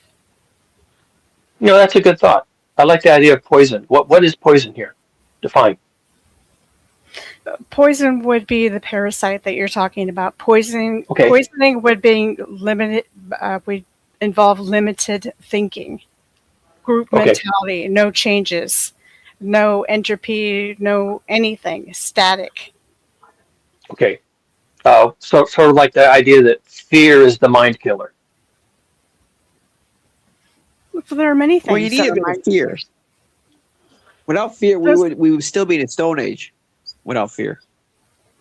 Caution. Different.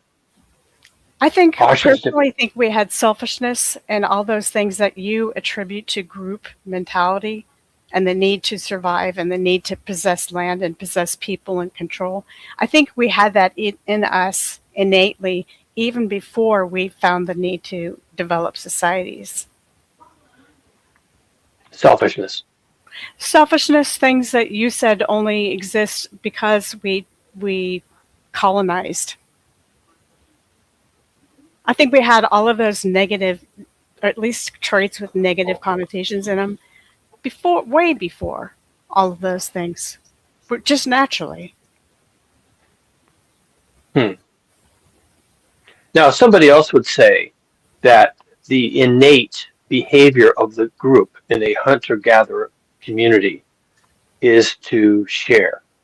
That if Thag, the great hunter, came back with the big boar and wouldn't share, then Thag would be killed, okay, because he's not sharing, and he would not reproduce. But he would sure like to keep that pig to himself, wouldn't he? But he has to make the choice because he's in it's somewhat of an advanced society. He's not alone. He's forced to think about others.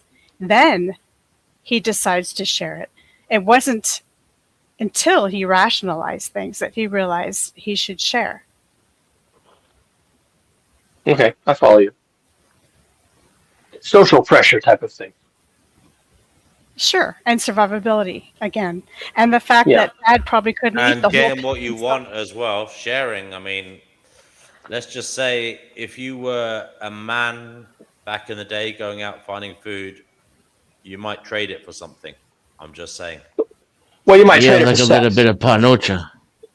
Yeah, you might trade it for sex. So you might have your choice of females.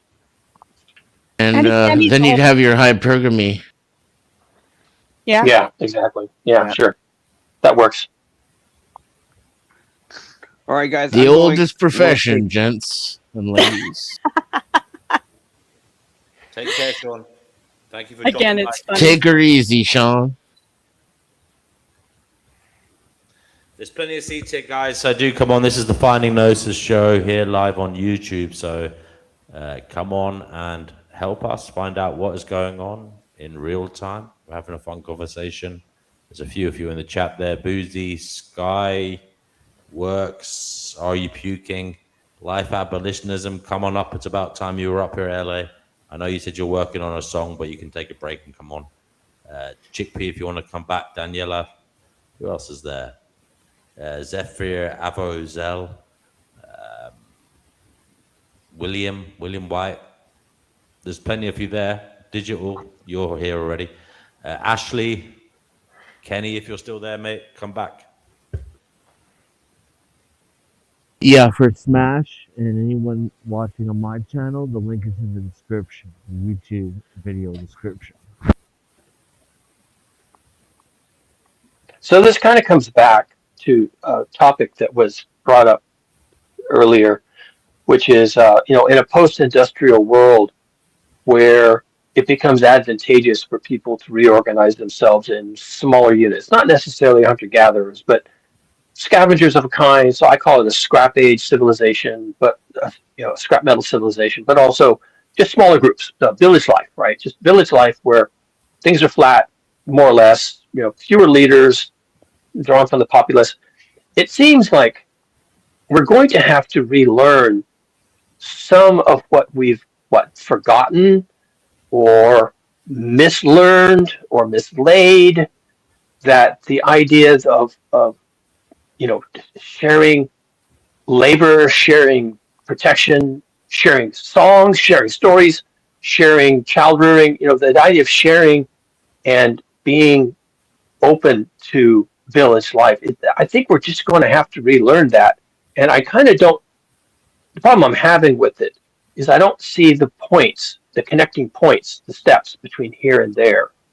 I wrote a book on it, and there was parts of it that I thought were clever and parts of it that I thought were a bit of a reach. How do we get to village life? How do we get to smaller groups with less pathology?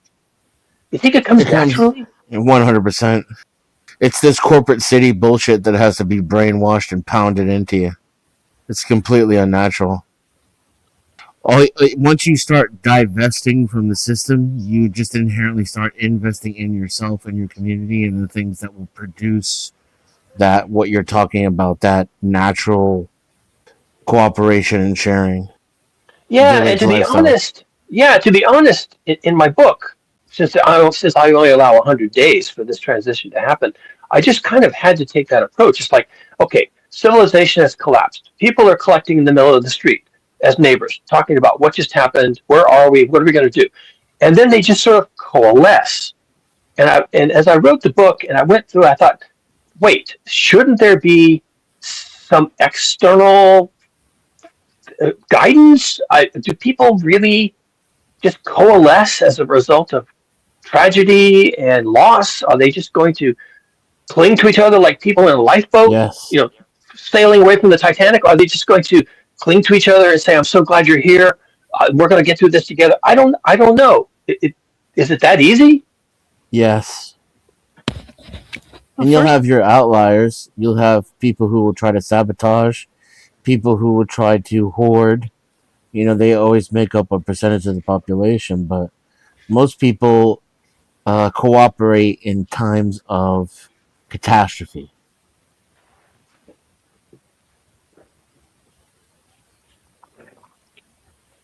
First of all, you'd have to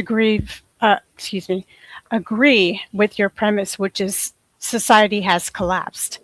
It seems like it's always been collapsing. I would probably challenge that and say, you know what, maybe it's like the process that occurs in the body where things are always morphing and changing and entropy exists but new things form, and it's something that is so grand and takes so much time that you can't possibly see it, not in your lifetime. It's environmental change, it's social change. It's a kind of change that seems, when you're in the middle of it, like, oh, it's just done for, right? But what's really happening is this volcano of new life and new ways of being and changing, and that the changing just feels really uncomfortable. Things when things change, it doesn't feel good. It just makes them more survivable. But what you're kind of suggesting is that people are maybe primed. I'm restating. Correct me if I'm wrong. That people during crisis become primed for change, and then when Yes. the stars align and it's like, okay, well, that's over. What are we going to do now? There's enough people who have been primed that when someone says, all right, I'm calling it, it's done, what are we going to do now? There'll be people who raise their hand and say, hey, I have some ideas. Hey, I'd like to help. Hey, I'm here. Is that kind of what we should expect? People will act according to their own abilities, and the rest will adapt. And then a status quo is reached, and then people become complacent. And most of human existence is complacency and entropy. Okay, well, that's actually overshoot. I'm talking about the first 100 days. I'm talking about what can we expect? What kind of people do we need? And what can we expect those people to do in the first 100 days? People will step up according to their ability. That will just happen naturally.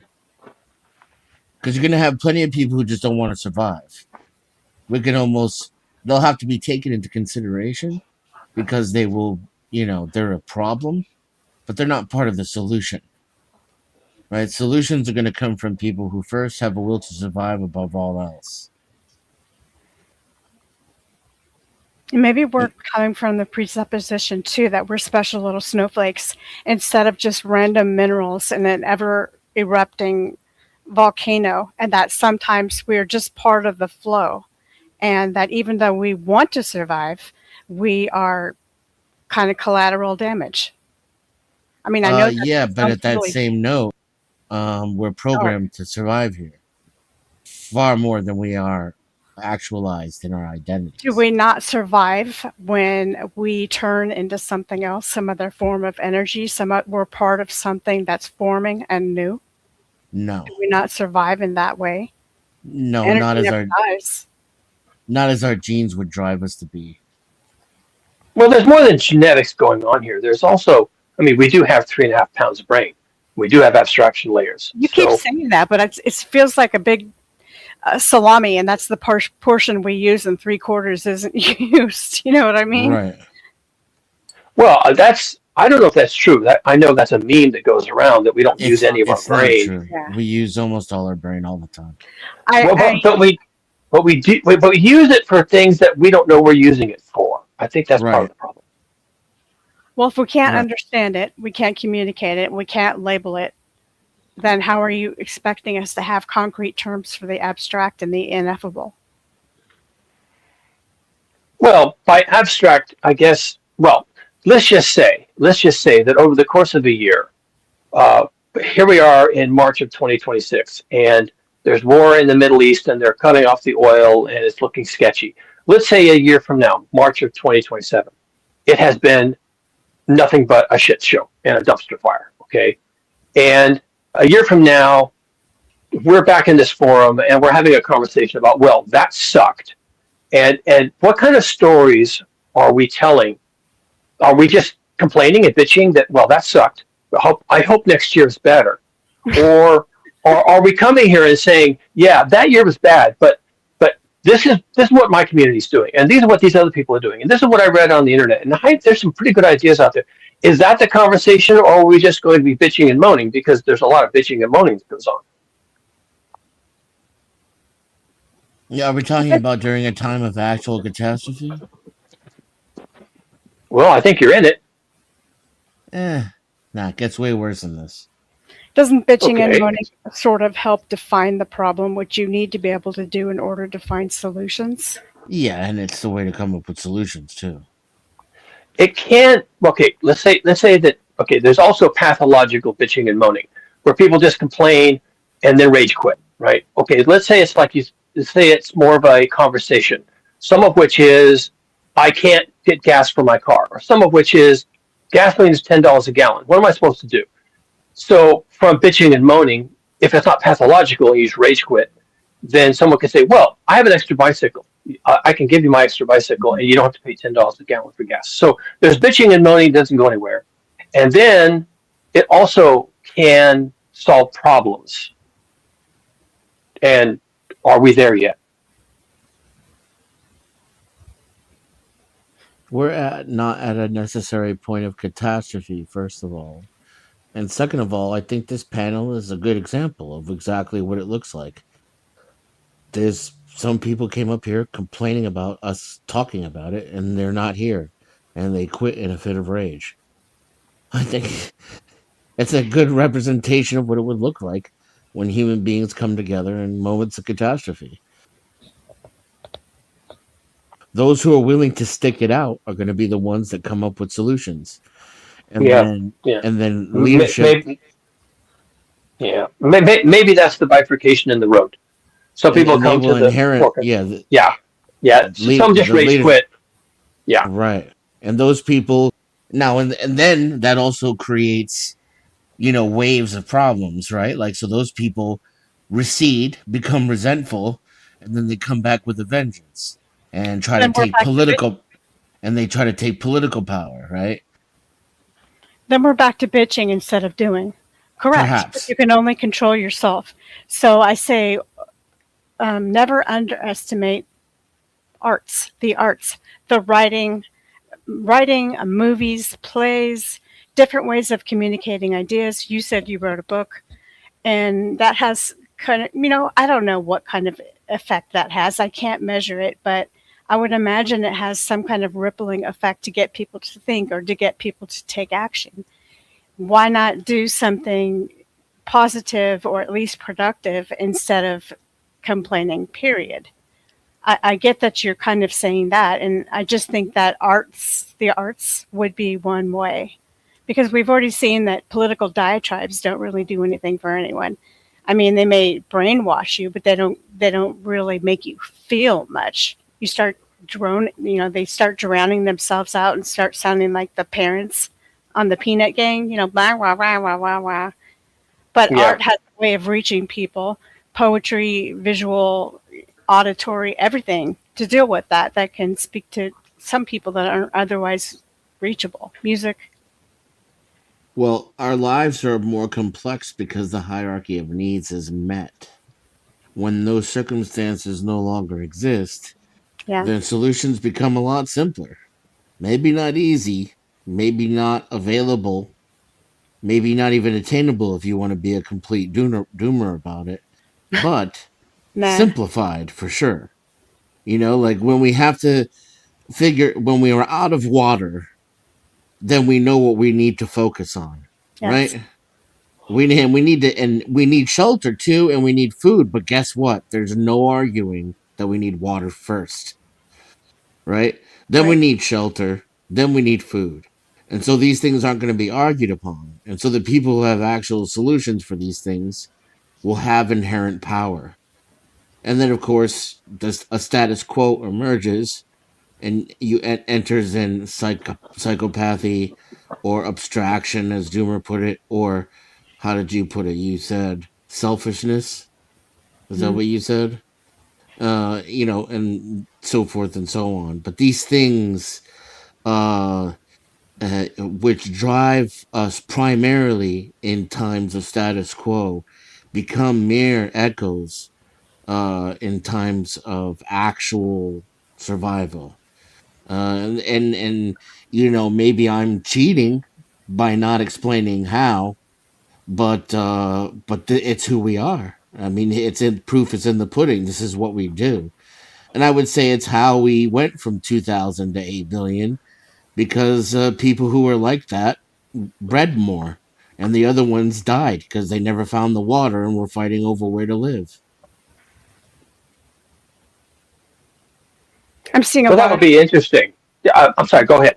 No, you go ahead. You go. I insist. Okay.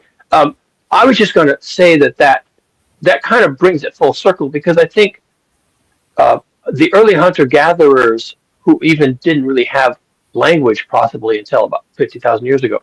They probably were more cooperative at an instinctual level, meaning they knew not to fight over the food. They knew they had to share the food. They knew not to fight over sleeping spaces. They stuck together.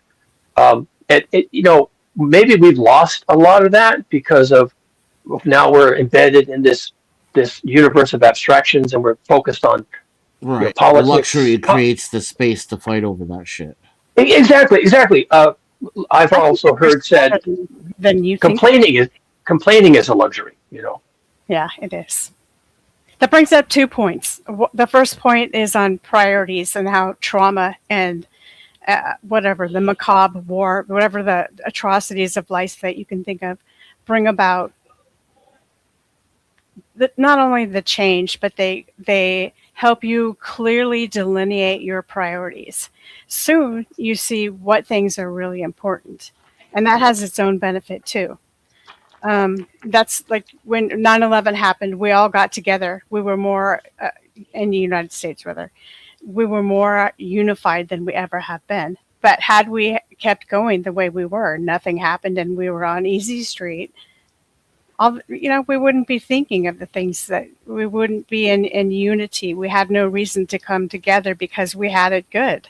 So there's something to be said for atrocities bringing people together. There's always that duality. And then I wanted to comment really quickly on the second half of what you were saying. You took a turn. Oh, cavemen. Yeah. I think they were much smarter than we give them credit for. We always kind of feature them in art and on TV and stuff as, like the Geico cavemen, totally retarded. All they can do is grunt, and they can't think for themselves, and they don't know how things work. Eventually, they got around to tools in creating fire, etc. But they're actually finding remnants and relics and stuff.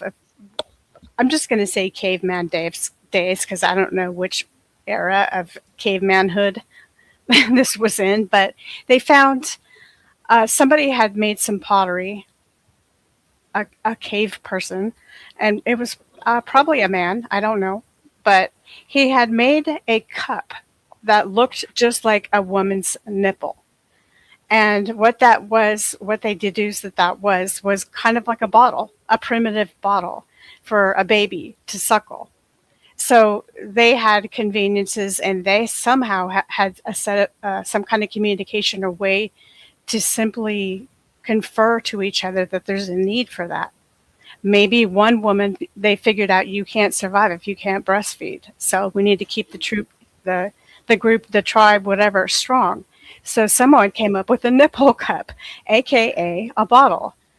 And I don't think they were just this big collective group of completely retarded numbskulls. I really think there was something more, that they had some kind of communication. They definitely invented things. So why we choose to just view them as these completely retarded Neanderthal people, I just think that's a misnomer.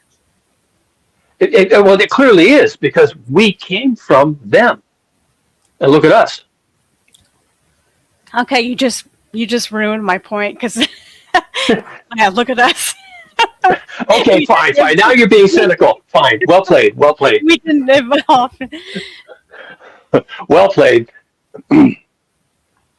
Yeah, look at what we turned into. It's just a way to think about things in a different perspective, instead of being, believing something that we're told from history without challenging it, without really looking at it with all of the constructs and the Western mentality that we have, or whatever mentality, whatever you're brought up with. Being able to think of it in some other way could change your whole idea on what the actual problems were. I'd like to comment on what I think things were like before civilization came in. And I define civilization as when the first cities came into being and all the people flocked towards them. I think there was a time when people were more egalitarian, and they lived their lives in a way that they accepted responsibility for their actions, and they looked around themselves and they saw other living beings just like themselves, and they recognized that they also had responsibility for their actions, And so they had this sacred sort of respect for each other because they all saw each other as life. Because of this, there was no imposed hierarchy. There was no this authoritarian concepts of you must conform to what our civilization says. There were expectations to meet the group's survival, and that was pretty much it.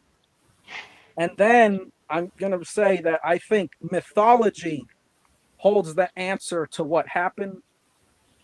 The biggest two myths that I think tell you exactly what happened to these people is the Enuma Elish and the Atrahasis epic.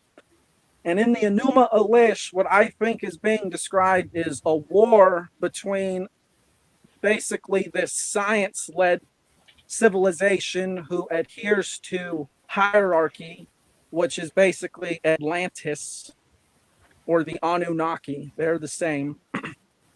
And then you have this other civilization who's depicted as this monster known as Tiamat, who the Anunnaki's whole goal is they want to basically slay Tiamat so that they can set up on the earth.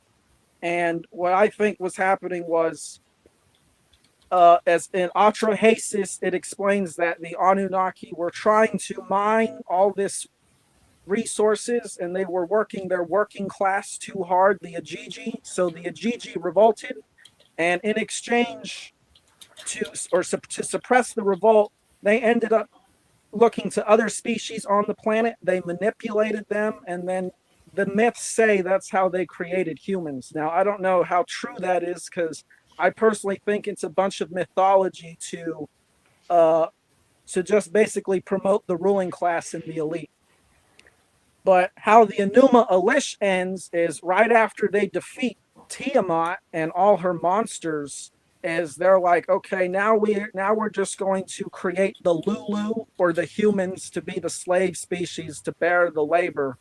So what I think's happened was this Tiamat species saw what was happening. They saw this authoritarian civilization, and they went to war with each other, and they ultimately lost. And now we're basically living in these huge basic remnants of ideologies that come from this time period, because we've basically just been on repeating the same scripts for civilization since then. Despite technological advancements, it's pretty much been the same. Well, the winners get to write the history books, including the myths. Exactly. You lost me at egalitarianism, because I don't even think such a thing exists in our society and never did. Well, that's what they want you to think, right? This is like the whole purpose of this mythology, is to convince humanity that the time before the cities came along and these aristocrats came along with their technology, people were uncivilized, they were barbarians, they were just out here trying to survive, and because of that, they were like opportunists, or they were... That's not what I heard. I heard that they all lived in peace and harmony together, and everything was perfect until the evil colonizers came along. That's what I heard. I think, yeah, but I think what he's talking about is different. He's talking about the perspective that is trying to be sold to us via mythology. I think he's talking about the purpose of the myth is to convince the recipient thousands of years later that right triumphed over primitive nature. What myth is that? Certainly not the Greek mythology. The Enuma Elish is what I said. He's describing it to you. Yeah. Never heard of it. Yeah, it's Mesopotamian. It predates all. It's basically like the oldest myths we have. Exactly. And These are even you called. Think that's what's being pushed. Well, I think whoever these beings were, I don't think they were aliens like, Sitchin will say they're aliens. I think they were just a more advanced race of humanoids, which there were multiple humanoids living on the planet at one time. They basically wanted something that was going to last. So they created mythology to go along with their cities that they were giving people, so that they had, cities rely on work So they needed people to come and do the work that they don't want to do. So they needed to justify the fact that they're going to sit back and do nothing and, collect all these food tithes, food box tithes, and, have everyone else toil to fulfill their machinations, just like we do now. Nothing's changed. It's literally the same.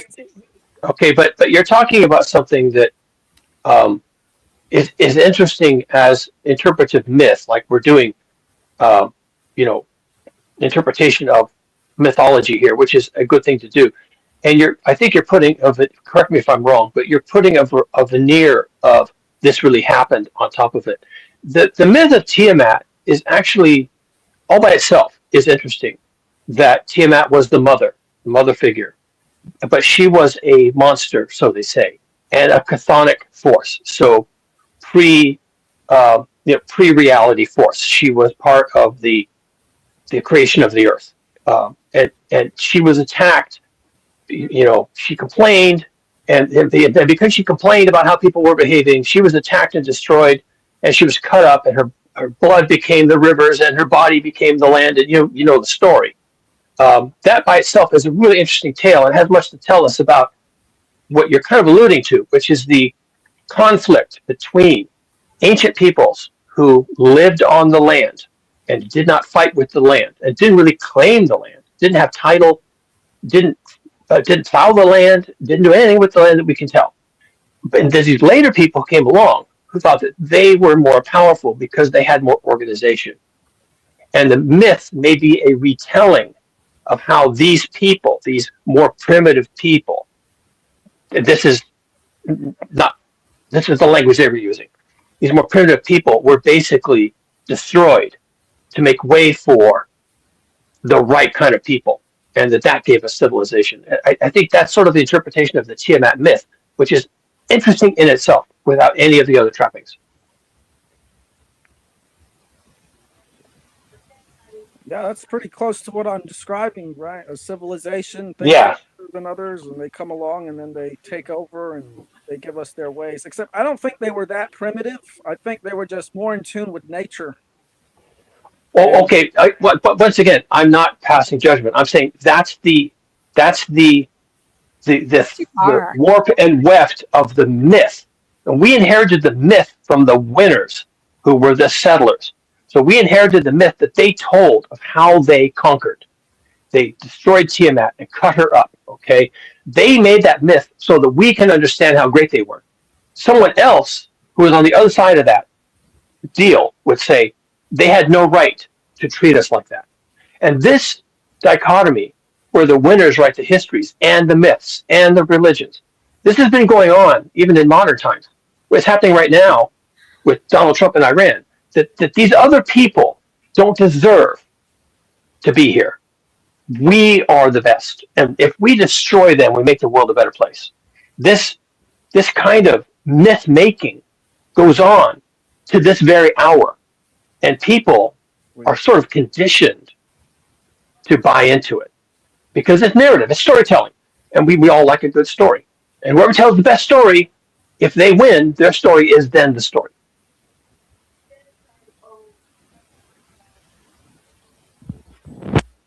Yeah, that's what they've done. They've crafted a hell of a story, and then they've reinterpreted. I don't know how many different ways. You get so many different religions out of the same story. And well, yeah, and that's the power of myth, right? What was it, Joseph Campbell? Lots of ink has been spilled over the power of narrative, the power of story, the power of myth, the necessity of gods and religions, the necessity of some interpretive layer. People talk about this incessantly because it seems to be important. It's maybe how we operate. We may operate at that layer. That was people needing a good story. That was great. Oh. Hey, Lance. Hey there. Man, I wish she made that sound when she heard my voice. Good one. Instead, she goes, "Oh." I'll work on that one. Hey, then. Dan. Pretty much. That's quite a pose in your profile picture there, Lindsay. Is that you? No, that's someone else. Okay. That's me. I was like, I'm not gonna Stay rat out her of out. it. Yeah. a finding Gnosis calendar girls. She can be March. You told me that yesterday. You have bro. no idea, DNW. You have no idea. You just promised that to me yesterday. Stop it, bro. You gonna give her March? Stop it. Joe Cool's gonna be January. I'll let her choose what month, and Chickpea can be December or January, whatever Chickpea wants. Whoever else is there as well. I like that because that's my birth month. Anyway, Joe, sorry, what were you going to say? You were trying to say something. We got subverted. Yeah, one night came up. I forgot a dude named Cougar. I think his name is. He was saying. I think that was him saying that people are programmed to believe a good story, and if you give it the right stuff, it seems to be very effective. He was, I was like, damn, that sounds logical to me. Well, I didn't make up the idea. You can get that from, lots of people talk about the power of story. It's there, man. We operate at that layer. There is some kind of hardware that when there's a good story, we sit down and we listen, and it goes in, and we do it. We all do it. We all love a good story. Come on, admit it. No, I do. I'm fucking Pulp Fiction, Aliens, all of that sci-fi shit. I love it all. We were talking about really interesting things, but it seems disorganized, and I know conversations are just naturally that way, but do we have some kind of general direction we're going in? Well, yeah, if I could organize it real quick. Basically, we're talking about how before civilization got set up, before it is now, there were basically two paths. There was the path of adhering to the hierarchy and technology, and then there was the path of adhering to self-responsibility and living in harmony with nature. And by technology, you just mean technology of the day. You don't mean something advanced. You mean whatever technology of the time. I don't buy the premise. Yeah, I'm trying to nature get it has hierarchies. Whatever they had, I don't know what they had, but it's probably more advanced than what they'll give them credit for. And please continue. I interrupted you. Yeah, it's fine. Anyway, these two civilizations, which in occult traditions is just typically called Atlantis and Lemuria, these two civilizations went to war. Atlantis won, and we're basically living in the remnants of this civilization based on hierarchy and compartmentalization. I can see some arguments over there, but I don't know if it holds. And also, where stories tie into this is stories have been used to basically present a false version of history to justify the systems we have now. So that's thanks for that. Summarized. Okay. The only problem I see with that is I see hierarchy and compartmentalization in nature. Yes, but the thing is that in nature, it's not coercive. Bullshit! It's not. It isn't. In nature, nature is highly coercive. Okay, let's be careful. So I'm a biologist. Nature does not have the level of deliberate abstraction that humans have. If nature has hierarchies, point of it, yeah. If nature has hierarchies, like in a termite mound, they are functional. The queen in a termite mound isn't actually giving orders. The queen is simply reproducing, and the hive needs that to happen. And the queen bee in the hive doesn't give orders. The queen bee is just laying eggs. So we apply our levels of abstraction, like queen and king and pope and president, to nature, but none of these things are real. They are evolved, and they don't function the way we say they do.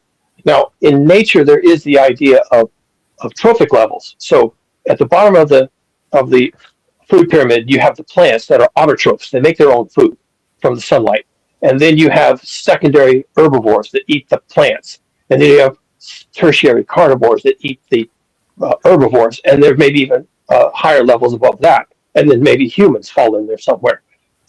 But those kind of hierarchies are trophic hierarchies. They're ways of managing energy flow through a system, a complex ecosystem with all these gears and belts and wheels and stuff like that.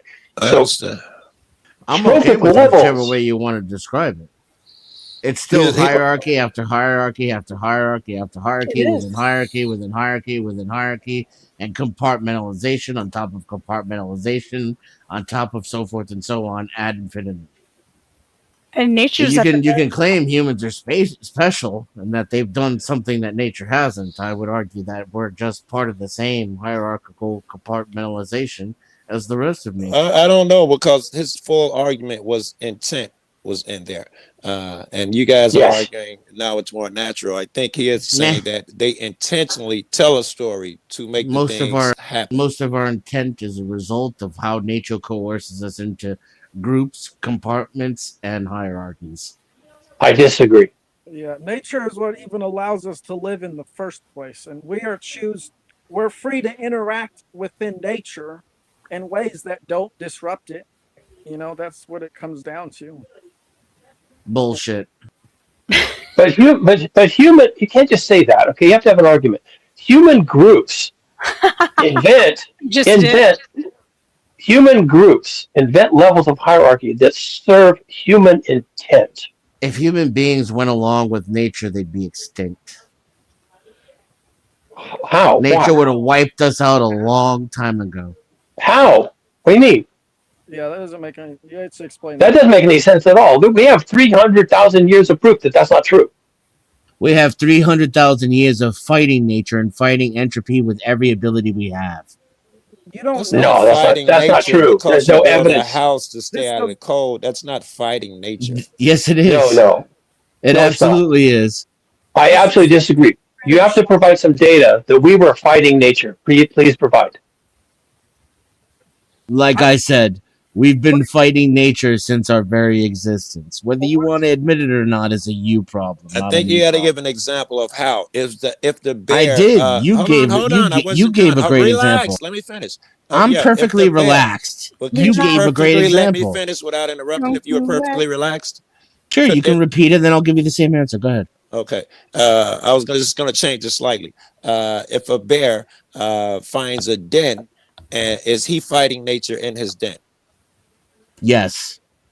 Okay, so that's what you're calling fighting nature. Okay, that's the metric of fighting nature. That doesn't align with anything. Cougar, I want to ask you a question real quick. Sure. Technology, you even tried to separate technology from nature, both in Set Scale's premise and in your rhetoric. So any use of technology to survive already would be the antithesis to nature. But the bear used no technology, so it's still just ignore what I'm saying because you don't want to address it. Go ahead, Lindsay. Anyway, there's a question been tabled. Please continue. No, go ahead, Lindsay. I was making a distinction. No, you're not. He is. Oh, okay. No. There's a question. Please continue. Mr. Biologist, and I'm not meaning that in a demeaning way. Actually, you're the expert. Mean it however you like. I don't care. I'm fine with it. No, I respect it. Riddle me this. Okay, why?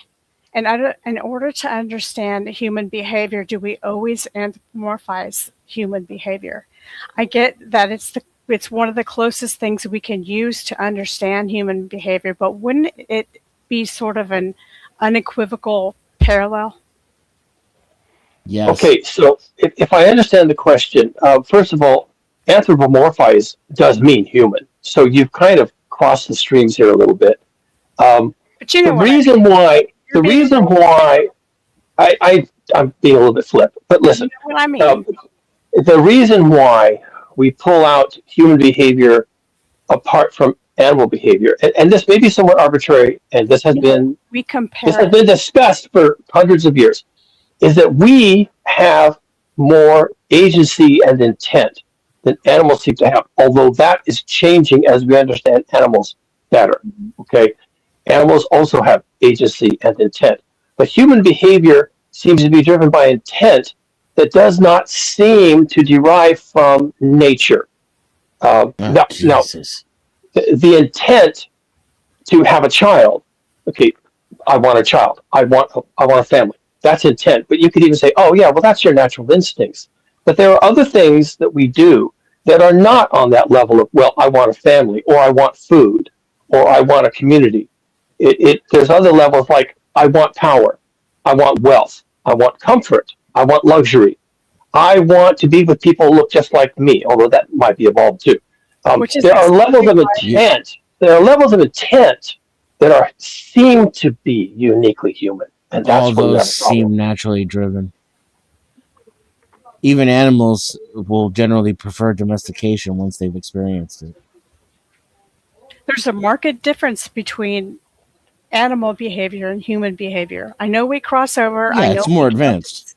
as animals, but it just seems like a false equivalency to say, you know what, this is why we stay around our young to raise them, and men, this is why men leave and women tend to raise the kids. When we look at the lioness and the lion and their behavior and we're really doing a disservice, are we not? Because you can't compare wild animals to human beings. You can see, analogies in some way, but I mean, come on, it just seems like if you want to be a scientist and you've got that main fallacy hanging over your shoulder, which is false equivalency, how do you reach around that? How do you go around that? What other things can you compare? How else can you understand?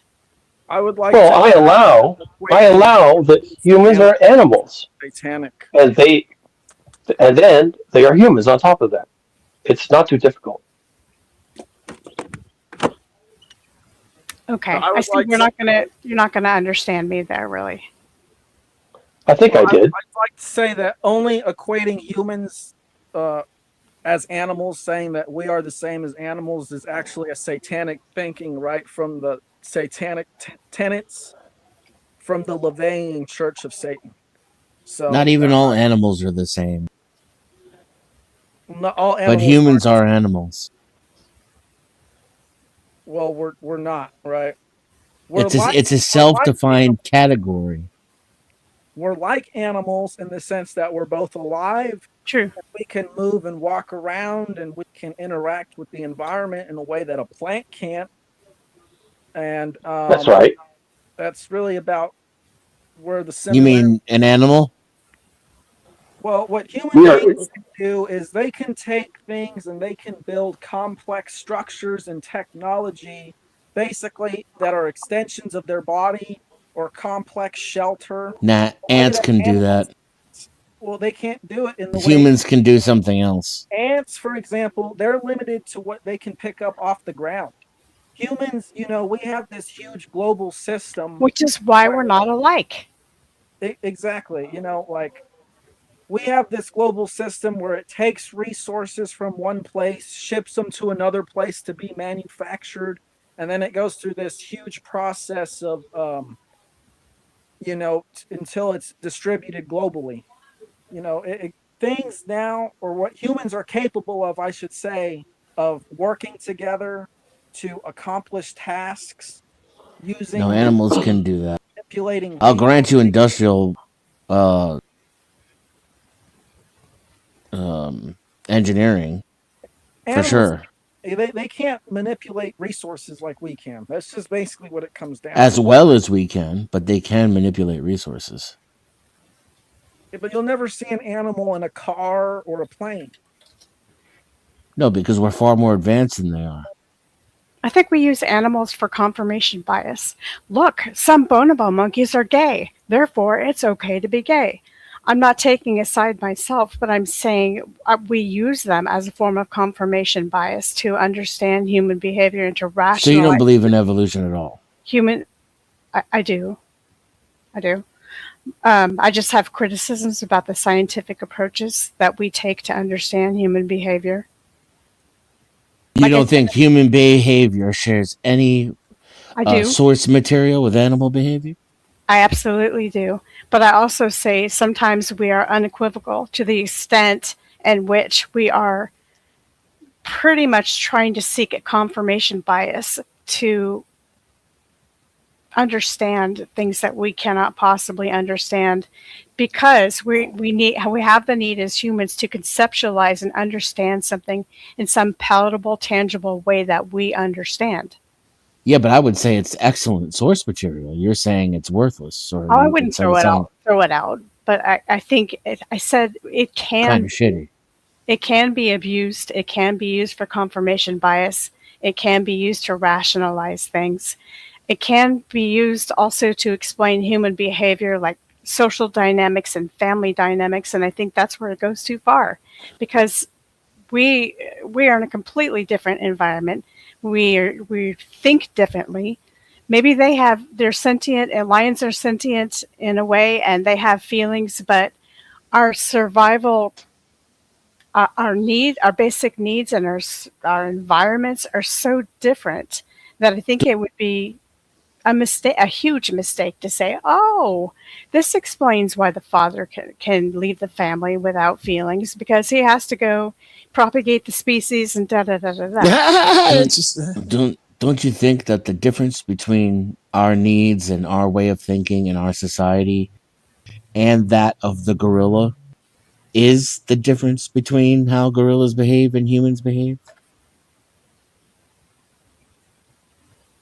That there are no differences aside It from looked like it's our just time evolution and therefrom? Yeah, it's I time, think it mirrors, circumstance, but not luxury, exactly. That's my argument. civilization.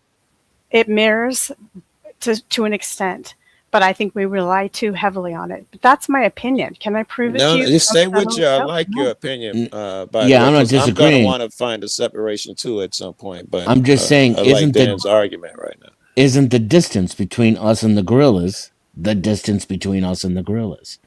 You know what I think the difference, pretty I don't know about much. the distance, but I think the difference between us and the gorillas is the gorilla lives in nature, whereas the human being is able to create their own habitat completely separate from nature, and Let's Not see if so that far. one holds. create their own illusions as well, or stories to justify their habitat, which actually goes against nature. I guess I don't know if we can even use that one, because even birds fly south for the winter. They build a nest, and it's us, doing the And habitat. bears make dens, And some gay penguins raise babies. and then they hibernate in those dens. I gotta I had a think. pet turtle. I used to have to put her in peat moss and then put her in the refrigerator for half the year. Yeah, but the Never heard of there's that. a big difference between a deer den or a bird nest and a city, right? There's Yeah, That's the what difference. time and mental development. Exactly. Yeah, the difference is the difference between human brains and gorilla brains, and our Dan, societies and our environment. I had a question for you, Dan. If I accept that there's no real distinction except time through man and monkey, will there in the end be no distinction between plant and animal? I mean, I don't know, but Nikki would say yes. Following the Nikki same would philosophy. Nikki would say plants are already probably smarter than us. We just don't speak their language. That's what I was going to say. Perhaps, yes, they've come to In a terms of different place, utilizing and their there is no resources. difference other than the difference between man and monkey. They utilize their resources better than we do. I guess you could argue that. You could Oh argue yeah, that. and they're definitely more in line with nature than we are. The species that doesn't fight nature, plants Yes. definitely are a lot more ecologically friendly than any version of humans. Generally speaking, they don't fight each other the way we do. Plants, come on. Plants are overly emotional. That's why they can't make good decisions. They're purely left-brained. I mean, right-brained. And they use bees It, and they use animals like bees and insects to Like work. slaves. It makes them more Sex like slaves. human. Literal sex slaves. Kugaduma, flowering plants were kind of late to the party, weren't they? They came. When did they come along? I don't know. Probably after insects When developed. animals that could see color came along in order to evolve alongside them. Or the proper insect. Maybe when the Yeah. fruit trees couldn't last because everybody kept eating the fruits. I really don't know. I You want them to presume eat the flowers fruit as cause long as there's fruits. a I presume seed. flowers cause fruits. Because a lot of flowers turn into fruits, don't they? Well, there you go. See? If you can resist eating them when they're flowers. Hey, Cougar Doomer, I hope you didn't take offense at my question or disagreement. I mean, I don't know you. No, I don't he know. doesn't. He doesn't. He's not that easily offended. He likes inquiring minds. He likes to be challenged, and he likes. I notice he's pretty open-minded. Yeah, I am not wedded to being received. Okay, as I've told DNW, and as is probably widely understood here, I'm mostly here to observe. So I answer questions and then I take some stock of the discussion. I'm here to observe. There's a level of open-mindedness above that where you're not so wedded to your conclusion. Right. The only thing I was surprised about when you first came in here and you was talking about you're a hardcore Trump loving supporter, that was the only thing where I thought you weren't a free thinker, bro. That's Joe Cool's I'm kidding. sense of That was humor. for Lindsay. I'm kidding. He didn't say I mean, you For know, those who might not know. this forum is about finding gnosis, right? I mean, you know, we're supposed to. I don't know What much is about the gnosis? Gnostics. What is Yeah, gnosis? exactly. Please, DNW, help us. I don't know much about the Gnostics. I know that they were asking questions, and I know that they were persecuted for asking questions. And that is uncool. Not knowing is the highest form of knowing, in my opinion. Right. The smartest man will understand that. Yeah, I mean the channel name is just a kind of it started out as a kind of in joke. I was called something else before that. I think my channel was called Do Not Watch. Joe and I did it a different way. It used to be called Trump is Lord, I think. Yeah. Do you understand anthropology at all? Because I have another question about that, if you don't mind. About what? Anthropology? Asking yeah. who? I'm asking Cougars. This is one of Lindsay's favorite subjects. A scientist? Okay, anthropology. Okay, fine. Specifically, what do you think of the kind of the notion where a lot of anthropologists say no society is better than one or the other? They're just different. Do you say that's cap?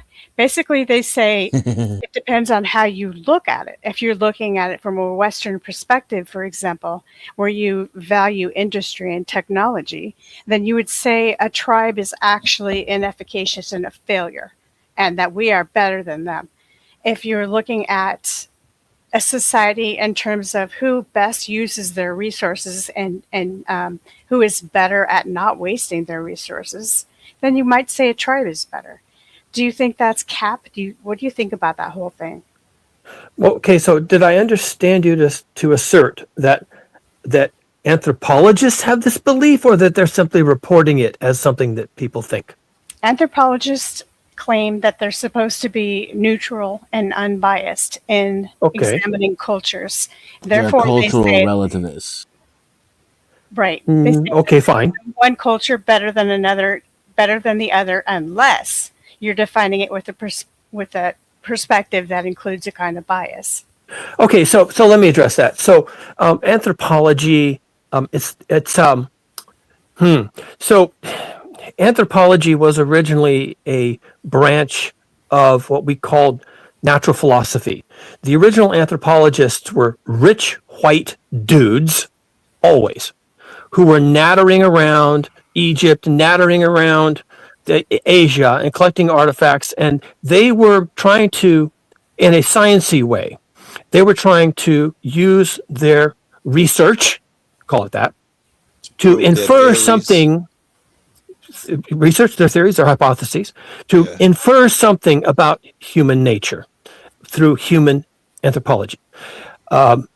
They weren't originally digging up bones of humans. They were literally going to Egypt and looking at the pyramids. Okay, so now those guys, and emphasize rich white guys, okay, they were of course interpreting all of their findings, and let's allow that they were finding things. They were interpreting all their findings through the lens of British imperialism, German imperialism, the Spanish, imperialism, and they were using their findings to provide justification for why they were so great, and how successful they were at that, how vital that was. It served the empire, it served themselves, it got them promotions, it got them everything else. So they did that. Now, anthropology after the Second World War was supposed to become more of a science. And it did that, at least in part, because of the horrors of Nazi anthropology. Nazi anthropology was unhinged, okay? Right. And let's give them full props for going over on the deep end.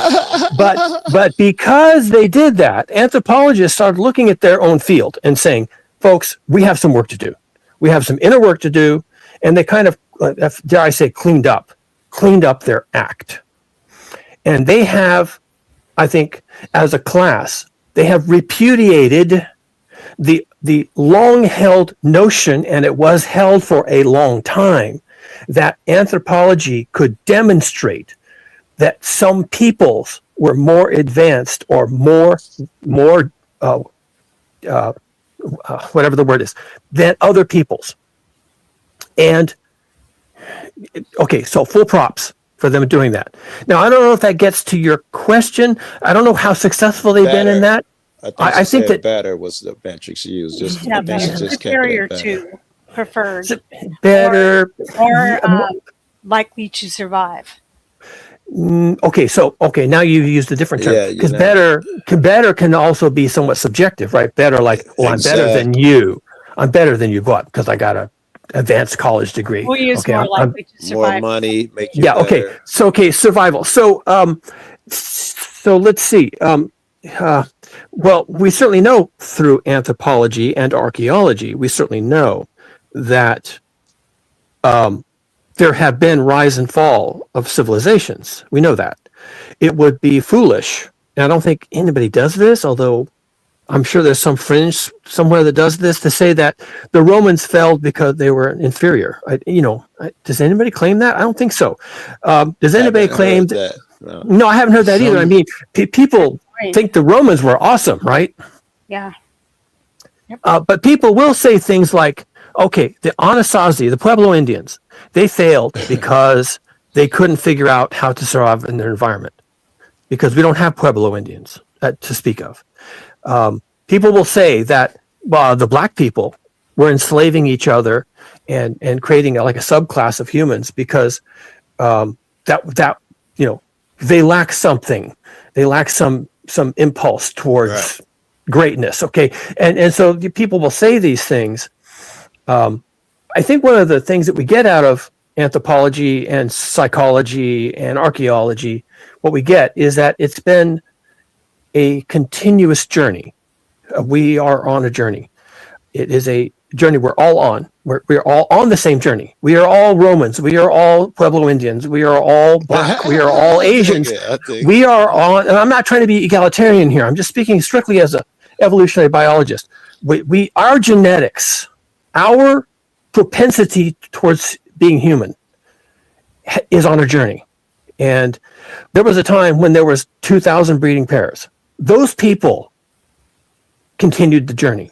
And whatever comes out of us as a contingent fact of history, whatever emerges from this current accumulation of humanity, that will be what defines the journey after us. Not for the random cannibalistic tribe in the rainforest, though. They survived Rome, and they'll survive the Fourth Reich. And they'll eat you. Yeah. Okay. So and they you may mentioned be here long after any civilization exists. Yeah, and there's the uncontacted tribe on that island. What is it? South of India, Sentinel Island, the Sentinelese. Yeah. What if the Aborigines are here long after all life on Earth is destroyed? Yeah. What if the Sentinelese that become means the they only were better and more advanced after all. So you're really criticizing the measurement by which we. Right. That's where it was going to go anyway. They would truly be the most successful by the definition of success. it doesn't actually mean anything. It's just humans ascribing meaning to it when it is actually meaningless. The Sentinelese, or whatever you call them, may well survive the oncoming nuclear apocalypse. But at the end of the day, it was just luck. It doesn't mean they're any better than anybody. Yeah. It wasn't just luck, though. Oh, Their way of life kept them isolated and protected from nukes. Yeah, but they didn't do it. They didn't do that with a. That wasn't their direction. That it was. We don't know that. We don't know that, they- right? Because they would have to intend to stay away from people at this point. If we can According say to them, they stay want to away from the white man on purpose because and he's they going to could blow be up the world and because, kill yes, everybody. they're gonna do horrible things, right? And take their women, yeah. Yeah. Hey, I thought Jews weren't white. Oh, who? No. You know, when you're very much swayed by Almost whatever bit. anthropology and modernity. I Who know, I was developed going- the atom bomb? Wasn't it German Jews for America? Was it? I don't know. From American Wall. My favorite shit is calling Jews white. It just irks people to death. I normally don't pass up an opportunity like that, but I figured, fuck it, why be that guy today, Joe? Well, just to be clear, Judaism is a religion. Anybody can be Jewish, right? And the you can black be. thing is not real either. So you're on bad footing over there anyway. Yeah. There are Semitic peoples who would look like Palestinians, okay, look like Lebanese. There are Semitic peoples who are Jewish. There are black people in Ethiopia who are Jewish. There are white-skinned Northern European people, Germans who are Jewish. Yeah. Do they Those have Ethiopian DNA Jews are very trace? interesting people, actually. But there are bloodlines that can be traced back to the Levant. That was my That's next right. question. That's Yeah. right. They have this. They have the Jewish genetics. They just happen to move to. They have the Semitic genetics. Yeah, we don't have enough data to really pinpoint you down to I the want to invite Jewish. LA on. LA is in the comments. He might shake things up a bit. He's got unusual taste and for conversation. So do come on, LA, if you're there.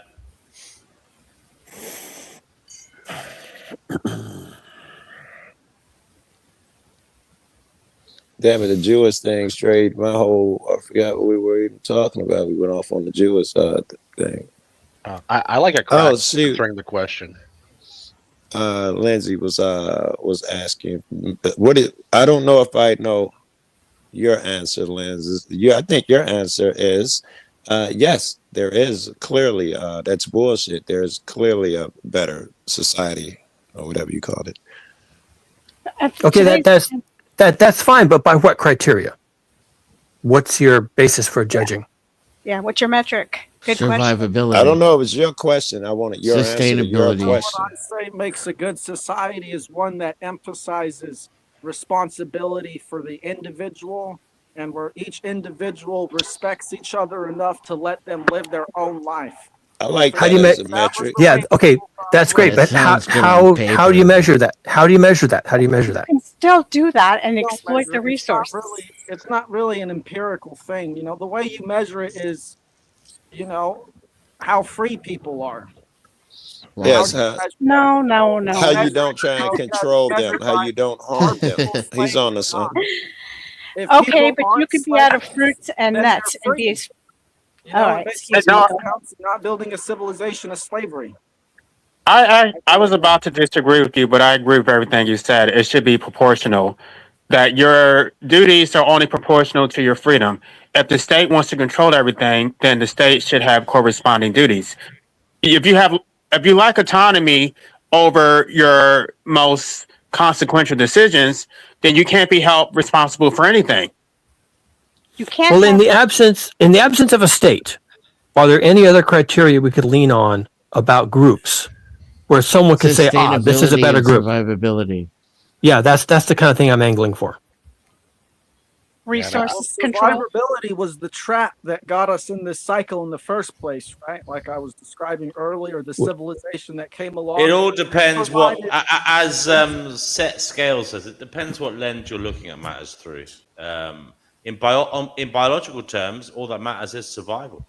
It doesn't even care about your well-being. I mean, there's animals out there that have abysmal lives and go through horrific pain Mother Nature doesn't actually care about your enjoyment. They of life. die after As they a- have their Right. kid. It was just to survive. They die right after. Salmon, some spiders and shit. Yeah, Yeah, I mean, exactly. no, Exactly. some of the life cycles of animals, they actually, some of them go through excruciating pain for a lot of their life. That's what Lovely. drives them on. Look, if survivability is the standard we're going for, we need to hold our horses a little bit because I don't think that's we've been good metric. well, we've I only think been. I think it's contentment, but then the problem is fools can be happy. I think it's gonna be moral. That's gonna be a little subjective too. What I was going to Yeah, say. yeah. We've Who's only been morals? we've only been trying this freedom. But if thing everybody is happy, does for a it couple matter hundred about years. morality? So If everybody, if all Are you people out of your mind? If everybody's happiness can everybody be happy without their basic needs being met? I mean, that's an He said oxymoron right there. morality. He said morality. So you have to assume the Sorry, needs. say that again, Lindsay. Well, you're painting this kumbaya picture. It sounds great, which is everybody's happy in this society. Nobody has to compete. You know, we're not stabbing each other, killing Yeah, each other. yeah. People get along. But that can't be the only metric by which to measure the success or survivability or of Well, a community. survivability speaks for itself. I mean, you're either you here can or you're not. you can procreate without having the proper amount of food. You need the basics first. You need to have all the basics first. You can't just have a happy society and then that's it. I mean, there's so much encompassing this survivability and procreation.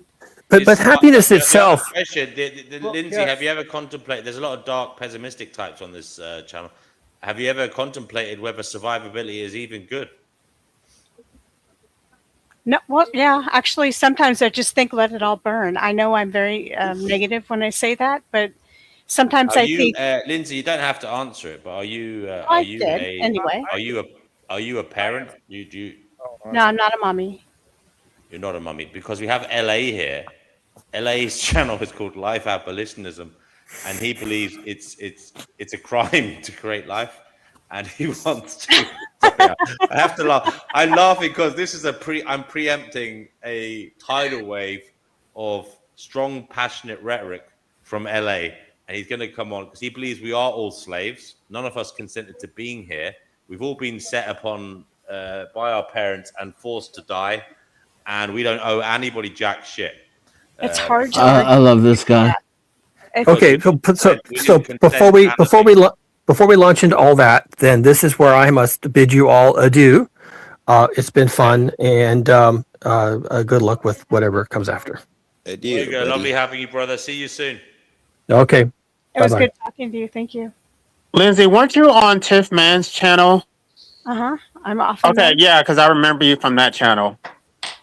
So I think we were talking about something. We were talking about gay stuff. Oh, probably. That sounds like Tense Man's room. Yeah. Yeah. It wouldn't surprise me. Yeah, I went on that channel briefly, and that's all he was talking about. Nothing again. He can talk about whatever he wants, but he was giving a lot of detail. I got kicked off. I think we was doing race. I got kicked off for doing that a couple of years ago. I think that's what it was. I don't even remember. I'll show you what it mean to me. I assume it was race.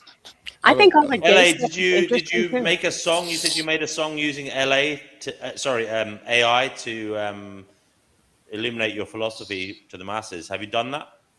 Well, it's not just one. I'm like because nobody's going to read the book. Play one here. Do you want to do a debut of one of your songs here on the Finding Gnosis show? I don't know because I don't want them to go to my channel because it's not finished yet. I created a new channel, so that's why I was trying. I was trying to wait because I don't want Can't you just play the music without it being on the channel? Can't you? Is there not a way of doing that? No. Yeah, I can do that. Just 1 second. Every freaking cop is. I'm sorry. So who's speaking? But it's just relevant. Every cop in Chicago, I chase the police, is out right now, and I'm like a dog. I can't go nowhere, but I'm watching my mom. But I'm like a dog. It's driving me fucking crazy. So I didn't. I could have kept that to myself. What the hell is happening? A bunch of police are like every cop in the station must have left. I heard so many cop cars and I normally go out and film them, but I'm taking care of my mom. What's going down in Chicago? I don't know. It's driving me crazy that I don't know. And you know, you hear sirens every night, but never that. That was a lot. There's no way I couldn't have. That's good shit. That's meat. Missing out on content. That's just content. Even if I don't post it, I got to get there, man. Fuck the content part of it. You're acting You know what? I didn't even think about that. When you said it, I think I took offense. It had nothing to do with content. I didn't even think about that. Oh. I think I took offense. I know you didn't mean What's it. going on, man? LA, you said you wrote a book. What is your book about that you think no one will read? Well, I didn't hear the part about him thinking no one would read it. That interests me already. They just don't read. People are. This is the most ill-read This is country on the Western Hemisphere. So, 100%. I put myself on mute because I'm trying to select which song to play. Well, did you ever, kind of counter in the fact that half of Mexico's here and half of South America, and they have different rating levels too? LA. I don't know. I presented it for free, and then I've been literally reading it on YouTube, and it's just like somebody said it was going over people's head. It was too complicated. I don't know. What's it about? Will you give the basic premise? Short version or something?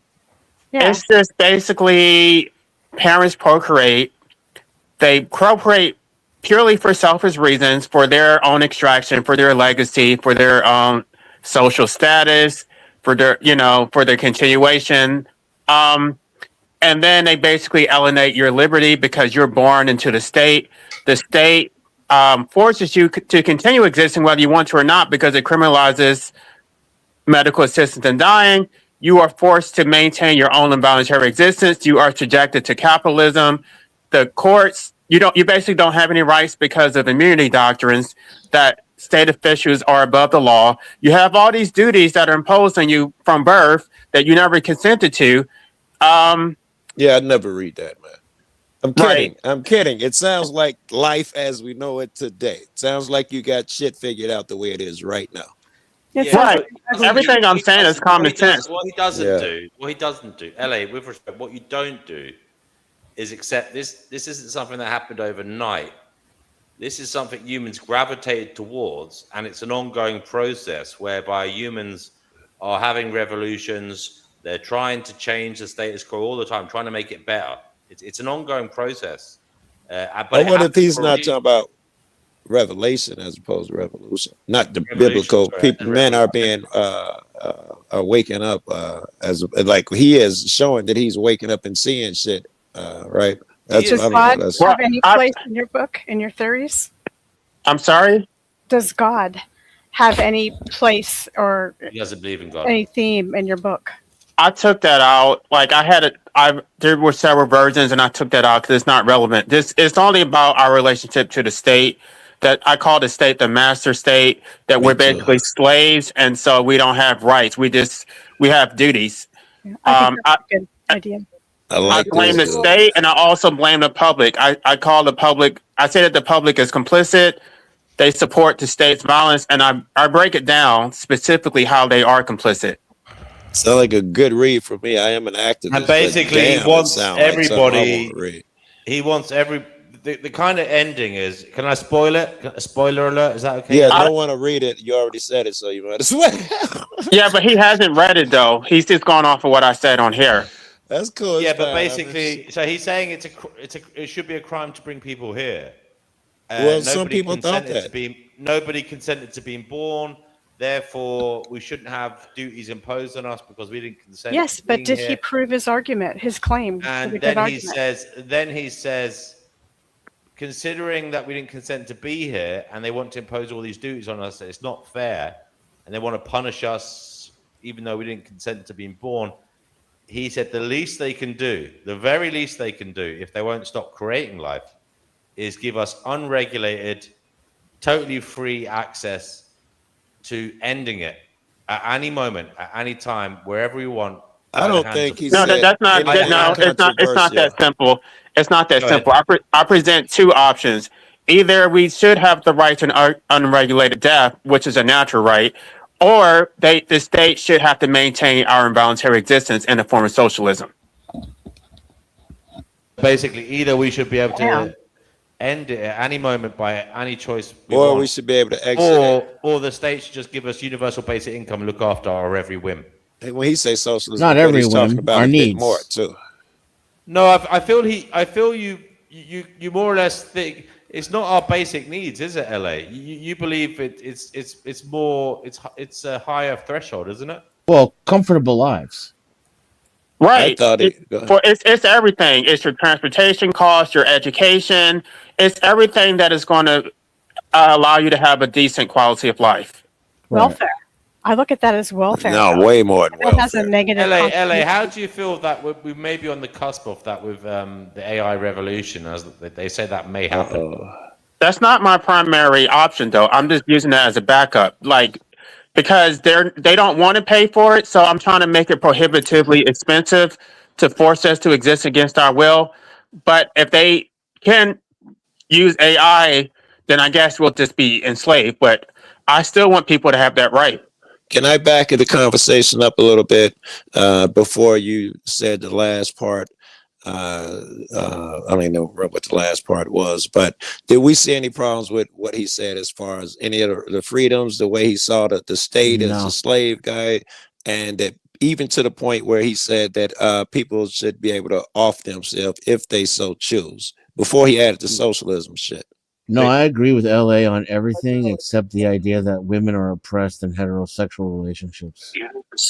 That has nothing to do with my philosophy. That was just me going off the cuff. I know.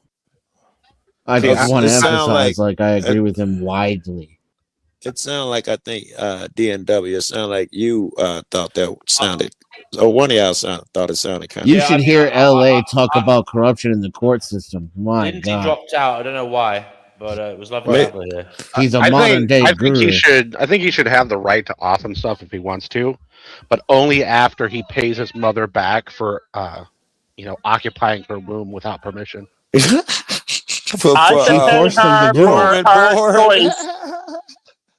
Without permission, that doesn't make any sense. Yeah, he didn't ask her permission. I didn't No, exist she to give consented permission. to it. She enslaved me in her It was room. at her will. She should pay didn't do him. any of that. She should Yeah, she should pay him. No, she was just a participant. He formed all on his own. Biology happens. She knew what was Right, happening. and I have a song about that too. It's called "The Soul Contract." You're not going to like that song. She could opt out at any time she wanted before 8 months. But let me listen to it before I play that one, because maybe I'll start with the Soul Contract song. Oh, dude, I thought this dude Guru would love him. I don't know how. You gonna play it here, LA, through your speaker? Is that it? Do you want me to pull it up on the screen, or how do you want me to do it? Yeah. Pull it up on the screen as long as it hasn't got your private details on it. Pull it up on the screen, mate. Y'all can keep talking. It's going to take me probably a few seconds. I don't see. I mean, there's just one contradiction I see is that the state has all these impositions and demands that they enforce through coercion. Right. But one of the solutions is socialism, which the only way to implement socialism is through imposition and coercion. That's not the primary demand. Is to expose the illegitimacy, because they're never going to give socialism. They're never going to give socialism. So, in the absence of that, then they should give us the right to opt out. Capitalism is based on coercion too. If you have the ability to leave here, coercion's impossible. I have a song about that too. The gaslighting to say that they conflate rights with abilities. Yeah, I don't care about the right. If you have the ability to leave, it's problem with impossible to coerce you. is that you're just going to go from one place that has a coercive government to another place that has a coercive government. It looks like Yeah. That's Yeah, except one of them, all my basic needs will be provided for, and rich assholes will have less power. Right. So please let me choose the other one where the rich assholes own everything and I get screwed all the time. In fact, you may have to be a rich asshole to afford a lifestyle where you can get everything you want, not have to deal with the government at all. To get total exclusion, you're gonna have to be a very wealthy man. Yeah, Lindsay has a good point here. You, in demanding these things, would be taking from others who are put here without their choice. Exactly. Without No, it's not. No. He's None of gonna this say he's stuff gonna take belongs it to from the parents. anyone. Parents have to provide. Is all that these right? other Or is it people, all these other people Is work. it the state or the parents, LA? He's for the choice though, so no one would be here without making the choice first. So so Lindsay's claim is fundamentally flawed. The Not only parents that, made the it choice to assumes stay here. it assumes that the sustenance belongs to these other people. It doesn't. No, the whole thing is that they don't support That's my another right to. good point. Yeah. They don't support our right to opt out. So if they don't support it, then they should pay. They're not innocent bystanders. They absolutely should pay for it because they are forcing us to be here. Let's make it very clear. There's a flaw in your thinking. If you don't think it belongs to them, then it clearly doesn't belong to you either. No one said it did. It must Well, yeah, they don't need to provide it to you. No, they don't need No. to. That's not the basis of it. The basis is that they're forcing us to exist. They have to maintain their own slaves under the slave codes and under Aristotle's. I forget which book that was, but Aristotle said that slave masters have a duty to maintain their slaves. Yeah, tell me who's forcing you to stay here exactly. The state by criminalizing medical assistance. If you're not going to be here, who cares if it's criminalized? Because it is criminalized, which is forcing me to be here. You're putting the cart before the horse. They'll think I'm bad if I'm gone and I did it myself. Oh no. Now, how am I supposed to get it? So you just okay? Maybe one of the billion ways to get it. He is doing why don't you just leave? There's a If lot they're more so ways to bad, die than there why is don't to you live. just leave? That's what he's saying. Hello, Zephyr. Name one. Well, he won't leave because it's illegal. And there's Like that matters. there's no place we just went over that. No, because there it's will be another inhumane. That's the coercive reason why. government, too. Oh no, it's inhumane. Because it's for you to end inhumane. yourself. Because you would not expect a cat or a dog or a How's it capital murderer inhumane to do for you it. to end yourself. How? You know what? I'm going to upload that song because I'm going to play that one. You got it now? Yeah, I shouldn't No, have to no, leave no. I'm for going you. to have to switch the songs because of what he just said. I shouldn't have to leave for you to stop fucking with me. I shouldn't have to go anywhere for you to just not fuck with me. Oh, I agree, but he wants to go. Right, that's the point. He wants to go. I think when he Who said cares that, if anyone's fucking with him? Just let him go. I No one don't can know, fuck with him anymore. he seems like when he says he wants to go, he means like go out of this planet. Oh no, he means stop living. Yeah. Yeah, just stop off the planet, whatever. Just to stop being alive. Well, that would be that's not a great argument because you don't need nobody's permission to do that. That's not a great argument. Yeah. No, you don't. If you have the ability to do it yourself, everything else is just whining. I mean, if you Okay, can afford then women should have to give birth with no medical assistance. Nobody should help them at all. They should go out into the wilderness and beat the umbilical cord with a rock. It should be against the law for anybody to help them. They should just have to bleed out. And anybody who If they want to, yeah. If they want to do that, go do it. Yeah, but he doesn't want to do that. Of course he doesn't. He wants to whine instead. He wants to leave. No. So when those women bleed out, they would be whining because nobody would be able to help them. Well, if they chose to go do that, what's the problem? No, but the double standard is the problem. That they get What do you mean the double assistance. standard? They get assistance on the standard. front end, but there's no assistance on the back end. They get to impose life on everybody with medical assistance, but when you want to escape your involuntary existence, you're not entitled to any medical assistance. Who cares? You're not going to be I here. understand You don't care because I'm sure you're one of these breeders that I'm talking about. So now you're trying to justify it. No, why would anyone care if you're not going to be here anymore? He doesn't Because want to they die. want- What if he ends up still here? If they didn't care, if they didn't care, they wouldn't have criminalized it in the first place. The reason they care is because they want extraction. Like, I only care about people that want to be here. If you have the ability to leave, just go. How? Right. don't This know. is gaslighting. I'm not going to sit here and I say think we're how. having two conversations here. One of them, Because then I'll demonstrate how you're wrong. Other people cutting in. He asked me to say how. I'm not going to sit here and say how when someone else Right, is because then I could demonstrate how you're wrong. because Here, if I'll you're say saying how. A he'll rope get and in a chair, trouble. Dan. A rope and a chair. Yeah, don't fucking That might not work. Look, if The you chair really could want to know break. how, The rope you could end up on the rope just long enough to get brain damage, and If then you wanna whatever the know rope how, is tied to after- falls. after And this then you goes end off up air- stuck here, and now you're even in a worse position than before you started. We all know that there are methods. We don't want to hear them. Right. I was going to say after. If he wants to know after this goes off air, I'll tell him exactly. Even that, you 100% should do guaranteed. There's yes, medically assisted would be 100% guaranteed. No, it's not actually. It could be a mistake. There could be a mistake with everything. So only your way is the perfect way. No, the only way to guarantee. Well, I can't say. You're full of shit. I think the You're not argument is guaranteed there with is an no infection. perfect way. No, he's got the perfect way, Joe Cool. He just said he can't say it on air. Yeah. Calm down. And it's not medically assisted suicide. It's his perfect way. Exactly.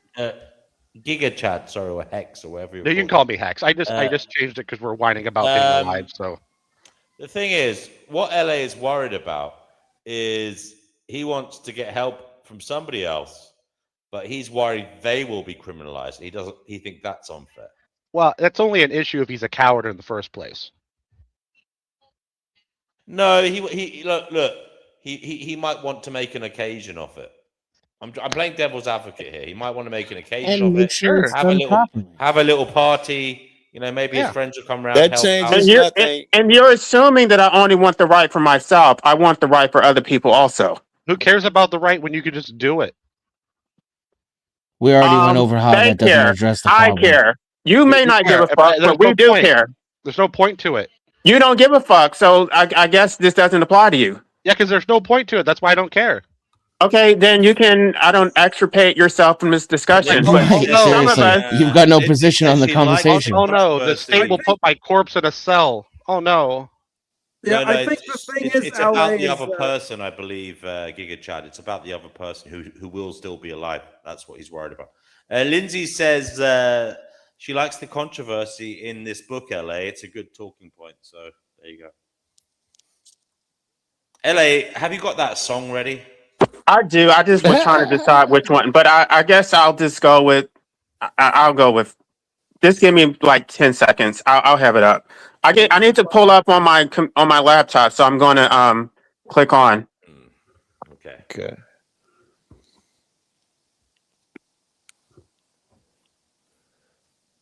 I don't get the significance of the off chance that he may survive stuff. I don't really get the. Yes, I mean there are That's many ways hugely that- significant. No, a lot of people. I'm just saying it's a small percentage. A lot of people survive. It depends on how you try it, right? No. Oh no, Absolutely not. LA. A lot of people don't survive if they're smart. It's the dumb ones that survive. No. Yeah, 100. It's dumb people who don't know that's not true. Oh no, I was a firefighter for years. It's only the dumb people that survive. I rest my case. Yeah. Here's what I'll say is that if a lot of people, I will agree, they procreate, they're not ready or they do it for selfish reasons. But if they are ready and they choose to do it, it's well within their ability. Or You say that's selfish. if Okay, they guys, don't we'll calm procreate. down. We'll listen. Please, we need a quiet, respectful audience for Jay Charles's AI. It's AI made, isn't it? But he prompted it. He created it. He chose the prompts, the genre, the lyrics. Gotcha. Go ahead, then, LA. You hate the system. Turn it up. You hate the government. You hate capitalism. You hate oppression so naturally. You had 3 kids. You post about the wage gap every Tuesday night. Hashtag the revolution. Gonna win this fight. The system is corrupt, the rich are out of control. Then you turn around and make another soul. Didn't ask the soul, didn't run it by the kid. Just did what your oppressed parents did. Congratulations, you're a freedom fighter now. With a baby shower registry and a mortgage somehow. You hate the landlord. Had a baby. You hate the boss. Had a baby. You hate the government. Had a baby. At what cost? You said the world is burning. Had a baby. Said the system's rigged. Had a baby. Said you couldn't afford to live. Then made a kid. Pass it down. Pass it down. Every struggle, every debt, every crown. Pass it down. Pass it down. You complained about it, so you passed it down. Monday you're on Twitter, capitalism is a plague. Tuesday you're at Target buying onesies for your babe. Wednesday you're complaining that the daycare costs too much. Thursday you're announcing that you're pregnant, oh my God. You said the school's indoctrinated. Send your kid. You said the food is poison. Fed your kid. You said the doctors can't be trusted. Vaccinated your kid. Argue with the doctor about what the doctor did. You want the struggle, that's fine, that's yours to keep. But why'd you have to drag somebody out of sleep, out of nothing, out of nowhere, into your mess? Then act surprised when they're depressed. Pass it down. Pass it down. Yeah, and every struggle, every day, every crown. Pass it down.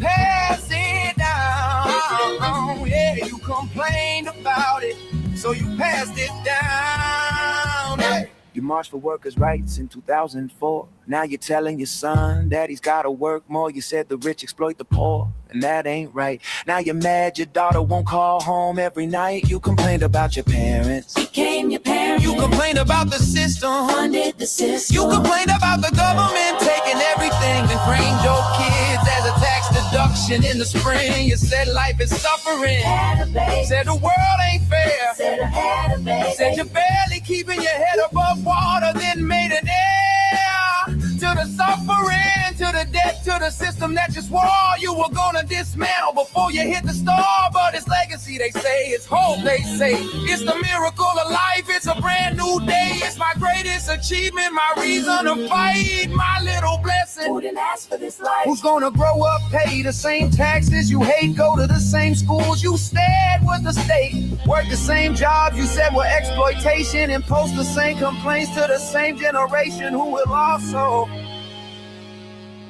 have a baby and pass it down. Pass it down. Pass it down. Can't help yourself. Every system that you hate, every wage, every debt, every midnight existential dread, every therapy appointment, every why am I like this, every 3 a.m. crying on the bathroom floor, you packaged that up nicely and made some more. You hate capitalism, you hate the government, you hate oppression, you hate the system. You have 4 kids.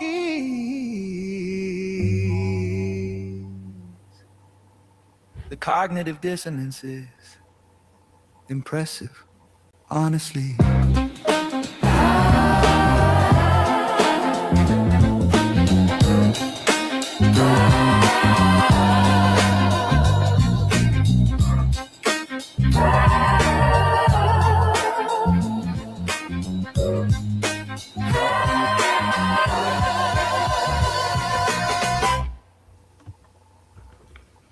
Well, the There you go.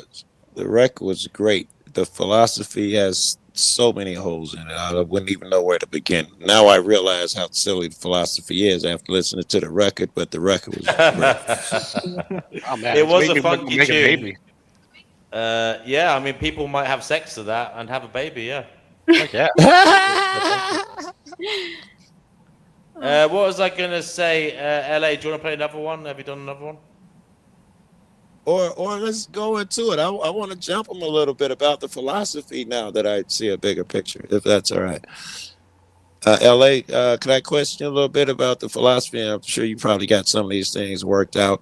The first thing that pops in my head is I'm not sure you get to decide for everybody else, meaning I'm not sure you get to decide for anybody else other than yourself. So if someone wants to make a baby, give them their own decision. You know, what's wrong with that? Because a lot of people may like this. They're not complaining. And they need a chance. And also, LA, if you succeed, there is no civilization. I think that's the road where your philosophy goes. And is he still up here? Or maybe I just can't hear him. He's up here, but Yeah, I was just trying to get rid of that screen. Okay. That's fine. The problem is that once you're here, you're trapped. It's not okay.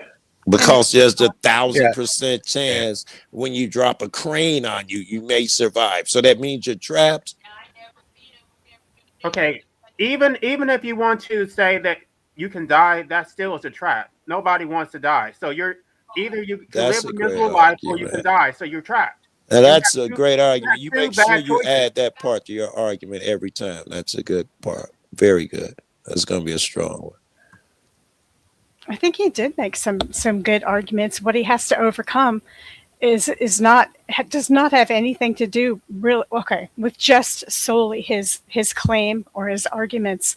It's the fact that people are going to read it or not read it and say, you know what, this is just written by a disgruntled gay author with mommy issues who's How you call a man gay? Yo, that's crazy, Lindsay. She don't have no home training, bro.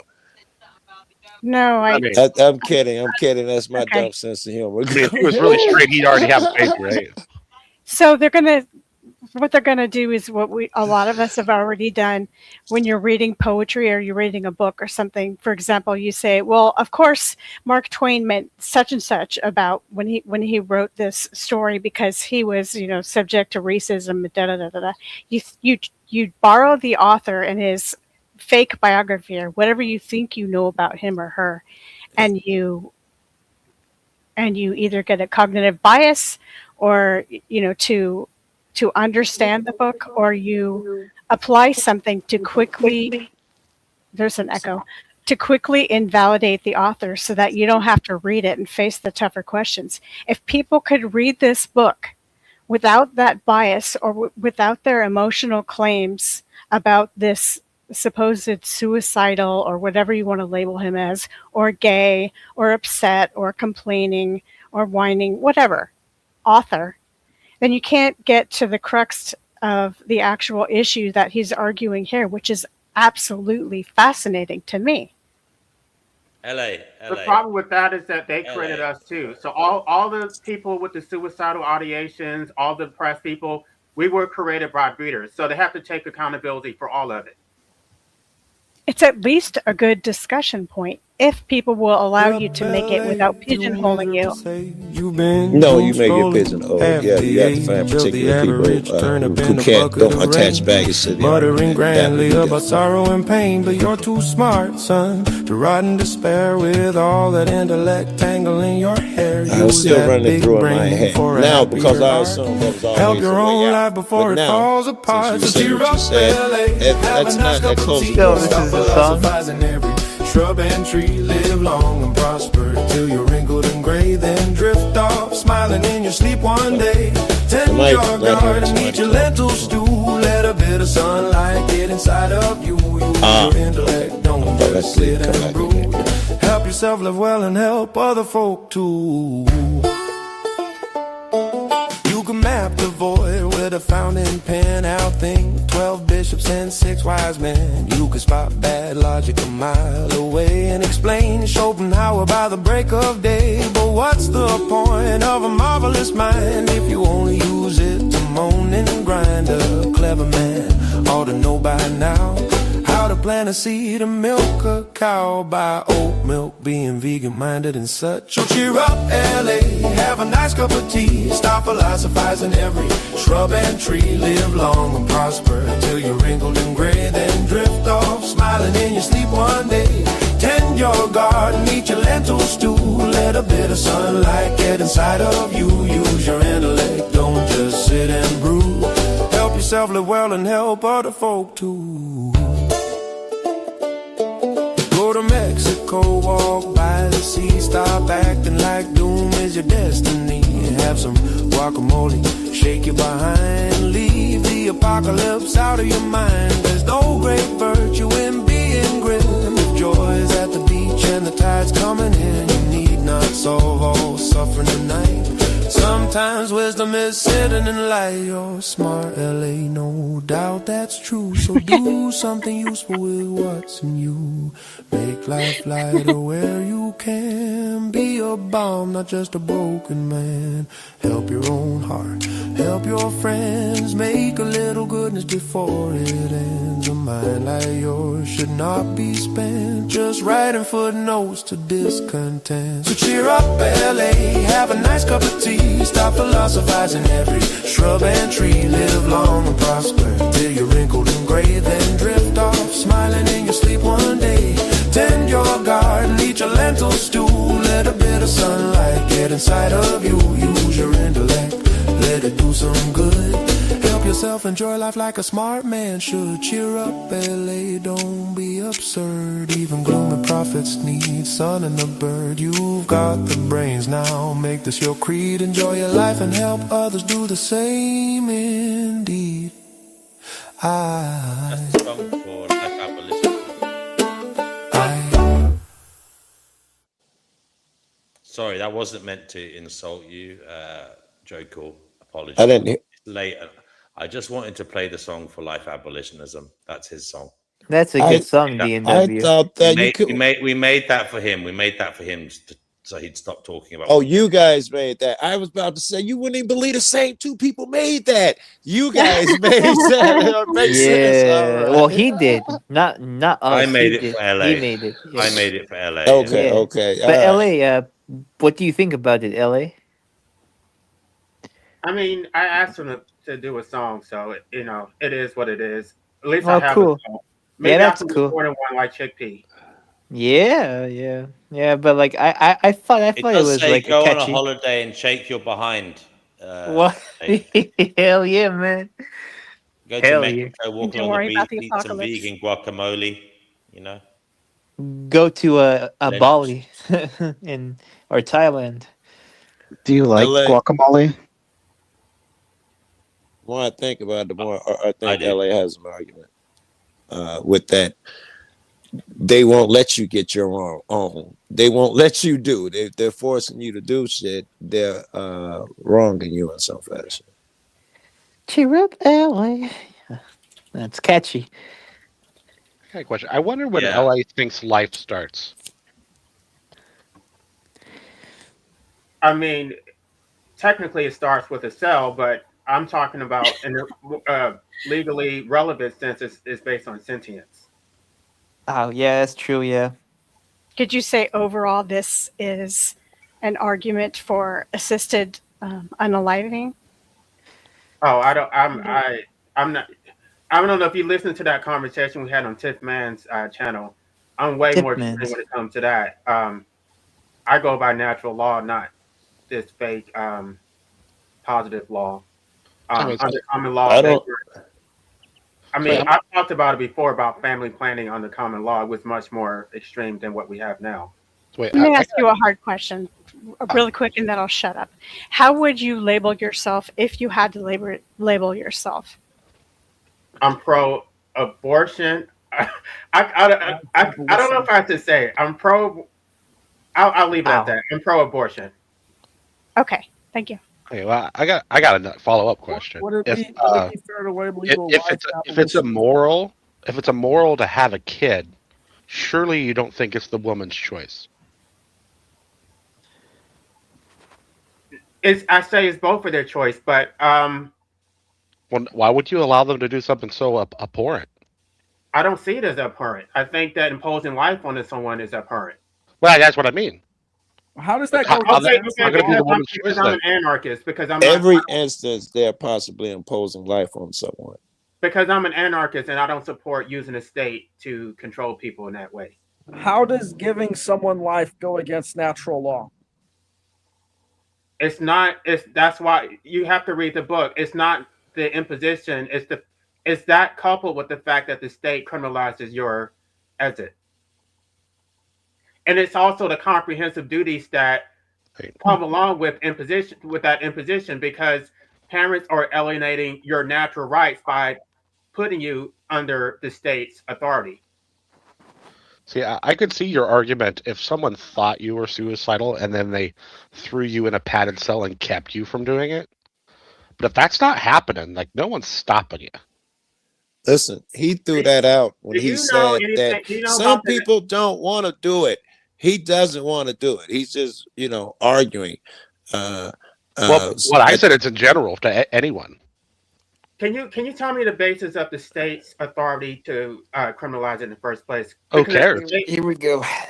what is Like, the who cares? basis of? No, Because no if one I should didn't care. consent to being born, if I never State's consented authority to is power. democracy, then what basis does the state have to force me to exist against my will? No one It's not the unless state. they're literally taking you and throwing you in a room and forcing you to not do it. They're not actually stopping you. What makes you think that That's doesn't damn happen? near true. What makes you think that doesn't happen? They do. They institutionalize. Yeah, people they do. They have to get you first. They only get you if you want to leave and you're stupid. Then let's start there. Let's start there. Do you think that is legitimate authority? No. Of course not. So No, why are you I would gaslighting prefer me? if you were know gone. what the hell I'm talking about. You say you prefer if he was gone. Whoa, damn. Yeah, he doesn't want to be here. Why would I want him to stay? Then you Okay. I could think of a right couple reasons. I just met the gaslighting man. me. Nah, I mean, I'm not going to force the guy to. He writes stay a if he good doesn't book. want to. Hey, there's There- reason I mean, to there's know. That was no. that was a glib. That was a glib comment, brother. That you didn't like. You don't Yeah, know his yeah, but backstory. but I we're know talking his about a glib backstory. subject. He's a lovely I don't guy. think it's a glib He's been through a subject. lot. You've I got to be agree. careful with your words with strangers. I agree. He's a lovely guy, but he wants to leave. I don't believe that's I'm on his true side. at all. But He's you're speaking on arguing my for terms. it, but I On don't my believe he terms, not wants your to, even if he says it. Well, maybe, but I'm going to stand by him. I'm on his side. If he wants to go, I'm right with him. On my terms, not your terms. Yeah, that could you could actually. By the way, depending on how they look at it, you could be guilty of criminal offence. Yeah, even saying manslaughter. that. Even though I think that law No, is not BS. manslaughter, like literally egging someone on. I mean, it literally. I'm just saying, you got to be careful. What you Yeah, I know, but Well, like I think in my opinion that's like consider a me dumb a law. rebel.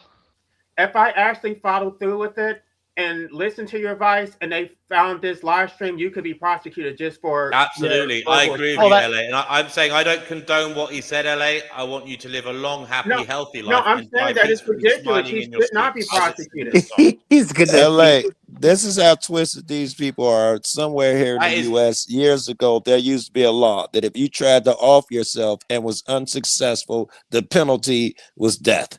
Yeah, That's how right. weird these people are, bro. Wait, well, wasn't I think LA would prefer that?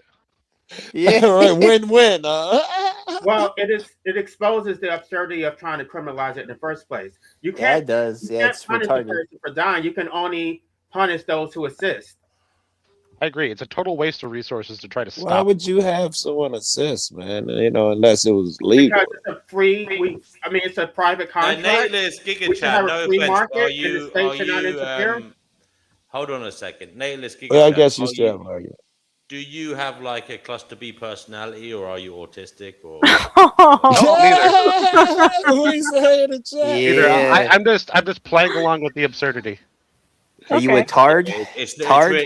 Tarded? it's not actually kind of simply not cricket, sir. We don't behave like that in this civilized country of ours over here. It's most unbecoming of a gentleman. Yeah, he's kind of a I'm an American. tard. I'm about freedom.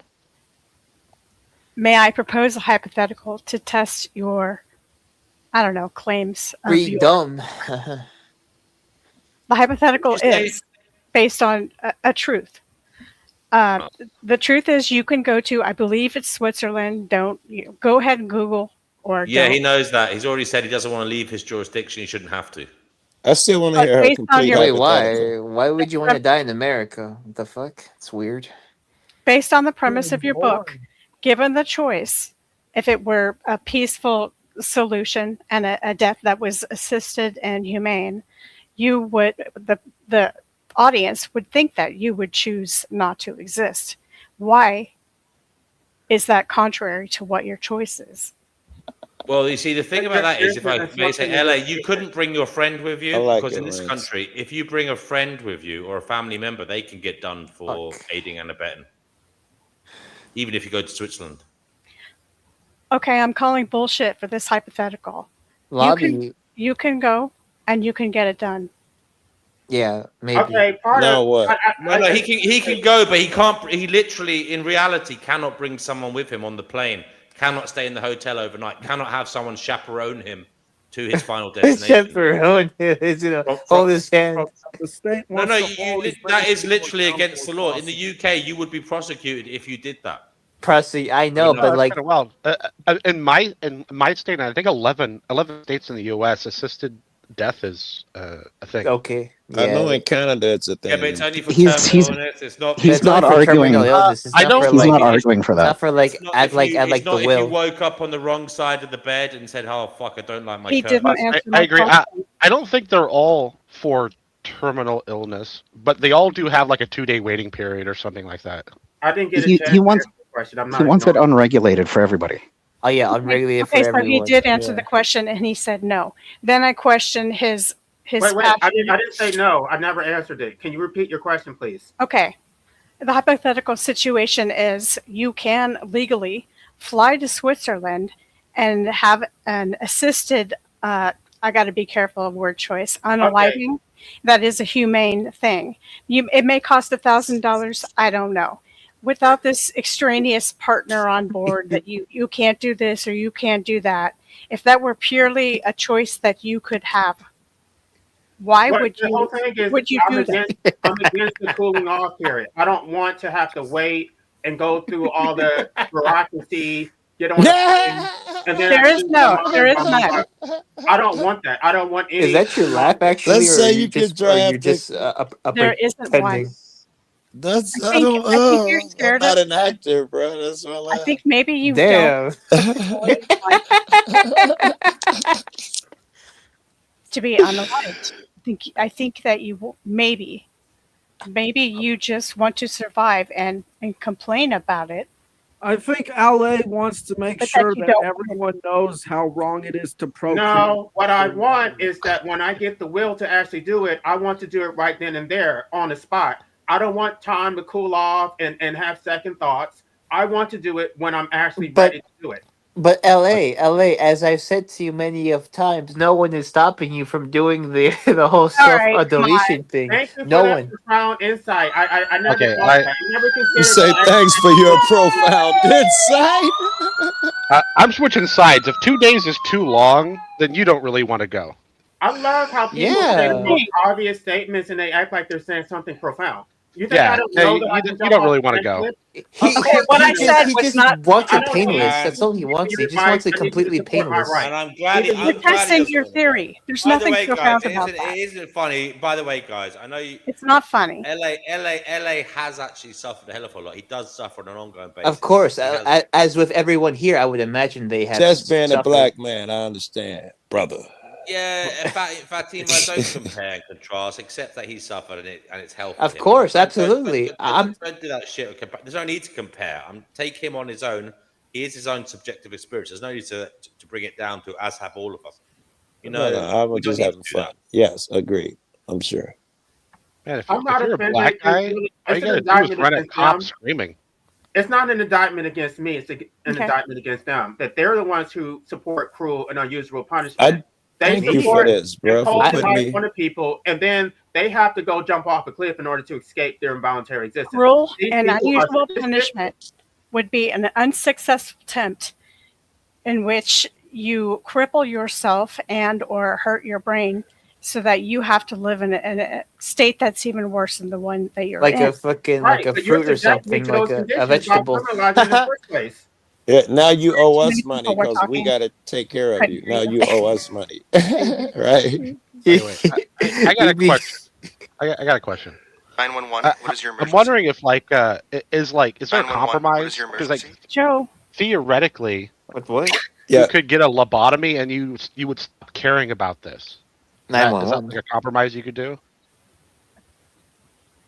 It's a far-fetched hypothetical, but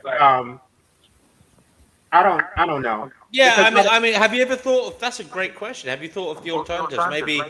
Maybe contact Elon Musk and get like a little Neuralink implant that just shows you Ah, people. you work for the pay for that, Antichrist, though? man. Is it going to be at my own expense, or are you going to pay for it? No, just write Elon Musk say, "Give me a lobotomy and turn me into a meat mech."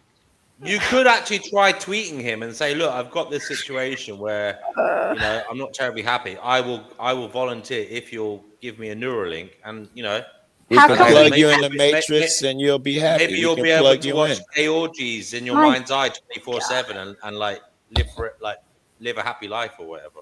How come we can't have a serious discussion about this? I mean, I admit that some of the jokes are kind of funny, but it's actually a pretty serious, viable topic that people nowadays face. A lot of My people. question, while my question We've did talked. amuse No, me, Lindsay, you're new here. We've talked about this shit for fucking days, literally days on this stream. my question amused me, but And it was I a mean, serious question. probably weeks. Yeah, I thought that one part was relevant where he was talking about you could reach the same thing. You wouldn't have to off yourself. They can plug you into the matrix. There's a decision. Would that be okay? You can be happy in your thoughts 24 hours a day. They take care of everything else. Are we happy now? Are we good? Is that a good in between? No, who's paying for that? And then We are the state. Then there's a possibility that I could still wake up and be stuck in this hellscape. So I at the end of the day, I still want autonomy over my own existence. If somebody else wants that for them, I want all options on the table. Well, sure, but like in the meantime, is what we're saying. Like until you can do that, why don't we do the middle ground here? In the meantime, my student loans are going to be accruing, and who's going to pay for that? Well, I mean, good luck collecting when you have a lobotomy.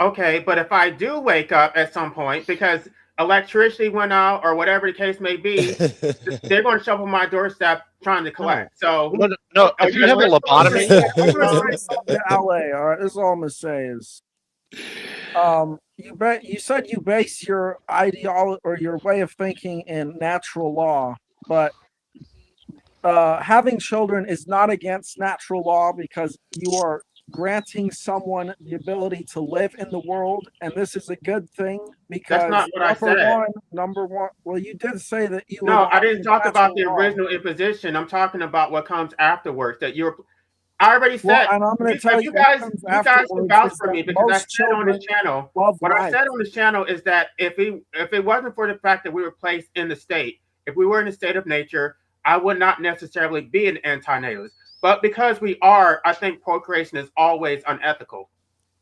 So don't always. You think that is interesting. is to get rid of the state? Right. I want to get rid of the state, but they don't support LA. I'll build. I know we can't exactly put you in a state of nature, but I'm willing to build a little zoological enclosure for you in my garden and have people pay to come and see you in nature. Wait, I no joke have like one of those habitats they have for those Africans. He could move into. Yeah, like what they did in the 19th century or 18th century with the Africans and the American Indians. Ooh, like a reservation. Just put them on a reservation. No, it's more like a human zoo. A human zoo. Yeah. Are you up for that? I like reservation better. You can drive through and see them in their native environment. Obviously, I am only joking. But now look, visitors, the anti-natalist in right, that type of shit. Look at him, too still fast. surviving. Here is the I want to jump off a bridge in his natural location. Yeah. All bridges have been removed for his own safety. Yeah. All visitors notice, even though he's an anti-natalist, he's still here. That's not what anti-natalism means, but okay. I agree. I know. I know. It's still a little weird. Oh, bridges are I'm not. You know That's what though, guys? funny. You can laugh as much as you like. LA is somebody who cares about suffering. He does genuinely care, and I haven't been overly impressed, Hex, with some of your quips tonight. I'm wondering, are you a dark triad? Are you on the spectrum? Everyone has the dark triad, but what do you mean? The topic of tonight's show was ignorance and apathy. Is there a level of apathy in your outlook towards the suffering of others, like for LA here? Well, I mean, why would I? Yeah, of course. That's why I'm on his side.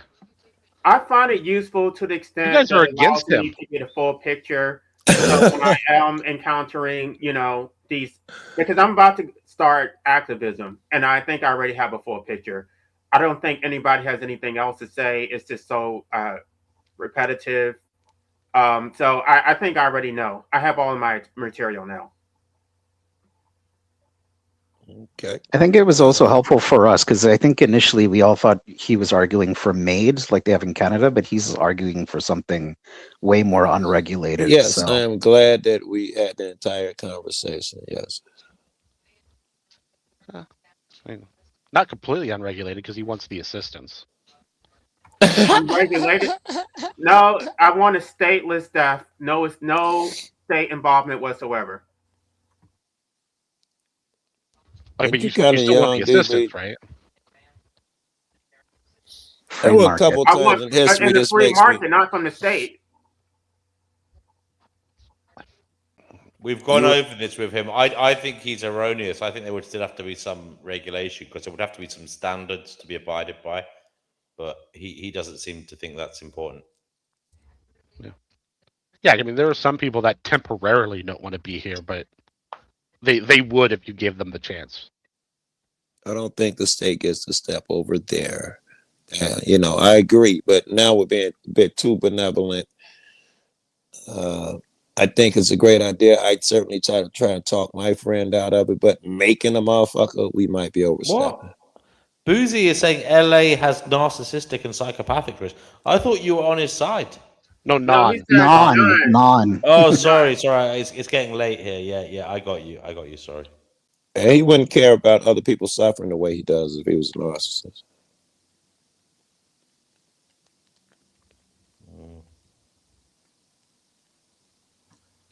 So anyway, I'm going to be meeting up with the libertarians, and I have my ideas that I'm going to be presenting, and we'll see what happens from there. But like debating online is, you know, it doesn't stop here. It needs to actually turn into action. But you admit that the action LOL. won't actually do much, right? No, at the end of the day, they're not even talking about it. So do I think it's actually going to be legalized in my state? No. But we're going to be putting pressure on legislature. They're going to have to take a position one way or the other. Wait, have you ever considered like trying to go join the Free State movement in, I think, New Hampshire? I'm aware of that, but New Hampshire doesn't have legalized medical assistance. Well, yeah, but the whole point is you're going to critical mass a bunch of libertarians in one spot, right? Yeah. And then, I got some buddies involved in that stuff. It's serious. Are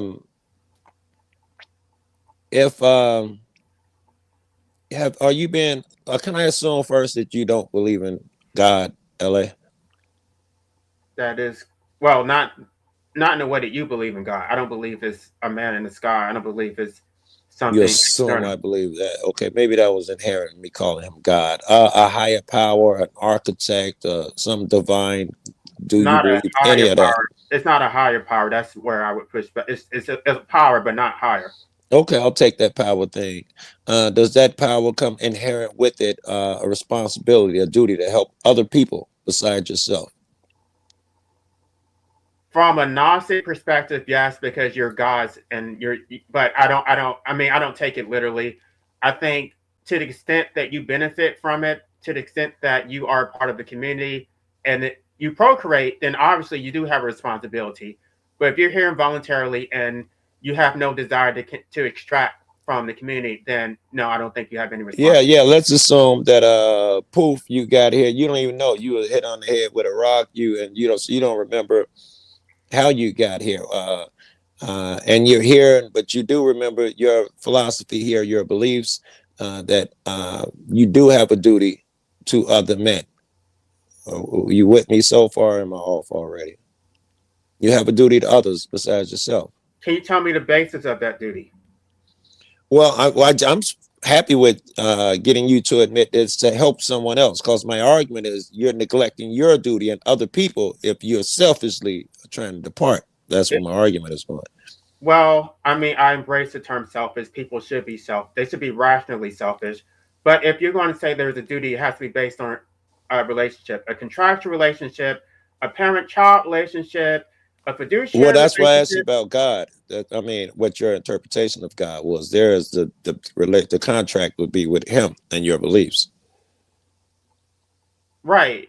And that is the reason why they prohibit medical assistance in the first place, because they think we have a duty to God. But that's, even if I did believe in God, that would be between me and God. That would not have anything to do with the state. I agree. I was asking your opinion on it. Fuck the state. Maybe you're in error if you think that I want to leave here when I want and all of that stuff. I I think there's a purpose down here. Maybe that don't sound right coming out of my mouth. It sounds like woo-woo shit. But I think we have a purpose down here, and I wonder what you believe yours is. And because you're mad and the state is fucking with you, are you not fulfilling your purpose, I or believe even in abandoning mutualism. it? I believe in mutualism, not unilateral duties. So if someone has been there for me, like my brother, then I would take him into consideration. A random stranger has no standing whatsoever. Okay, that philosophy won't hold in the end either, but I'll do that for now. As long as you got family and loved ones, you have a duty to them, their family and loved ones. If you know, if something should befall them, you have a duty to take care of the people they take care of. There's reason enough to say that you'd be abandoning your duties. It's not just because we're family, because I don't feel that obligation towards my mother. It's because I have a good relationship with my brother. It's because if something happened to me, he would actually help me out the same way I would help him out. These other people don't help you out, but they think you should consider their opinions. Well, considering a person's opinions, whether they help me or not, has nothing to do with whether I consider their opinions, right? That's kind of No, separate. no, the most consequential decisions about life and death, they have no standing whatsoever. It's just an opinion. Like watching Oprah tell me I should eat less fucking carbs or something. It's just an opinion. It's They not they just an allow. opinion, because their opinions translates to violence, because they have the state and monopoly on physical force on their side. I do not. So they get to use their opinions and vote, and then my rights are taken away based on their opinions. I thought we were talking about the brother whom you loved. I wasn't talking about I'm the talking state. about duties, and so the state has these illegitimate duties based on force, and I'm talking about mutual benefits, mutual duties, or that are reciprocal, that I voluntarily chose. Right. So I have no duties just because I exist. But now that you're here, you got duties to those who've been nice to you, like your brother. And that's probably the only person that I would have a duty to. But at the same time, my brother respects my right. So I would respect, if he wanted to pull the plug, I would respect his right, and he respect. We've already had the conversation. He basically said, "Well, make sure you get your affairs in order. Make sure you leave a trust or whatever." We had a whole conversation. So, if I was like on life support, I would give him full authority to make that decision. Let me ask you, what would the place that you want to remain in, what would it look like? Would you be happy? I know, first of all, it'd be stateless, but give me what you'd be doing throughout a day, or what people in general, what would I see? Would I see the same stores? Fill me in on what I got over there once I leave the state. It would be a localized economy that was self-sufficient. Everybody would be producing their own food. Everybody would have a relationship with things that are produced, because the division of labor would be clear of who produced what. Everybody would have a part in their community, and it'd be a very, very decentralized government. They would only have authority on things that are community based, like public roads, public goods, things like that. But when it comes to individual rights, they would have no say whatsoever. What you do with your life, whether you have a right to earn a livelihood, all occupational licenses would be abolished. All housing codes and zoning laws, they would be completely prohibited. It would just be a free society with very, very limited government. And very few laws, like speed limits. Assuming you're big enough and have a car, speed limits wouldn't really be a thing, because people have the right to have fun. If they want, fly off the road.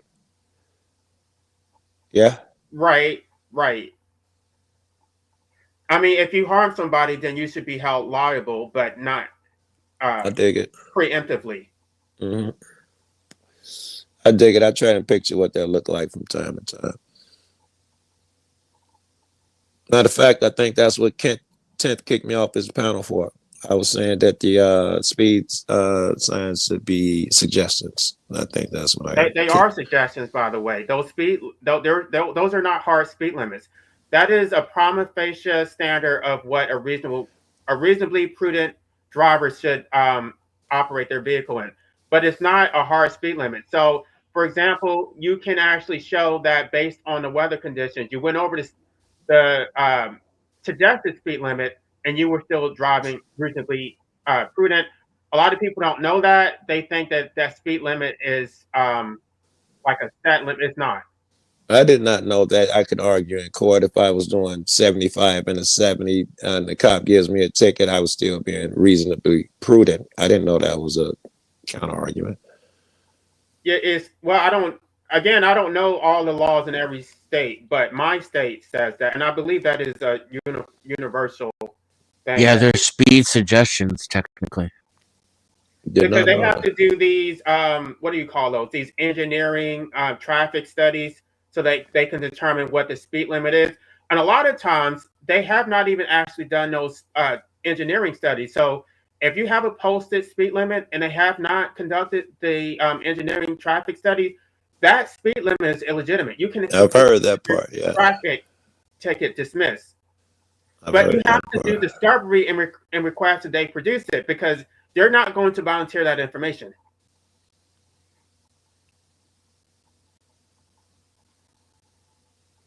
I think I'm abandoned you cats. A couple of my buddies went live. All right, this was great, man. I mean, I needed this, especially considering how fucked up these panels been lately. All right, I'll be back. Make sure you come back. For sure, man. This was great. Be easy. And do let us know what the hell happened in Chicago tonight.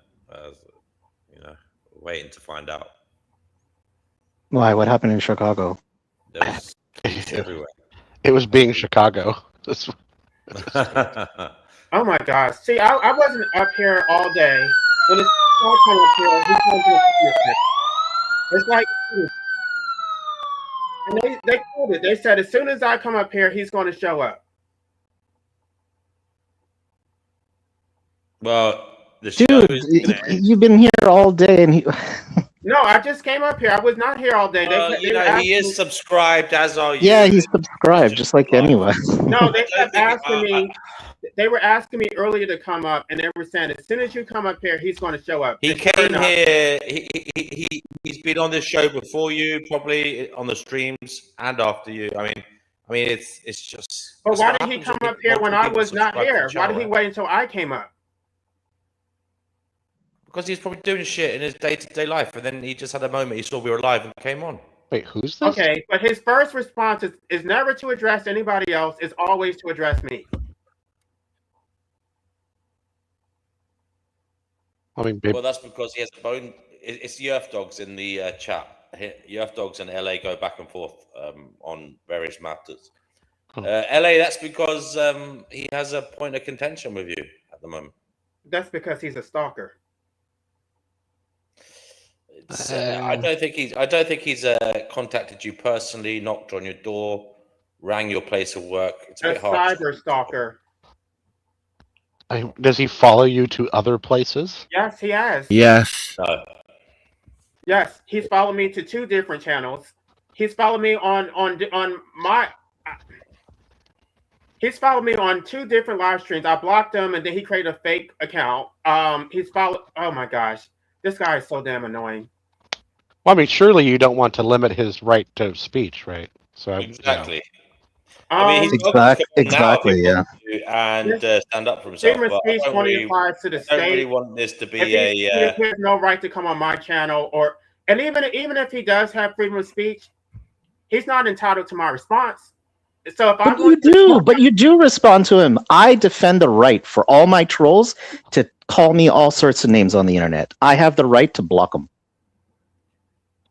Right, but you're going to have to get used to this if you don't want the state looking after you. This is what it would be This like. has nothing to do with the state. It's called freedom of Saying association. if you want to go back to nature, this is what will happen. People, there'll be people, saying what they want to you, and there'll be no He can police. say whatever he wants, but I don't have to listen to it. I'm not saying he's doing anything criminal, but I'm just saying there'll be nobody looking out for you. Yeah, you don't have to read it when he types. You know that, right? No, because they'll read it out, or what? On Let my someone else read it channel, out. I have all these flying monkeys who will repeat everything that he says. They'll come. Did you hear what he said? I don't like that. That's a slandering statement to make, calling people a flying monk, because you're basically saying. Oh no, I mean on his own channel, he does have people trying to instigate, and yeah, it's because they want LA to react. And No, a flying monkey is a clinical term that narcissists have flying monkeys who do their dirty work. Like again, so what? Like they come on and say they disagree with you and make a poke at you? Is that it? Is that all? Well, the irony is that purposely blocked him, and I'm not looking at anything he posts. Why would they come? Why do you get so annoyed, LA? It's only just someone disagreeing with you. Because he can talk it's literally just one person. It's one person who disagrees with you about something, and then you get highly. It's not just a disagreement. If he were to say it There's to no my need to face, get I would emotional. knock his fucking teeth out. That's why. Whoa. It's not just disagreement either. Whoa. He can only say that stuff from behind his laptop, but he would never say that to my face. He would be picking his teeth off the fucking ground. Fucking hell. Like what is it that he said that that you think warrants a punch in the face? I'm not. You know what? Not a fan of his book. Enough time. He didn't like his book. Well, I'm gonna tell you right now. I'm pretty sure. I think your book's probably stupid. I mean, I'll read it if you really want. But I think you being a statist breeder makes you stupid. So congratulations. Yeah, see how it doesn't bother me? Yeah, but you don't go around punching people in the face for disagreeing. Okay, or not well, liking he your book. deserves to be punched in his face because he talks shit behind his damn laptop and he harasses people. So he would never say that to my face. Oh no. I don't know. I wouldn't be so sure. I'm gonna go have a beer. I'm sure. I'm sure. You You can. can say that from Japan. Come to the United States, pull up and say it to my face. enjoy the beer. Oh my days. What the fuck is this? It's the internet. It's the bandana wars. The fucking West Side against East Side. Fucking I don't want to be involved. I just don't get it. If somebody doesn't like you go your way, I go my way. Why do you have to keep Well, antagonizing maybe look, to play devil's advocate, maybe he thinks your ideas are dangerous. Okay, even if he does And if believe you, they're dangerous, LA, why if can't you leave me thought alone? someone's He ideas doesn't were, even live in my look, country. LA, one second.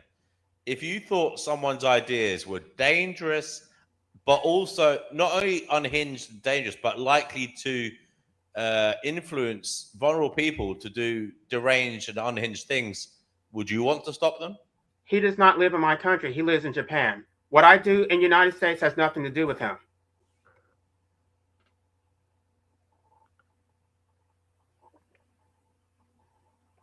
Anyway, you guys keep trying to get him the benefit We've of had the enough doubt. for They one keep trying Finding Gnosis show. We've had enough for one Finding Gnosis show. I just wish you guys could come on and talk without the emotions getting in the way. I wish he would just leave me alone. I think you get very emotional about it, LA. And I mean, I understand you're upset, but just remember, it's just words on the internet. Okay, I'll take that back. I understand you get upset, but just accept, like, when you put your book out there, you're going to get haters, unfortunately. That's the way it works. I'll debate You're gonna him, get but it has people to who be think in you're talking person. rubbish. If he You're comes gonna to get the United people- States and debates me in person, I'll agree to that. But I'm not going to debate him over the internet. I mean, that's quite. Some might say that stinks of entitlement, like as if. You Okay, think no, it's someone's not gonna pay entitlement because he wants the debate, not me. You're not being serious, right? I get nothing out this. LA.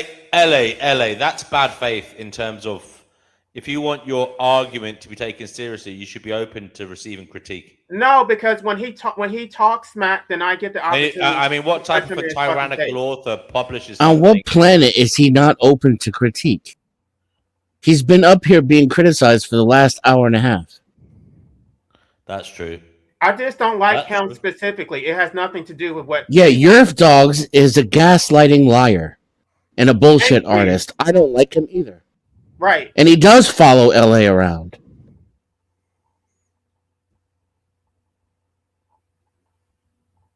I'm not sure why you're the only one who see. Well, you're not the only one because other people are seeing it too. Where did he follow him to? I don't know anything about this. I think there was like a panel verse thing. Two different channels. Actually, three. Two. I'm trying to remember. And he was on your channel when I was in your He comment said he section. just He turned has up to and this respond was to the that. topic. Well, he has been subscribed to it for a long time. And in terms of Panelverse, I believe he was on Raging Tomatoes and Squash and all these other guys like a few weeks back, not just recently. They came. See, what happens is people come on here and then because I finish early, depending on the time zone, they follow them to other streams. That's what happens, isn't it? Yeah, but I watched Yerf Dog come to another stream and mute up for 3 hours. And then LA came on and he was all jibby jabbies. He had everything to say. And it was all about LA. And then we asked him to talk about his views. And I asked him if he could please do it without even mentioning LA. And he couldn't get 3 words in before he made it about LA.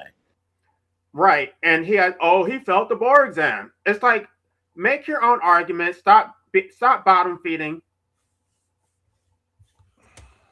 What does, excuse my ignorance, what does bottom feeding mean? Meaning he's a parasite. Meaning he eats other people's shit. He's like a cat. He's a Clostomus. I mean that sounds it's a weird analogy to fucking use for someone fucking replying to you on the internet. He eats my shit, my leftovers, so he can feel for himself. I don't know. LA, I don't know what started all of this, but I just wish it would, go away. I mean, could it be what he said, that the dude follows him around everywhere and harasses him? Like, is that because LA isn't open to criticism? Is that it? No. Why do you keep saying that? He just got done. He gets criticized. He gets criticized on a daily basis on this channel and everywhere he goes. He has very controversial views, and he has no problem defending them in public against anyone. He just doesn't like this guy. And why do you think he doesn't like this guy? Well, ask him, and what does he say? Well, because the guy's an asshole, and he follows me around, and he cyberstalks me. So could that be the reason then instead? Could it be exactly what he's telling you? There must be a beef there somewhere between them. Yeah, the beef is that the guy cyberstalks him and talks shit about him personally instead of addressing the issues. That's the beef.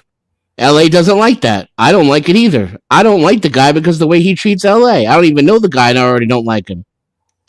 But maybe I think he's a cyberstalking bully and I don't like him.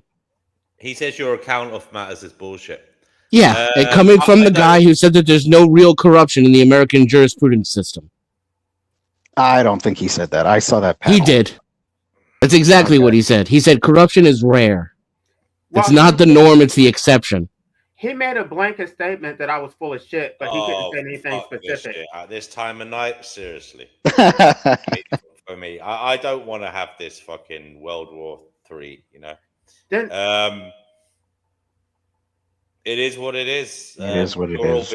You're all big boys, and I don't know what to say. Only get a sense of humor, maybe. And now you don't have a sense of humor because you don't like people cyberstalking you. But it's not funny when I crack jokes about him, though. Because when he goes low, I'm going to go. Yeah, then LA's just being emotional. Exactly. I'm not the first person. I'm going to say he can come on here. He can come on here then, and you can have a little talk if you both. No, want. if he comes, I'm leaving. Okay. Tea and crumpets. There is a final remark from Yerf Dogs on the matter saying, "Hey, Denizen, go and watch the conversation on his channel between him and LA." Ass. I suppose that's where it all started. I suppose. What a loser! I mean, you don't have anything better to do than to clip old live streams and what the hell? Get a life. Meh. I don't have a life. I clip. I clip from D&W's channel and make songs. I can't even bother to clip. I use AI to clip. You don't even clip your own stuff. You use AI for it. Yeah. Yeah. Okay. He says the whole live stream is up. It's not a clip. So will we just politely leave it there? Mm-hmm. Oh, here we go. Soap is coming in to save the day. She says the Aetherius Society is a UFO-based new religion movement founded in 1955 by George King, blending spiritualism and extraterrestrial beliefs. Does it still exist? Is that in Australia? Did you see Is that? that her? Hello. Yeah, they believe that Jesus is from Venus. Sorry, I'm like numb. I can't You have talk. to come from somewhere. Does it still exist, or is it like an old one? Yeah, our imagination. No, it's still there. It still exists. It's very weird. Is it you said you found it today. Did you find it on the internet or did you find it in Australia as you came home from the dentist? No, I found it on Instagram. There was a video of them like worshipping. I know they were like wearing robes and stuff. I'll try and find the video and I'll send it to you. Do they look like but nice yeah, people? Okay. I'll have to. I actually only saw the first part of it. Look, this is the account that the Earth Dogs is giving. This account, LA. Oh, You yeah, sought him out specifically to review your book, and because his words. I'm so tired of talking about him. You sought him out we move because on? you. I thought we changed the subject. I thought we changed the subject. Why was it? He's saying because you didn't like his review. Stop relaying what he has to say. Like, well, I gotta say that after hearing Yerf Dog's argumentation on the panel that we were both on, LA made a gross misjudgment if he assumed he was intelligent and had insight. right. That's where I miscalculated because I thought he had some actual constructive critiques. Oh my god! Oh my god! So he had a childlike understanding of the law and the legal system. Hello to zombies. You're on the Finding Gnosis show. I don't know who you are, but welcome. He's got a headlight on his forehead, which means he means serious business. He can night hunt those zombies. Hello, no, we have to let zombies talk. Zombies, you're on the Finding Gnosis show. What the hell's going on? Zombies. We're definitely in a zombie. I'm a zombie. Oh, I remember you. You're the man who was an alcoholic, and you said you'd give up drinking. You look different. Have you given up the drink? I'm trying. I quit drinking for like 10 days, but today I've been drinking. So, oh fuck. Oh, mate, you gotta fucking get that shit in order, bro. What are you doing with the headlight? Are you going into a cave? What's going on? Well, I'm outside and it's raining. Oh, okay. You never know what a zombie might be there. Yeah, fair enough. So I wanted to address this religion they were talking about. Isn't that kind of like Scientology? Yeah. Yeah, kind of. I mean, isn't that what they believe? That the gods are like aliens that are going to come back? Thetians. Don't Mormons? But they're already technically here. They believe live that? inside of you. Don't Mormons believe you get your own planet, or am I wrong on that? Yeah, the video Yeah, but we're not aliens.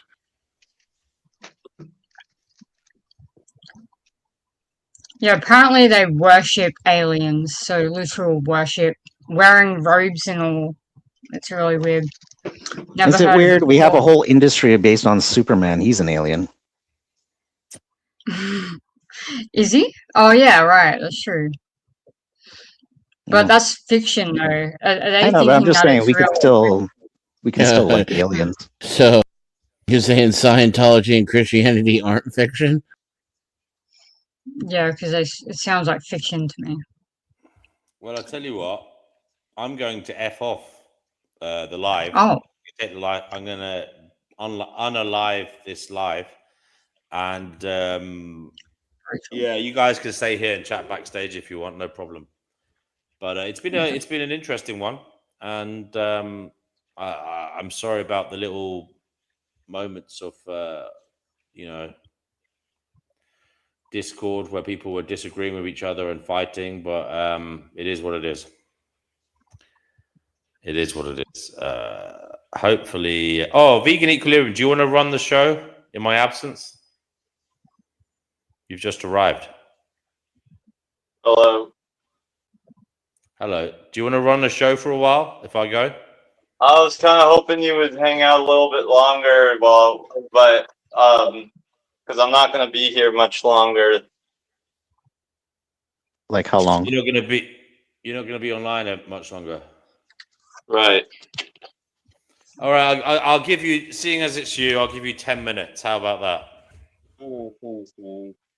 I am tired, but go ahead. No, that's nice. What do you want to say, Vegan Equilibrium? Well, I'm just, I know the war that's going on right now, it's not immediately affecting us per se, because we're not in that part of the world, but seeing seeing some of the headlines and even just seeing footage of the Iron Dome shooting down drones or missile or rockets or whatever, it's scary, man. It freaks me out. It makes me anxious. Yeah. I get what you're saying. Sometimes when I went into my ultimate doom kind of thinking, I would think about the end of the world and in my view, when I was really catastrophizing and depressed, the inevitability that there was going to be a major war at some point and everyone was everything's going to go to shit, and it was a kind of scary thought to think that people will be caught up in that I care about, perhaps even. But even now, there's no need to think about it in that sense, because there are people going through that right now. Why shouldn't I care about them just because they're not related to me or I don't know them, but yeah, we a lot of us assume. Sorry. Well, I think about what you say all the time about how it's this place is like a hell, all the shit, that's not even that's just the icing on the cake, really. There's I just think about how no one gives a fuck about animals, and animals go through so much shit. There's just no real change in their mind. No. There's no change in people's mind about what happens to other humans, and just I think about all the plastic, all the fucking plastic. I'm we're fucked, man. It's fucked. Denizen will not agree with you. He's been quite positive on our possible survival and flourishment. Cougar Duma would agree with you. I think it is bad, but doesn't mean we don't have to try and sort it out. I think that as an American myself, that I have a privileged viewpoint, because in my lifetime, I'm nearly half a century now, and in my lifetime we've been in a constant state of there being violent actions around the world. I don't like to say war, because in America it's not war till our Congress declares it, but we've had a lot of warlike actions with Iraq, Iran, Afghanistan, and other places in my lifetime, and none of it's actually hit home for me. It's always on the other side of the world, so I don't I have a point of privilege at looking at it from afar. We've always been at war with East Asia. Right, but I'm just saying for me, I see it as I feel kind of privileged, because even in World War II, the Brits had bombs coming in. We didn't. Right. There was a rumor today. According to the news, it was just a rumor that was not verified by any intelligence agency that Iran was gonna strike California, or was planned, or wanted to plan something. They can try. Yeah, right. They can try. I mean, yeah, it like apparently it's not real, like because they're saying that there's no military intelligence that has received any such threat. But just like thinking about that, I mean, it's just like, shit, dude, my best friend in the whole world lives in LA, you know? It would suck for people who live in LA, but it would be the end of Iran. Well, let's be clear, though. All Iran has to really do is say they want to attack California and then tell their people that they successfully did it to get the propaganda appeal that they want from it. They don't even have to actually hit California. The AI can make them enough pictures to make it. Because I saw an AI picture of them blowing our biggest aircraft carrier out of the water that they were circulating to their people. I just want to respond to your vegan comment. Like, I was actually about to make some anti-vegan content, but I thought I'm going to upset people like Chickpea, and so maybe I shouldn't do that. And so it's like, okay, maybe I don't agree with veganism, but I still care about like vegans, you know. So that made me think about it. Because before, when I would do it, I wasn't doing it to real people. You guys were just like random people posting comments, and I don't know. I didn't think about it like that. So I don't want to upset Chickpea, so I'm not going to do it. But I still, you know what I mean? Like, I'm trying to respect people, even though I don't agree with their approach. I love you for that, LA. Like, you just made some big feels go off for me in a good way, not a bad way. Right. I mean, because neither of us agree with it, but we still like want to respect other people and how they feel. Because I saw how upset she was the other day. Well, I love that you're thinking that way, especially being how, with Chickpea specifically, how cruel she was to you and I both, and another gentleman, in the name calling and degrading because she got so emotional, and you're still concerned about upsetting her. I rather I love enjoy that being about the silly little man. I don't mind being called fat because I know I'm not. But It's one of the best insults I've received. And I I did try to retort, but YouTube wouldn't let me say massive hateful cunt. I actually I've had her song stuck in my head since DNW played it. Cheer up, Chickpea, blah blah blah blah blah. Is it Lex Friedman? What's his name? That podcaster. What's his name? Lex Friedman is a podcaster. Yeah, you sound a little bit like him, Denison. Does anyone else think that? Just a little bit. Oh, thank you. I thought he sounded like the dude that does the AI, the videos talking to AI. No, he sounds a little bit like Lex Friedman, but you speak faster than he does. That is quite a compliment. Thank you. Wait, are you the guy that does those videos where you're like talking to AI, challenging it, and like make like, you know what I'm talking about? I do that in my Discord, but I don't make videos. Oh, okay. You sound just like that, dude. Yeah, I like to point out, I like to get the AI to expose itself as not knowing anything, deliberately lying, and deliberately gaslighting. And I post it for fun in my Discord, but I haven't made any videos about it.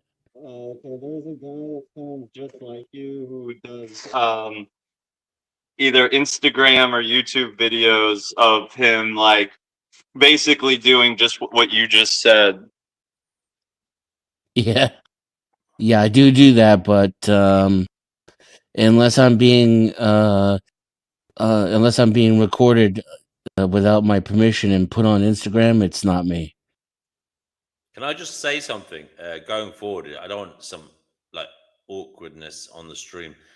LA, is there like a treaty proposal, perhaps, that if UF Dogs does come on here, you don't talk about certain things?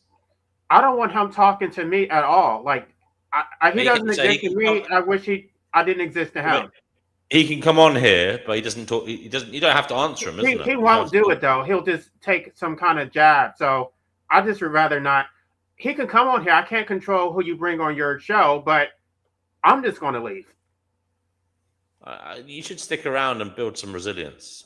I don't think LA lacks resilience. I think he just chooses who he wants to associate with. That's fair enough. I understand how LA feels and how DNW feels, because at one of the shows I like to go to regularly, there's a guy who comes and I just can't stand him. And I love the host and I absolutely want to hang out with the host. And I haven't in a long time because this asshole, and that's the only way I can describe this man, is up there before I can get there, and I just can't join in. So I can totally understand how you feel, LA. It's not even about like trying to control the environment. It's about setting boundaries for yourself. I'm trying to think about who that is now. Oh, King Steven. Oh, okay. Well, yeah, he's kind of a useless troll. Okay, Cougar Duma. What's going on? Nothing. I just heard you mention my name, and you know how it is. If you speak the devil's name, you summon him. Yeah, I thought it was like 3 times or something. Yeah, he's eager this one. I think it was just because Vegan Equilibrium was going on a downward spiral of doom. And He had a little bit of existentialism going on. Yeah, and I was saying Cougar Doom probably would agree with you there. Well, I'm always good for some existential dread. Oh yeah, me too. By the way, although actually, I just think we're gonna make it. I'm kind of misunderstood, because even though I understand the probability of doom, I have a very high P doom, as they say. I'm actually kind of optimistic. I mean, I'm really optimistic. So, I mean, I'm the optimistic doomer. Does that play at all with anybody? I mean, it could, but so far I haven't seen your optimism. Only the doom. Oh, okay. I've only just gotten to know you, though. Okay, that's fine. I'm complex. I can give you some optimism. So, is that okay? Uh-oh. I feel like I'm gonna regret this. Yeah. Okay, you probably will, because my doom and my optimism is all science. So here's some sciencey doom. The carrying capacity of the Earth for humans is determined most recently by our consumption of fossil fuels, which we must stop doing. When we can no longer consume fossil fuels willy-nilly because of climate change and global heating, then we're not going to be able to support 8,000 million people. Therefore, we can only support, probably, my best estimate is, and it's a bit back of the envelope, but about 8,000 million people. I mean, not 8,000 million, 8 million people. So 1/10 of 1%. However, I'm optimistic, because I think that once we get to that point, those people will be living optimal human lives, village life, productive, small communities, hyper-local, appropriate technology, sustainable technology, light industries, and everyone having purpose at that point. Everyone will know their place. They'll know what they have to do. They know that they belong. And there won't be so many people in the world that anyone's going to really challenge that. Right. So, but why don't you factor antinatalism into your calculus? Like, you're not saying anything about procreation. no, I'm not. I'm saying something about death cults, but that's different. No, but you said that the population would have to be drastically reduced, which implies that people should stop procreating. No. People can procreate all they want to. There will be more predation than there is procreation. Okay, but then they're going to procreate and people are just going to die then. That's Correct. pretty much what you're saying. Correct. But let's point out that right now there are many movements in the industrialized world, and that includes Asia, where women are choosing, well, men and women, but women are the gatekeepers here. They are choosing not to have children, specifically because they don't want to be held responsible for their own feelings, to bringing someone into a world that is as hellish as it is and is about to become. So women That's are choosing. antinatalism. Women are choosing. This is not a hard sell, okay? Not a hard sell. I'm choosing that too. That was my choice. That was the this is most not- determinative factor for me, when I was in my 20s. And that was like my choice was like, I don't want to fucking bring someone here to suffer the way I have suffered. or worse. I don't want to. Christine's I don't son, want to bring Jordan. another slave here. Well, women tend to be a bit more optimistic than all that. The wise one. Yes. Are they who work for peace? I can't help but notice you have Jesus and Buddha, who's the Lord Babaji. But they're all part of your belief system. Because Yeah, sure. if I understand it right, they're all from other. They're aliens. They're aliens. Yeah. That makes way more sense were than the aliens. Christian Where's worldview. Jesus from? Venus. Why Venus? Never mind. I changed one. Buddha as well. So is Dr. King, the founder of the church, and your leader, is he alien or human? He's from Mars, and so he was born as a human person. And so there was a portion of his consciousness from the higher being which was in his body. Now, this is one of the rare video footage of Dr. King going into trance. I am known is Ethereus. Where do you come from? The planet Venus. We have indeed Damn, he learned English been fast. visiting this Earth of yours for some 18 million of your Earth years.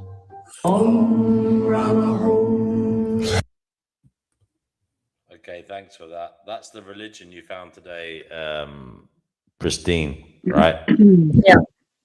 Yeah, pretty weird. Cool. Yeah, funny. We got someone here called I Am No Man. I Am No Man. You're on the Finding Ocean show. What would you like to say? Good evening. Good evening. Good evening. I just popped. Greetings. God bless you all. Good to be with you. Bless you. Thank you. Good. What I like to And we say, I have, mean, I'll speak the simple truth, right? God saved all before it even began. God is all. The end. But Hell I'm down yeah. to talk about anything or just sit quiet, whatever it is. No need to worry about the world's problems or any suffering, man. We all got it. God figured it out already. Cha-ching. All right, where the white women at? That is the world's problem. Simply, is that they've been lied to. Disobey. You're on the Finding Ocean show, brother. What would you like to say? How you doing? How you doing? Not a lot. Loads of thoughts mad, but I love your avatar. yeah, so do I. But If one stares into the abyss, eventually the abyss stares back. how's it going, Mom? I don't know, Dan. Where are we going? You know, there's somebody talking about world pollution. You know, Around the sun. we're blowing up oil plants and ships. And where's all that oil being flown into the sea, polluting us all? You know. Apparently, some crazy shit is happening, isn't there? In that little strait there between Iran and Saudi Arabia. I forget what it's called. Is the Strait of Hormuz? Is raw oil pollution though? It's just plant blood and dinosaur blood. If you're blowing ships up, of course there is. How do you figure? It's just comes out of the ground. Well, I mean, it's polluting the seas, brother. You know. Polluting it how? It's not supposed to be like it. It's not supposed to like. I'm not. I shouldn't say supposed to. But if we're exposed to it, when it's in the ground, we're not exposed to it. It's stuck in the ground. But if it's brought up to the surface, then it's harmful to many animals and plants and creatures, and you know. Ah, fuck them. They'll be all right. It's a bit like slurry. Slurry can be problematic to wildlife if it flows into rivers or lakes. There's everywhere, but you wouldn't want your house buried in it, right? Yeah, but Wait, what's everywhere? Every day. Dirt. We're dictated to every day by green politics. You've got to be clean. You've got to do this. You've got to drive an electric car. And at the same time, they're out bombing fucking ships. It doesn't make I don't any do sense. that shit. You know? I keep getting older and older vehicles. You know, well, Fuck it's 'em. getting pretty tight here in Europe, you know? no nuclear plants, that we're going green, we're doing this, we're doing that. At the same time, they're sending fucking ships out to bomb other fucking. It's unreal, man. That going green is just bullshit. Yeah, Nuclear is the greenest we know. That's what I'm saying. It's another form of wealth distribution from the productive first world nations to the emerging economies around the world. It's all business, huh? Well, I mean, they can't just ask us to cooperate. So, in their defense, what else are they supposed to do? Force us. Just Yeah. like they did with COVID. Yeah, with everything. Yeah. But again, if we could be dealt with rationally, they wouldn't have to. They could just ask us. But if they did, we'd tell them to fuck off. Yeah. I've got to get mine. I can't be bothered with some Syrian bastard's problems. Yeah. It's all very terrifying.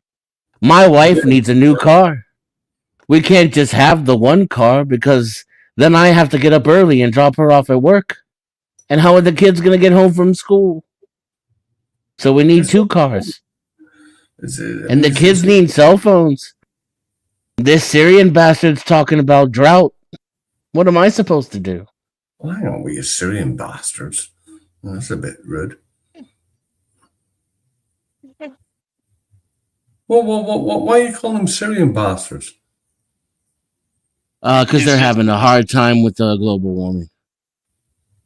Syrian bastards. Oh, yeah. They're being displaced all around Europe. I don't know if you've heard about it. Well, I live in Europe. I should know. Yeah, so those brown people on rafts, I hear them from Syria. Other places too, I suppose. I don't mind a bit of racist, but fuck me, like. I think the biggest problem is fucking governments. Maybe more the pricks that run them.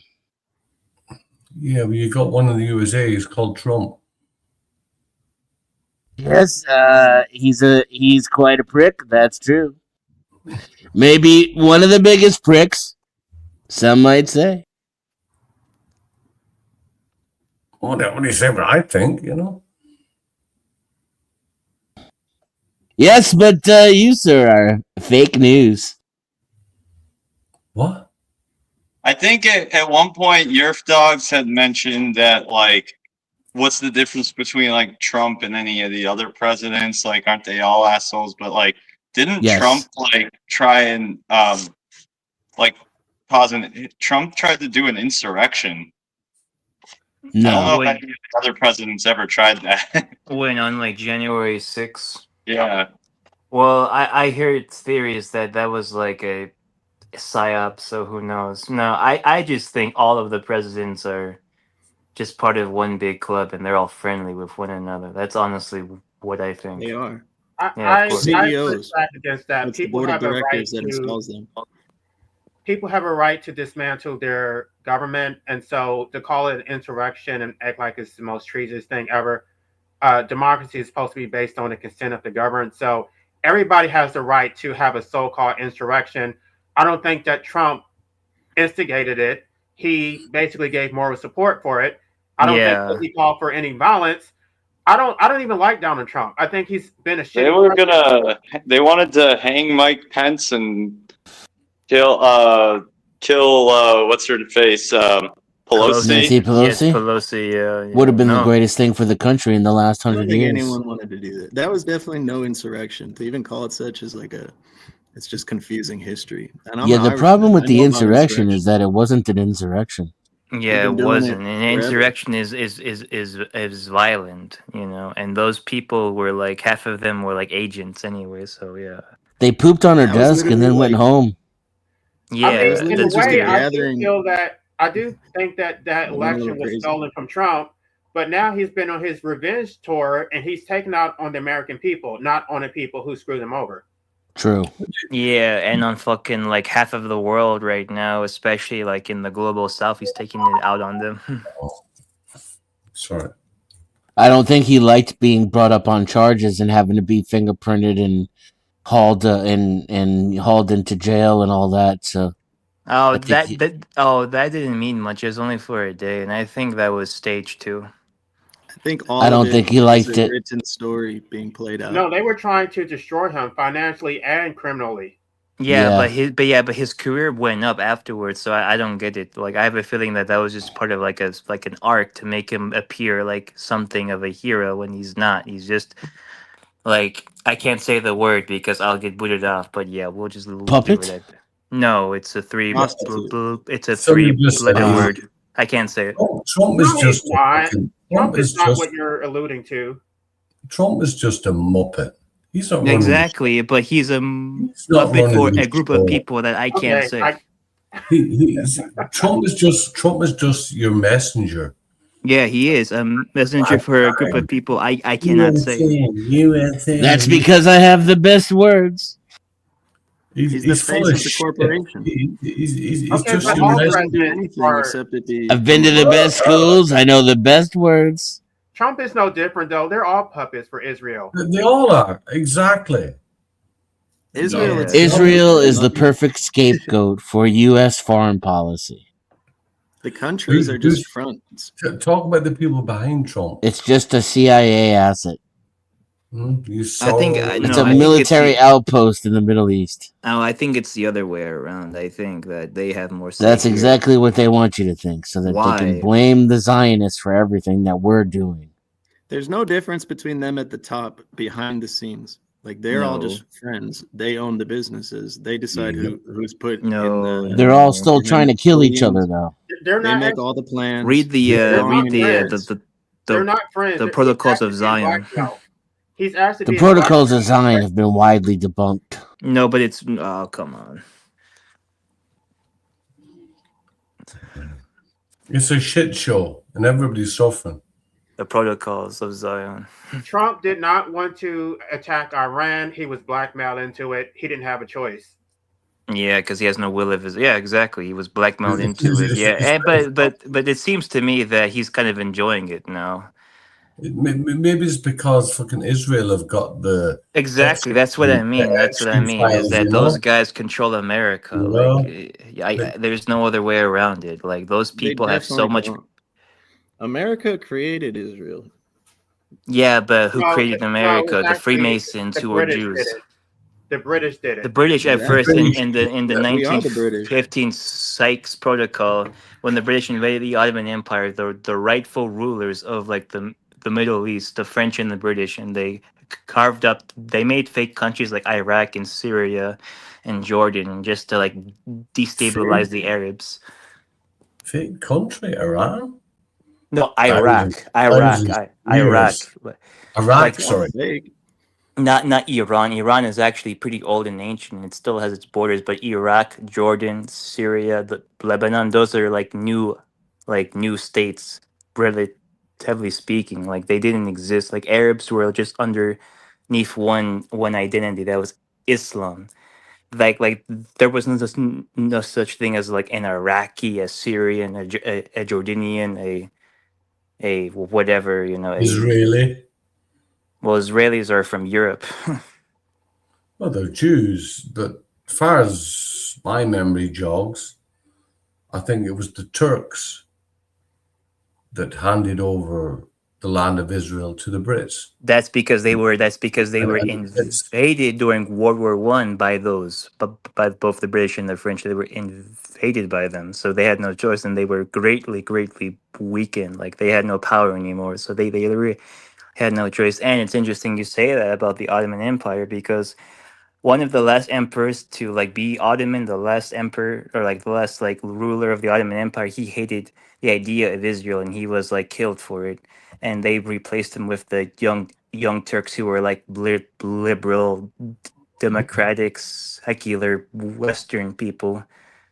And yeah, and they pretty much gave like Palestine to the British to like, destabilize them. That's correct, yeah. Fair play to you, man. Yeah, look up like the Young Turks. They were the ones that like orchestrated the Armenian genocide. They were like the prototypes of like what happened in like the 30s and 40s in like Germany. Did you hear that Trump wanted to send in the Kurds? Oh my God, dude, the Oh my God, that would have been a disaster. everybody uses the Kurds, and nobody likes them. Been a fucking Iraqis hate disaster. them. The Turks The would have went Syrians hate nuts. them. Turks hate them. Everyone hates the Kurds inside the Middle East. Like, I kind of feel bad for them, but they freaking still fall for like these Israeli American psyops to like rebel against like things that will not work out in their favor. I don't know, man. Like, I'm not trying to be like a dismissive towards a group of people, but like the Kurds, I do not know how to feel about them. I'll be closing the show soon. If anybody wants to come on and chat backstage, get on now. I'll be closing in a few minutes. Like nobody in that region likes the Kurds. Like Saddam Hussein wanted them all gone, you know. I'm surprised by people like Roseanne Barr, because she was not always a Zionist. Like, she ran for president back in, what was that, 2006? No, 2012. And I Yeah, actually she ran for voted for her presidency. because she was against Zionism, and now she's like hardcore. That's because she was blackmailed or brainwashed. Either one, like probably both. Yeah. Fatima, But What? you have to look. You have to look. What does the word Zionist mean?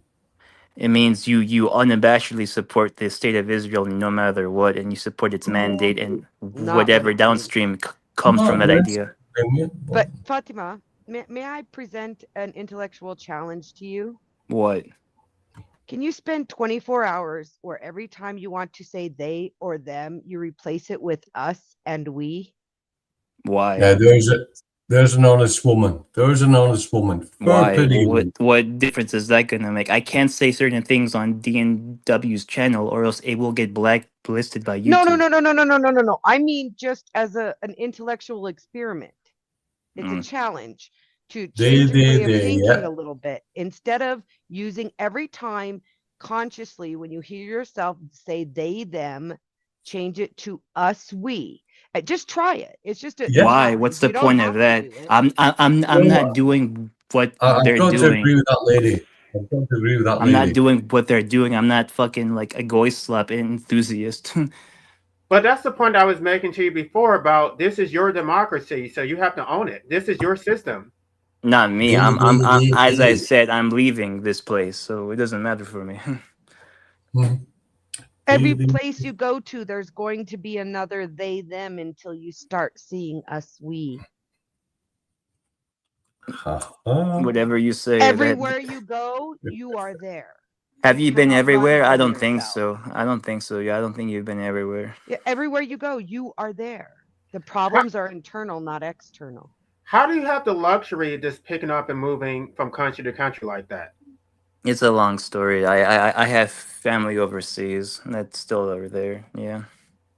Are you? I was going to make a joke, but are you sure you're not a globalist? Like, you're not No, one far of those from people? it. Far from it. Like I want countries to succeed on their on their own terms. I want Iranians for Iranians, Iraqis for Iraq, and Burkina Fasans for Burkina Faso. And such and such. It's just that certain groups of people want to erase those cultures for whatever reason, probably because they just don't like other cultures, because they think that they're the chosen people. An island for the Irish. Yeah. Though I am skeptical of like I am skeptical of like leaders of countries that do sell out to these people I talk about. So I kind of lose respect for the country at large too. Chickpea, get up here before he closes it down and we're all backstage. Anyways, I'm gonna You're go awake. to sleep. See ya. People are afraid of that when you suggest that they switch from a they them conversation to an us we conversation. They're afraid of that. It's taking responsibility rather than passing the onus on. We as a human race do these things to one another, and we can all say, well, I didn't do that. However, I've been in a lot of circumstances where the things I said, oh, I would never do that, I was put in a circumstance to convince me, oh yes, I would. Everyone Yes. does everything. I like that lady. Everyone is everyone. She said it perfectly. Thank you. Well, I had my little phase where I was like Fatima, where I did that, and then I have to look at people as individuals. They don't all support the things that he's talking about. Well, what do you mean? Well, I don't want to be specific because You he's got not about doing- 2 minutes to get on now. We'll say 2 minutes. I've said 2 minutes. 2 minutes What? if you want to join. Chickpea's here.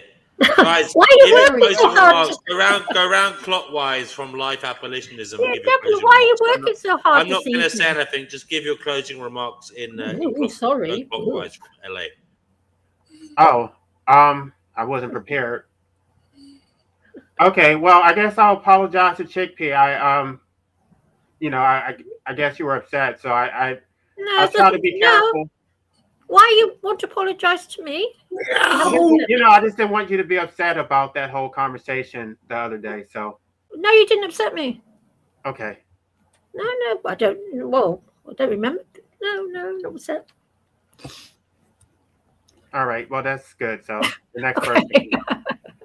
Now we may have our differences, LA, but I agree with your take on life abolitionism. I agree with you 1,000,000%. And I do. So you're forgiven. Thank you. Hello. Next. Who's next? I think that would be Jen who said clockwise.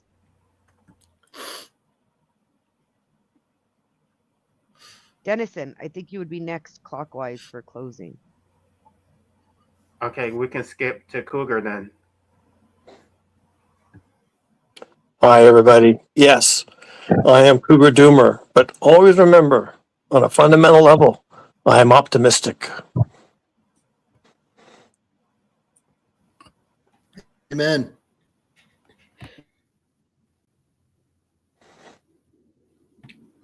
Marcus, hi. Hello. I'm quite good. You're not children. You can follow instructions, can't you? Apparently not. So Marcus, why are you here this late in the day? Richie, will you close them out for me because I'm in the middle of doing something. Sorry. So it should be Duo Bay if they'd like to make any closing arguments, because I believe I Am No Man's closing argument or statement was amen. Duo Boy, do you have a closing statement? Is that me? Bay. It's a black screen next to me. Disobey. That's me, yeah. I can't read it. I think we're all human beings. I don't think anybody with the right mind should be into wars.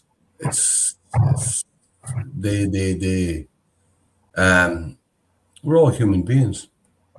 Doesn't matter what part of the planet you come from.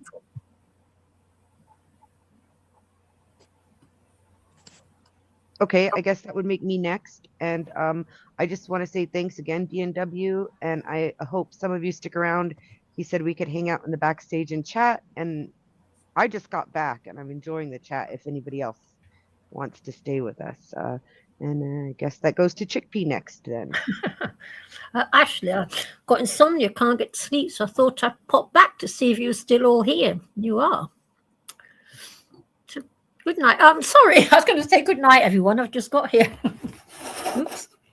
Well, to the chat anyway, it's good night, isn't it? I guess Zephyr, that puts you up next. I know you just got Yeah. here, but Yeah, I just got here. I've been backstage, hanging in the chat, and it's been really interesting, the discussion you guys have had. It's definitely gone further with the discussion than I've seen it go other places, and I appreciate it. Well, hopefully you stick around for the back chat if people do. I'm going to. And That's then- why I showed up, because I was like, oh, I better pop in. And then, Brother Marcus, did you want to say something before we go backstage? God bless everyone. Yeah, I'm just doing some computer work, so I hopped on for the back chat. Okay, guys. Look, we'll come back next time live. Thanks everybody tuned in and participating, and yeah, comment if you watch afterwards. Zeph, good to have you here. Sorry I can't stay to talk to you, but thanks for popping on. Hopefully you'll pop on next time when I'm on live. I will, for All sure. right. Take care, everybody. Enjoy your backstage because I'm going to bed. Night, Bye. Grump.